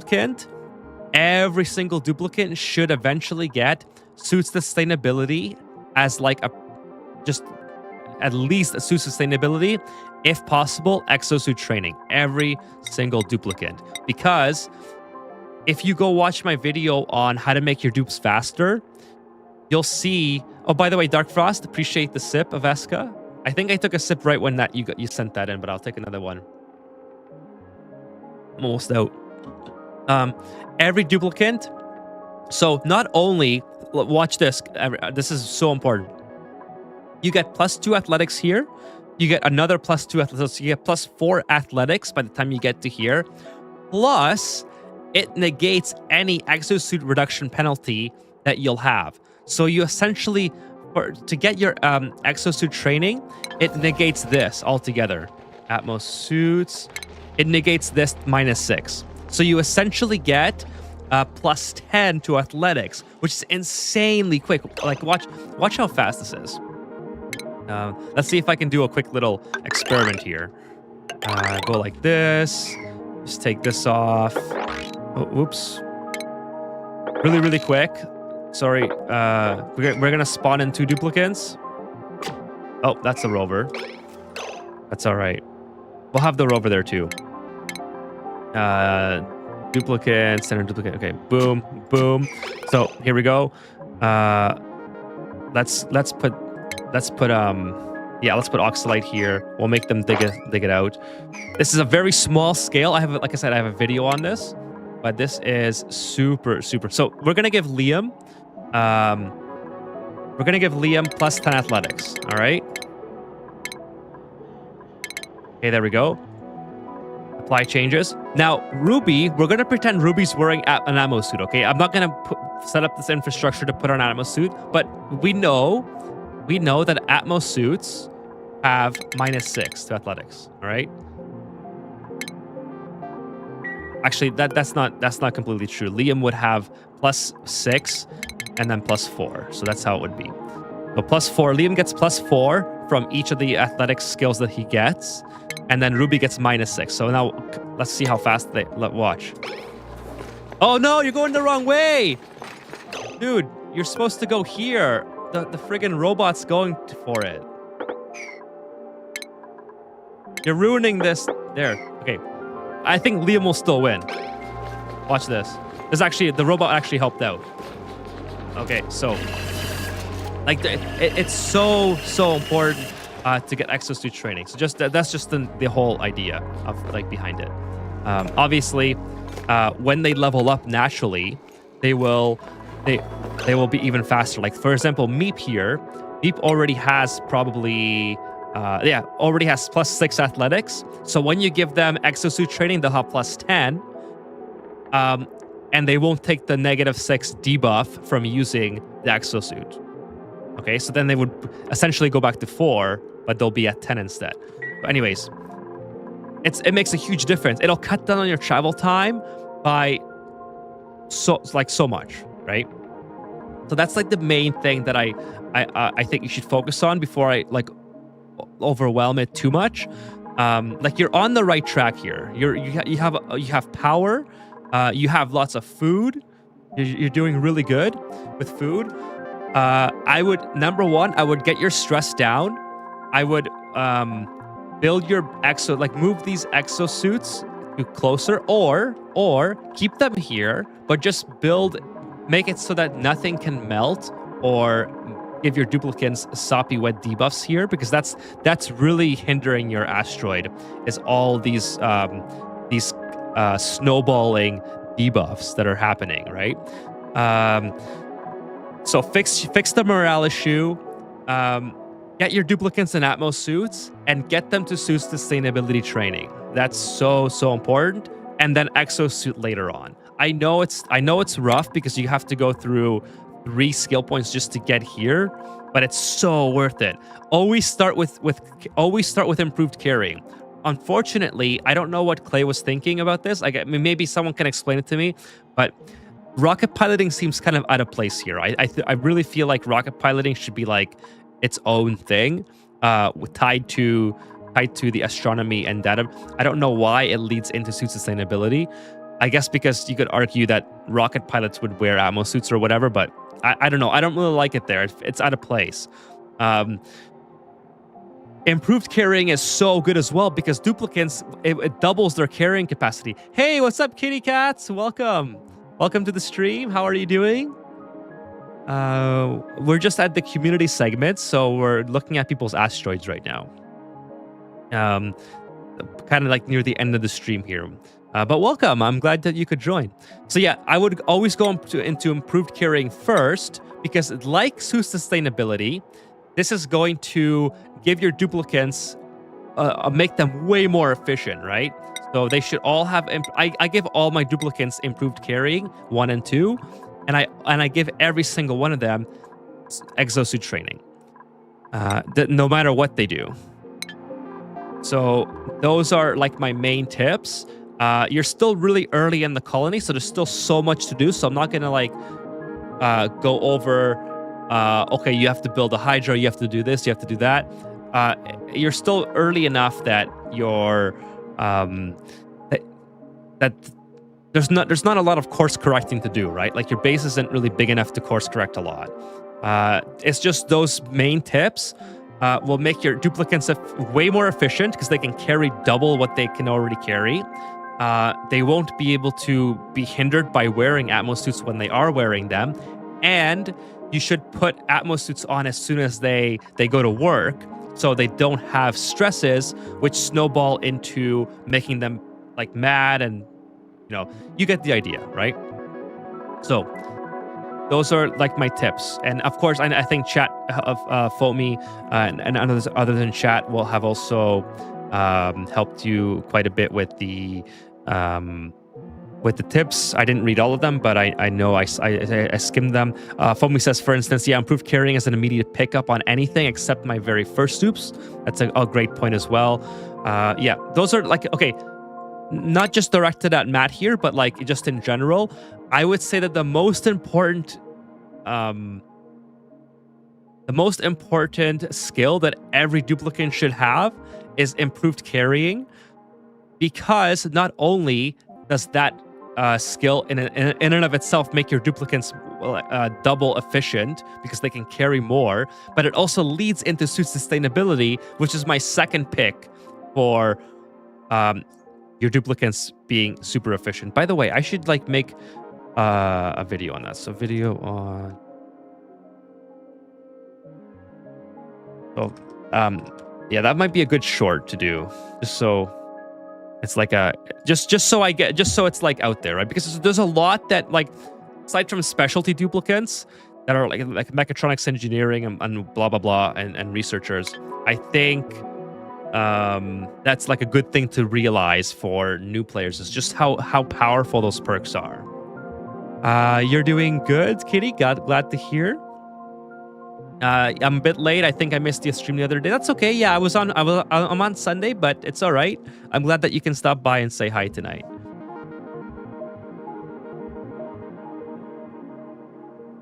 It took forever to even get water without the ice maker. Yeah, the water is really hard on this one. So, you know, I think you're like I said, you're doing really good for you know, for a new colony that's just started. Like, you're on the right track. Like, I think when you finally finish this asteroid and you go on to like you start a new one, you'll have a whole bunch of learned concepts that will get you into that will get you farther into the game when you're at the same cycle that you are now.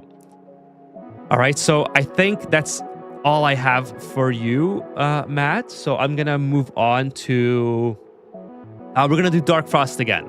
We're gonna do Dark Frost, and then somebody who is it? Oh, the other Matt. There's actually another Matt that uploaded into the Discord as well. So I promised Dark Frost I would show off the amazing Slaughterhouse again. Kitty, with the holy smokes! Thank you so much for the gifts, Kitty. That is so generous of you. Thank you so much, Kitty. Everyone, if you guys got a membership from Kitty, please leave a thanks in the chat, and just in general, Kitty, thank you for your support. Very gracious of you.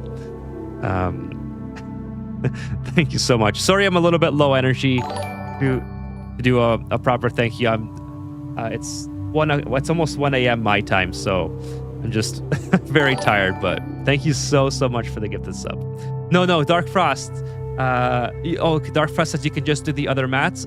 Are you sure, Dark Frost? I was ready to. Okay, you know what? Let's do the other mats then, and then if I have time after, if I'm still feeling good, I'll do yours. I think I will be. I have to download this one though, so give me a second. So I'll let Matt number 1. Thanks, I will try that. Matt says perfect. Yeah, let me know how it goes. And Matt, if you want to send in like an update later on, feel free to do that as well. Like, I love seeing update videos because I keep everyone's save file, so I always get to see like you know, where you came from. Like if I load yours, sorry, that's not yours, the Icy Stair. I always get to see like which one your original submission was, and then which one your most current one is. So sometimes it's fun to compare, right? So anyways, this is Matt Chu from Discord. We're going to save here, go back out, and then the save should already be there. There we go. Let's migrate the save. Oh, this is okay. This is non-space. Let me reload the game then.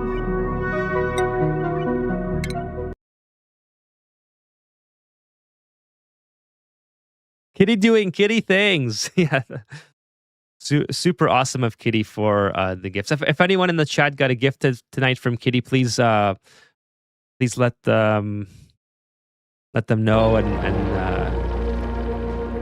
and say a big thank you to Kitty in the chat. I don't know if anyone's here tonight who got it. It's kind of weird how YouTube does that, but anyways, that doesn't take away from it. It's pretty awesome of Kitty to do that. Okay, let's go to the Matt from Discord. Okay, so this is let's see. So Matt from Discord did not say any notes, so I assume they are very new. I assume. Oh, I don't have the mod to zoom all the way out, so this is a little bit. I'm a little bit out of my my realm here when I can't zoom out all the way. But nonetheless, this is Matt's. They uploaded theirs. Matt, if you're still in chat, please let me know what exactly you want comments on. Otherwise, I will just kind of go. I'll just wing it. Like, it's no problem. I hope Kitty's not like my cat throwing things off the table. You can't be a cat without throwing it off the table. Come on now. You have to throw things off the table. Like, that's the easiest way to play with a cat. Is just to put something at the edge of the table. They love that. They love that. I wish my cat, like, during this time, my cats have a routine where they don't sleep like near me. When it's nighttime, they sleep in the living room. It's like they're like protecting or something. I don't know.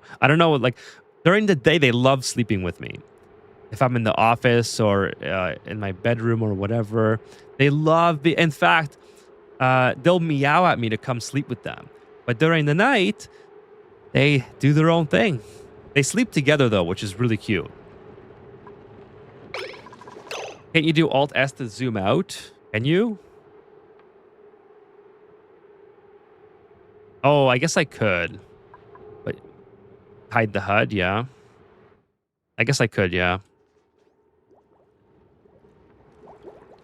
When you hide the HUD. I forget that exists because I have the mod. Okay. So I think Matt might have already left, but let me do a quick rundown for Asteroid. So Matt's living off some muck root and meal ice. They do have barbecue coming at some point. They do have hatches coming and set up. So very, very new player build. So there's a lot here that they're still working on. So I'm not sure. There's a lot to be done here. So they got a really good start by blocking off the base with insulated tiles, and they have you can tell they've seen the Overly Explained series, because this is almost exactly like Overly Explained. So it's really fun to see. Oh, they have the carbon dioxide food storage, which is really good. I didn't show that off, so they got that going. But they are insulating the base by leaving out the hot area, so that's really good. This is the worst part. You definitely don't want to go near this. Oh, what's that? What's that notification? Oh, it's the research. I thought I was gonna miss something on screen here. So yeah, they're doing a great job at blocking out the heat. This area, maybe they want to focus on, see how the temperature is already like. Again, it's not too big of a detriment to have heat in your base, as long as your blossoms are being fed water that is not hot, right? So the water is 24 degrees ish. That's kind of what the blossoms will be by the time the water gets here. Now the water does heat up as it's in the pipes as well, so that's a consideration to make if your base becomes extremely hot. But so for new players, I always say you should probably block off as much as you can early on, just so you don't have to deal with the heat, just in case you forget about it or you don't see it coming or whatever. It's always best, I think, to be like preemptively deal with that. At least you can get to sleep. Normally, some cats just does the zoomies. That's true. My cats, I'm very lucky that my cats are not zoomy cats at night. Josh says, are you going to play the new Oni called Oni Starve Together? Yes, absolutely. Isn't it? Hold on a second. I'm a little bit confused. Isn't that called Don't Starve Together?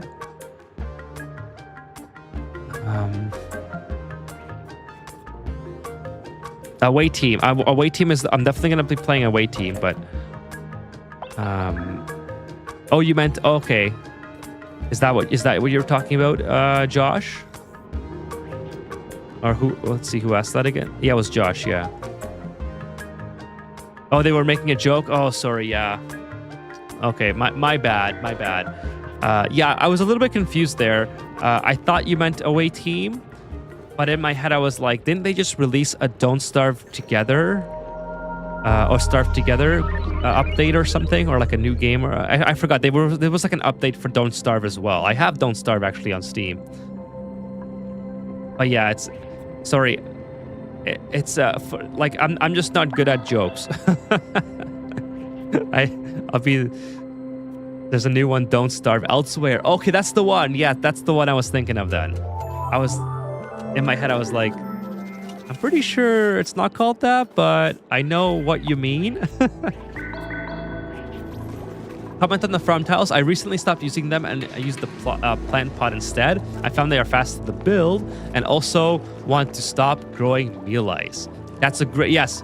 So let me get to that with this mat. Actually, that's a great point, Michael. Meal ice is not something that you want to stay on. It is very, very. I mean, for me personally, it's very horrible.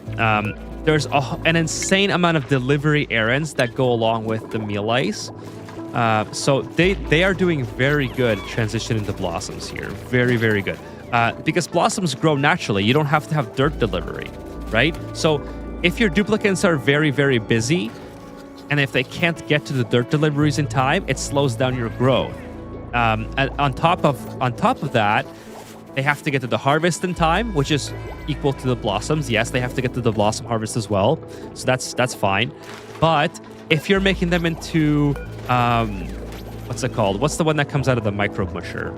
That's the one that needs the water. So if you're doing that, if you're doing not the meal, yeah, it is the meal ice actually. Yes, the meal ice.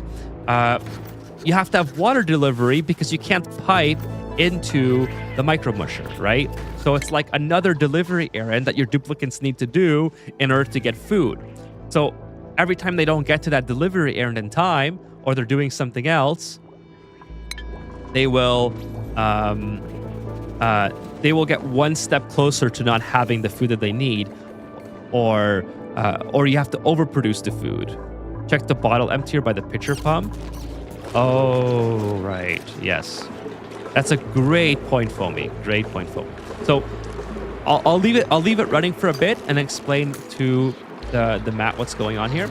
So because you have the pitcher pump currently available to pick up water, it doesn't discriminate where your duplicants take the water. They just pick it up and take it wherever it's needed.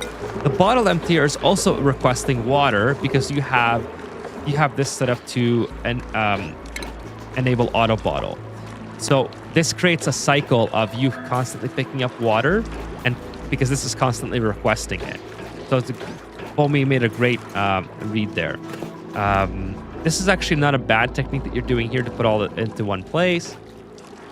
It's a good idea. I like to do that as well, so you can keep digging into this area. So you're on the right track there. I would probably start to move these coal generators outside now that you have your base in totally what's it called? Insulated. I would probably start digging here like this and put these coal generators which produce carbon dioxide down here. Yeah, great catch by Foamy. Like that's an excellent, especially with me just like zooming around like this and like great catch. Okay, so there we go. So we got that. I would probably put them here, and this is a great idea as well. Put the coal bin right beside it. Perfect idea. Also, this can lead right into shipping. The auto sweeper. You can do this, and then this auto sweeper will eventually take care of these two coal generators from here. Another thing is your rooms. So you have your washroom, which is really, really nice. You have your Great Hall, which is really, really good at cycle 33. Excellent. What else? You have your ranches. The only thing that you could, like the easiest one you could be doing is the barracks, which it looks like you kind of started. Maybe you had to move this room or whatever. So if you just did this would give your duplicant, I think, a +1 morale here. Yeah, +1 morale to here. So that's another one that you could have for your duplicants to enjoy. So they're all here. They are. They're all coming. These guys are stuck. Of course they're gonna get stuck. Why wouldn't they get stuck? So it looks like you were already working on it, so it's fine. But just in case you forgot about that. So I see why. I know why you did this. It's great. It's what I did in my overly explained series. But you forgot the pump. So you should have a pump in here. Pre-piped, so you don't have to open this area back up. It doesn't matter if you open this area back up, by the way. It's just a very small optimization to have the pump pre-installed in here, because otherwise you'll have polluted oxygen with germs blowing all of your base when you finally go to move this pump. That's all. But yeah, this is perfect. In fact, I would probably just at this point just cut that off, honestly, and don't put any more polluted water in there. But next time you do build that, I would build a pump beforehand, just so you don't have to open it back up. That's all. Let's see here. Let's see. Who said someone said something about sinks? Oh, Kitty Cat said the sinks are both ways. Yeah, that's true. You could set these to the use case to for right only. That is definitely a good little bit of a optimization there. Let's see. Wait, they only use it when the drip has germs. When I washed and they washed in it, and when they wouldn't wash on the way out. Yeah, I mean, I think this is it's easy enough that it's you might as well do it, right? It's a great little optimization here. But yeah, if they do have germs on them, they'll wash on their way in as well, which is very likely that they might, because you never know what they're doing around there. So yeah, and the thimble reeds are. I don't think they can build the thimble reeds. I don't think it's tall enough. Can they? Yeah, they unfortunately can't build it. So this is gonna have to be fixed as well. You may as well preemptively. Let me show you this, Matt. If you're watching this, this is how I would fix this situation. So you don't have to deal with the water here. I would just go like this. Okay, you guys are all standing there to get to work.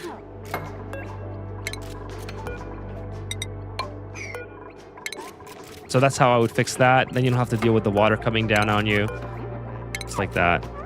I mean, it wouldn't be too big of a deal, because then at least you could sweep it up and feed it directly to the plants. But now you can just build without having a big issue with the water, or you could just mop it. It really doesn't matter.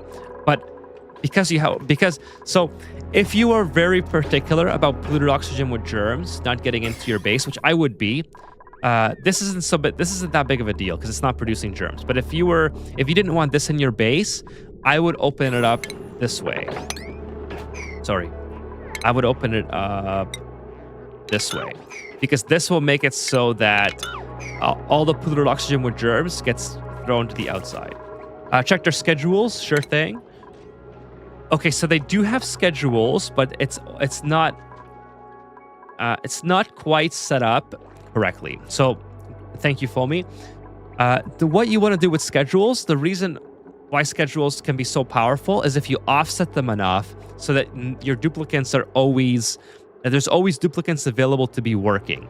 So if you have your downtime overlapping with sleep time, that means that you have a segment of your base where there's never a duplicant awake to do anything. So I would move this back a little bit. So bath time, the way bath time works, and you can correct me in the chat. Chat, you can correct me if I'm wrong, but bath time isn't really needed. It works like if your duplicants have a bath time schedule, and if they have to use the bathroom, then they'll use the washroom. If they don't have to use it, then they'll keep working. I believe that's how bath time works. So what I like to do, because of that, I always put bath time at the front, because again, you don't really need bath time, but if they do have to go to the bathroom, it gives them an extra block of schedule to go and use it if they're very far away or if they're very slow. This especially helps if they're slow duplicants, because then they can get that head start to go to the bathroom, so they can actually go on their break and do the recreation stuff that gives them a morale boost. That's kind of like my train of thought when it comes to the bath time. You don't need, you could just as simply go like this, right? And that'll work as well. But then in my case, I would go like that. All right, so that's just my 2 cents on bath time. I always put it at the front. But it really, some people don't use it at all, so you don't have to keep it there. I like to do 6 schedules offset by 4 time blocks, says Foamy. That way you can schedule all the way up to 24. Yep, exactly. That's a great point. I like to do 4 usually. I usually do 4 on mine. Mine would normally look like this. And then I would go like, let's see, I would go like this. I don't know if I have 3 downtimes. I think I might only have 2, but whatever. I would do this. And then I could split it again. And then split this again. Oh, not that one. I would do this. And then each block allows 4 duplicants or whatever. Like, it depends on how big your bathrooms are. I like to make my schedule shifts the same size as my bathroom. So 3 duplicants per shift. So my bathrooms can be small, so they don't all try to use it at once. That's how I like to line it up. But yeah, so you got a lot of good things going. I'm glad that you've been watching Overly Explain. I'm glad that it's been helping out. I can see that you've used a lot of the concepts that I talked about, and you're going to be perfectly successful doing those. Or even if you have to deviate a little bit, it's going to be fine. But yeah, you're doing a great job at getting your colony set up and started. The next things that I would do, so after you take all this advice and see how you can like improve based upon what we just talked about in chat with the chat, you're doing a good job by getting to space.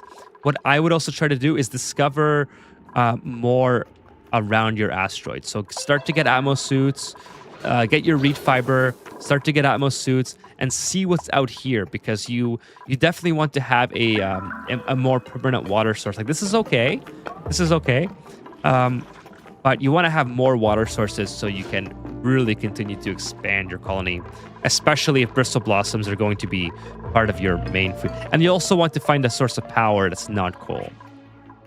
All right, so that's my advice for Matt in Discord. So I'm just gonna tag him in chat here. So in the Discord, and say that this was an hour, and I think this was an hour. We finished your at. So I'm just saying we finished your asteroid at 4 hours, 17 minutes in.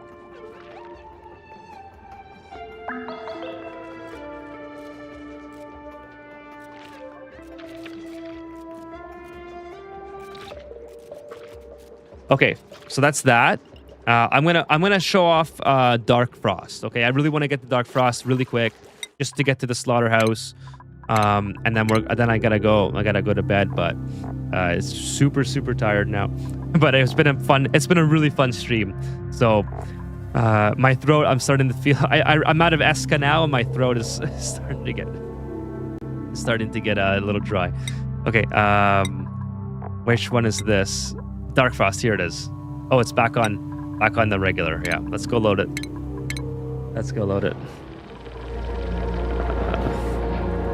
Spaced out. Yeah, a little tidbit for the serial killers before we end. It might be nice to suggest where you could set up his refined metal. Yeah, so okay, that's a good point, Mike. I'm not gonna reload it, but I'll give you the TLDR. I have a video on that as well. If you guys like to, it's called, just search metal refinery on my channel and you'll see it. But basically, the refined metal is super easy to use inside the cold biome, because you can vent all of your hot liquids into the cold biome, which will melt your cold biome, thus making you a lot of water in the process. If you don't want to go all the way to a cold biome, you can just recycle a large pool of polluted water and that will be perfectly fine for your metal refinery. But if you'd like to see a visual example of that, watch my video on metal refineries. It's really, really good. It gives you 3 different options on how you can use the metal refinery in your game. And thank you, Mike. That's a great suggestion as well, because he's gonna need that at some point. Okay, so here is the Slaughterhouse. We did load sandbox mode last time, so we're just gonna go through this by deleting Amari here, who's unfortunately didn't make it. Amari was what we call weeding out. What's it called? The strong. What's it? Survival of the fittest. Amari was not one of the fittest, and therefore did not survive. So we're just gonna go ahead and clear them out because they are no longer important to this colony, and we're gonna load in some critters. So this is actually let's do some morbs. No, not Turner. I'm pretty sure I didn't. Well, you know what? If Turner's gonna get caught, so there we go. That's how that works. Mega Rodriguez. Reed fibers to Atmo suits. Yes, Raid. Hey, welcome to the stream, by the way. How are you doing? I have a Mega Rodriguez on the top left. Let's take a look. Holy smokes! That is a Mega Rodriguez. Looks great. You got your cooling here as well. Very, very nice. A proper prison sentence, yeah. Oh yeah, it's hilarious. I love this build. So anyways, I want to show the chat this. If the chat wasn't here for like last Friday, let me just give you the quick TLDR. Then I gotta go. All right, I'm gonna. If you want to elaborate some more, Dark Frost, go free. But basically, what Dark Frost is doing here is he's creating a whole bunch of radiation from these Weezwords. He's storing the radiation, and when a critter egg hatches, so let's just get rid of Turner here, because Turner did not survive. He's not the survival of the fittest. When one of the critter eggs hatches, naturally there's a lot of eggs going in here. This is the equivalent of a drowning chamber. When a critter egg hatches, this sensor detects that there's a critter here, and then it tells this rat bull chamber to fire away. So this is what happens. Okay, we'll get the critter, Dreco, boom, or morb or whatever, and it just gets absolutely obliterated. Like they stand no chance, and they can't even like leave this confined area. So it's just absolute chaos. It's a total slaughterhouse of these poor, helpless critters, and there's literally nothing they can do about it. And then the most sadistic part about all this, the most sadistic part, is that they don't even they recycle the rad bolts. So the rad bolts actually end up going into here and going back into the chamber. Nuclear launch detected. Like in real life or like in the game or in here. Okay, you're talking about this. What the hell? It gave me a bit of a heart attack. The worst thing is I believed it for a second. Oh, I was like, anyways.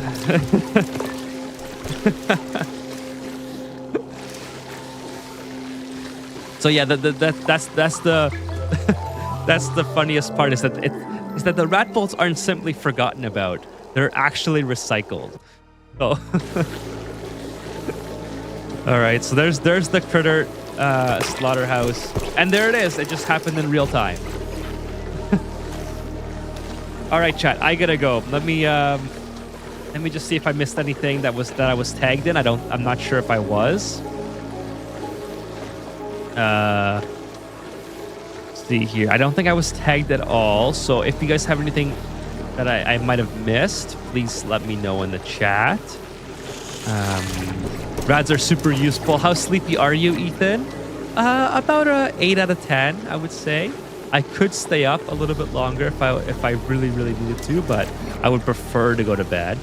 I had a long day.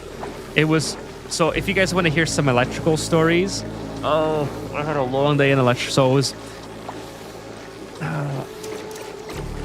I wish I took a video, but basically we're doing a service pull, and it was like a 90-foot run of 2-inch conduit, and we're running a wire that's about the size of my pinky. So it's about a size of my pinky, a size of an Ethan pinky. And it was 3 wires.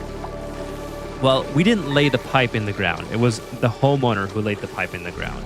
So we have no idea like how the pipe was run or if there's any debris inside the pipe. Well, so let me see if I have the picture here. I'll show it on camera here. So the wire got stuck. The wire got stuck about 3/4 of the way through, and we could no longer pull the wire in. And so what we did is was my idea to use a ladder as a fulcrum and put a 2x4 on the ladder, tie the wire to it, and try to like pivot, use the ladder to pivot, to use it as a fulcrum to pull the wire through the pipe. But it would not. The wire was so stuck that the 2x4 broke on edge. Like the 2x4 like this. Like not this way, like this way. It snapped. I took a picture of it. It's crazy. I've never had this happen before. So here's the picture of the ladder that we were using. So this is my I don't know if I should blur their face or whatever, but let's see here.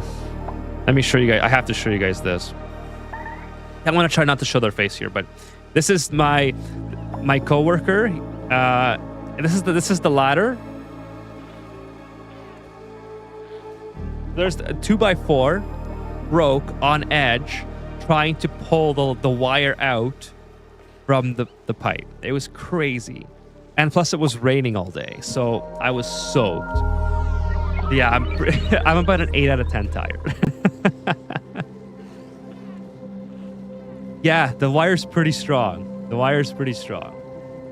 But again, if you guys have never seen a 2x4 before, like next time you're at your local hardware store, just see how strong the 2x4s are.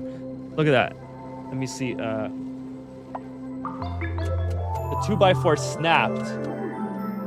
It snapped on edge. And we couldn't get the wire out. It's not supposed to be that...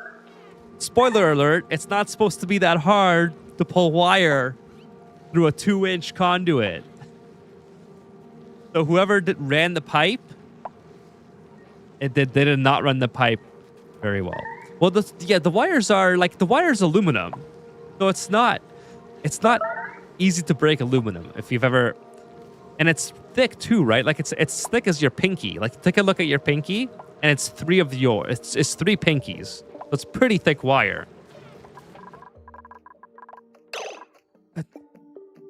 Yeah, it carries exactly. How the hell did you manage to break a 2x4 through the 4-inch leg? Did you accidentally get cement in the pipe? They must have, yeah. Did you? No, we couldn't finish it. The wire's stuck inside.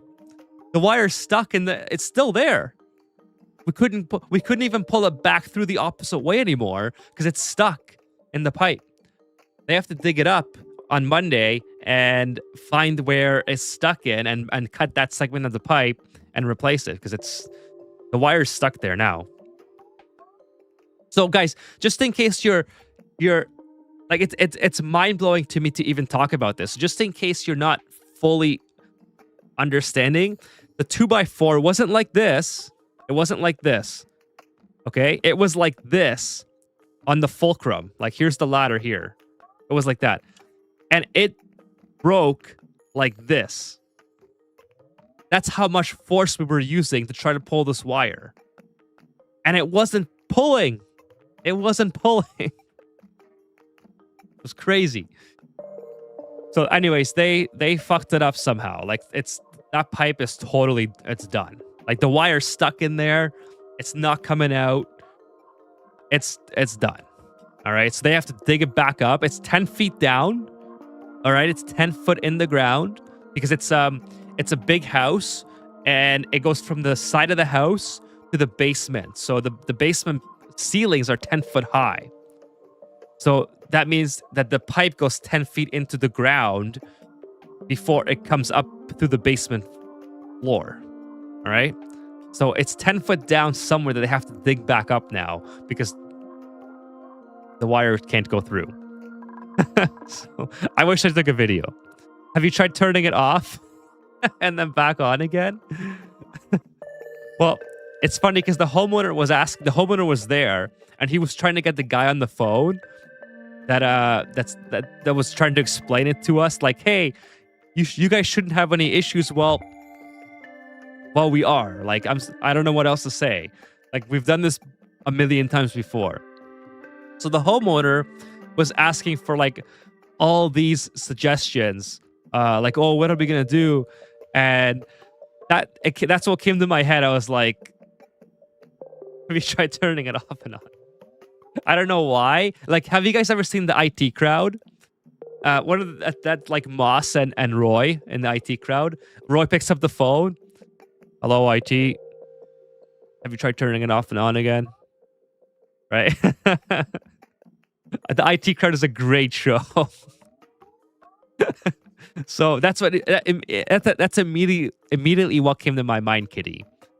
I don't know why. Like, I don't know how it would have made sense in that context, but I just love that's such a great show. Are there any trees nearby? It's a completely new build, so it was completely dug out. So it's not what you're thinking, where it's like an old pipe and the tree roots have grown in. It's a brand new pipe. It's a brand new build. It's totally messed up. That's where I used that reference from. It's a great show. Great show. And the best thing, you know what? The best thing about the show is it didn't go too long, right? Yes, I wish it went longer, but at the same time, it's like it was nearing the end, and I'm glad that they got the best. I'm glad that it didn't go on so long that it was like, okay, if you watch the IT crowd, only watch seasons 1, 2, and 3. Don't watch 4, 5, 6, 7, and 8. Right? Like The Walking Dead. The Walking Dead is kind of like one of those shows. It's subjective. I like it up to season 4. Right? Some people like it to season 6, whatever. But most people who are OG fans of The Walking Dead usually say, yeah, just watch up until season 4 or season 5 or season 6. Anyways, that's a whole spiel. That job will cost them a lot of money. Yeah, well, it is what it is. That's Hey, see you, Vitaly. Have a good night. I'm gonna go as well soon in a couple minutes here. IT crowd, robot scene, bomb robot scene. It sounds familiar. It's not coming to me right now, but it's sounds familiar. I mean, I rewatched season 1 so many times. So that's the one I know the most. Good night, Kitty. Good night, Vitaly. I'm gonna go too, guys. I gotta go. I'm starting to get really dry in my throat. I gotta get another Esca before I go to bed, and I gotta go as well. It's super late. Thank you guys so much for joining me tonight. Super fun hanging out with y'all and playing Ani and then going over your asteroids. It was such a good time. Kitty, thank you again for your very generous support and gifted memberships. If you could, guys, leave a like before you leave on YouTube. And if you're here on Twitch, if you're not followed already on Twitch, please follow. That's get notified if I'm online for next stream. Next stream is Sunday night at 8 p.m. Eastern. So that's going to be a lot of fun. Again, we'll continue Super Duper Wetland. And try to get the sap tree online. Last question: any paranormal stories with electrical stuff? I'm sorry to disappoint you, Josh. No, no paranormal stories, unless you count like homeowners not understanding electricity and they think it's like outer worldly stuff happening, which sometimes happens.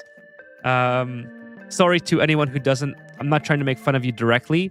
I'm trying to just say, like, some people think that when, like, if they want like a light, if they want like a light somewhere, that the wire is just like magically already there, and then you don't have to cut drywall.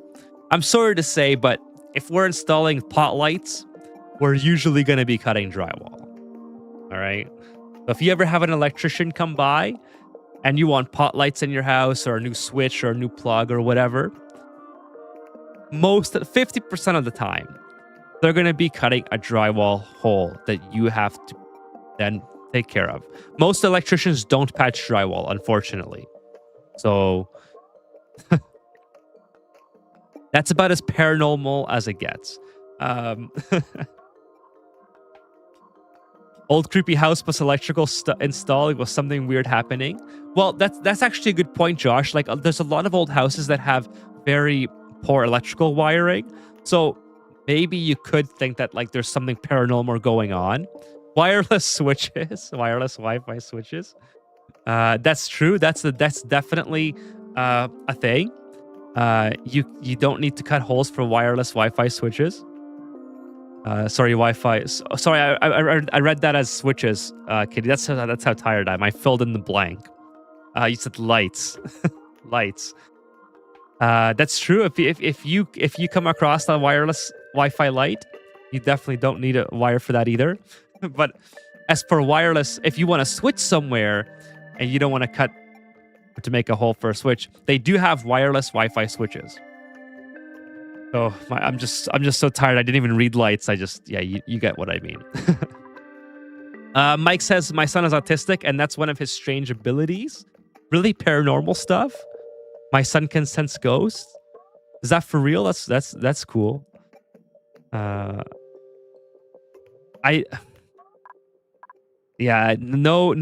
Unfortunately, no paranormal stories for electrical for me. I'm too in tune with like what's going on with a house when I get there. If there's a problem, that I immediately know what the problem. Well, not immediately, but I know how to like find the problem.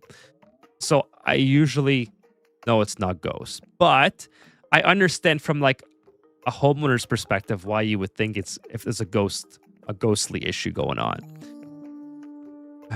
Don't forget the pipeless water install. Oh, that's funny. You guys are good. Try electrical work and masonry walls. Found those in South America or Europe. Fun time. Oh no, no, thank you. No, thank you. That's the last thing I need.